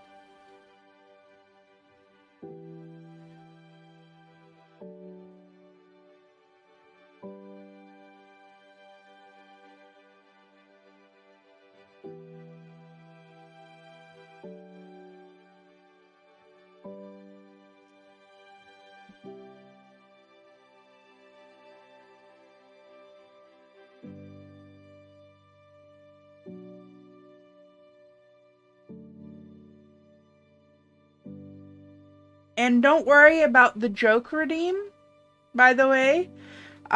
When you're back and can listen, I'll just sing the Rickroll for free to end the stream. Is that fair? It has been a while since I've done a Rickroll on stream. I think it's time to do one.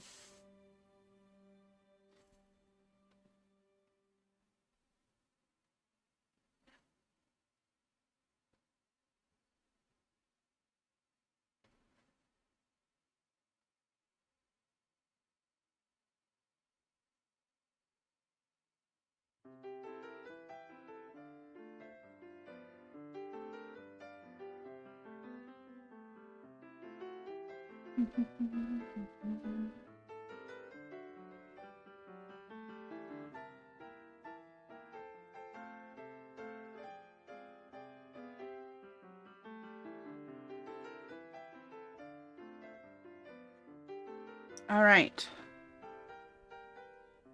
Top hem of the pocket.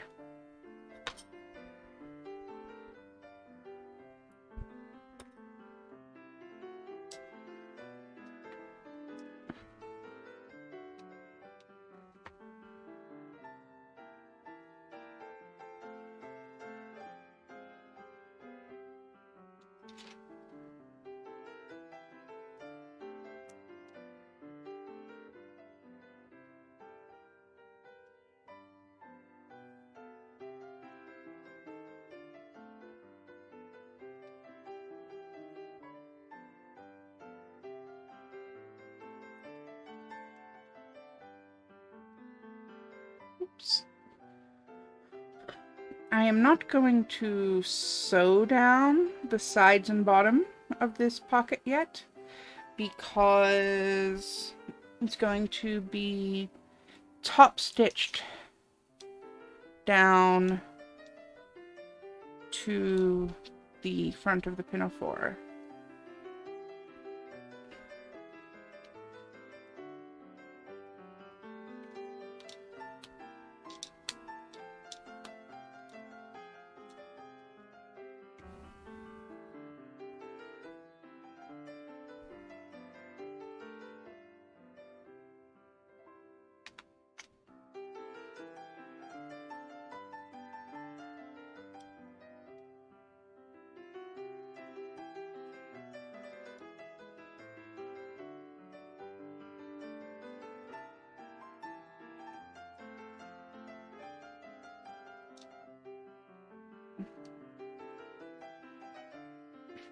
This hair iron is working really well for doll clothes, by the way. Why didn't I think of this before?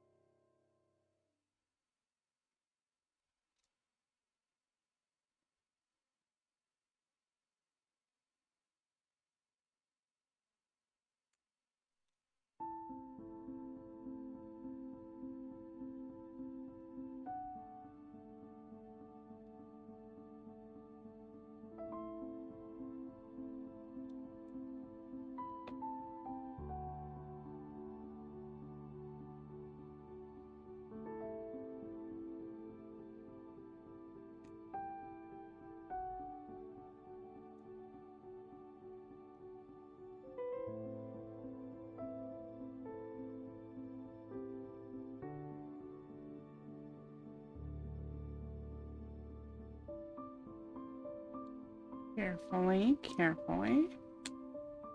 There we go.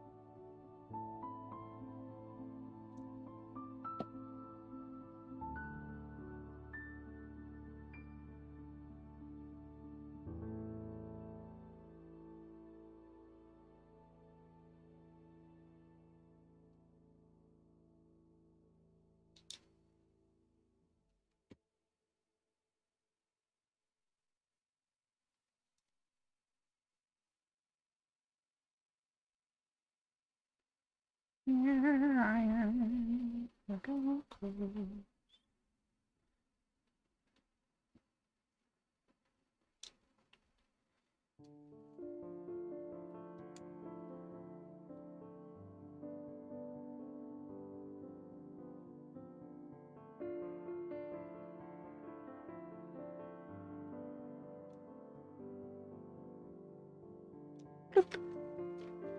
Okay, and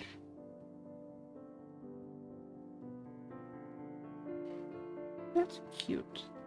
A little smaller than I'd hoped, but it's cute.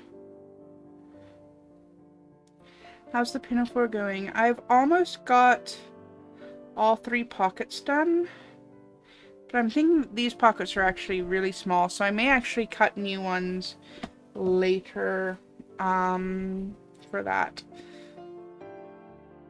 So I'm just gonna keep the front pocket out here for now. And I cannot believe how well the hair iron is working for doll clothes. This is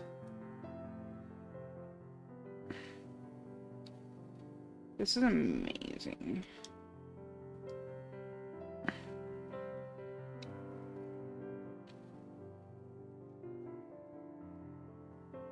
All right.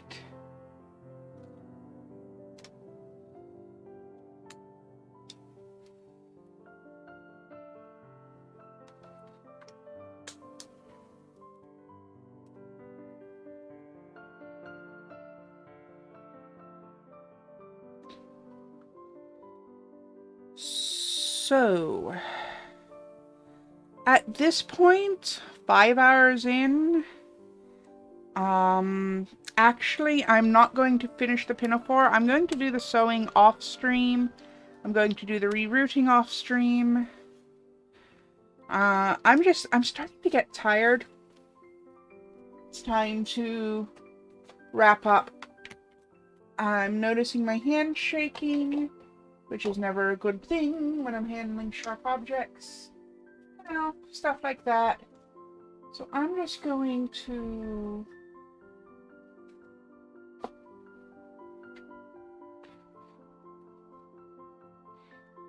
I do need to cut 2 more lower pockets. And I think I want the lower pockets more oversized. But the top pocket's done. And all the pieces are cut out. So I'm just going to take this paper clip here and clip all the pieces together so that I don't lose them.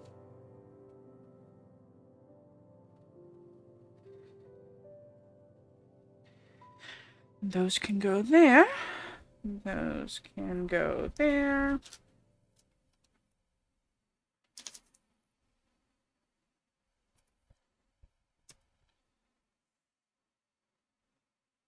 All right. Now, I said I was going to sing you out with a Rickroll. And I always try to keep my promises. So...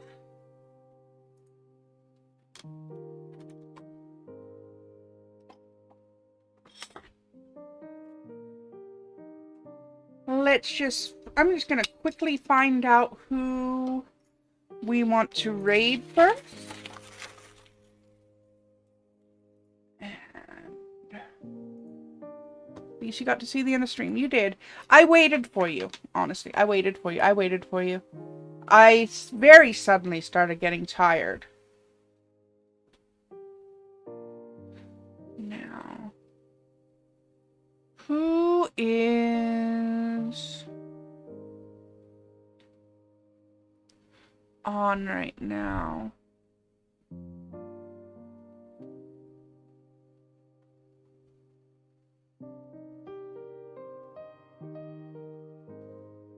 Tia Singer, who is that?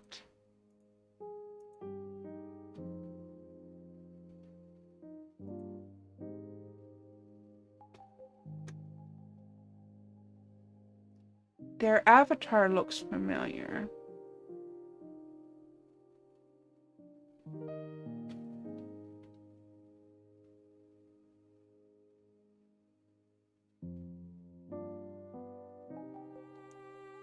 I've just got to wait for... I want to see what they're doing before I raid out. And see who... So, you know what? I wish Churro or somebody that I knew was online.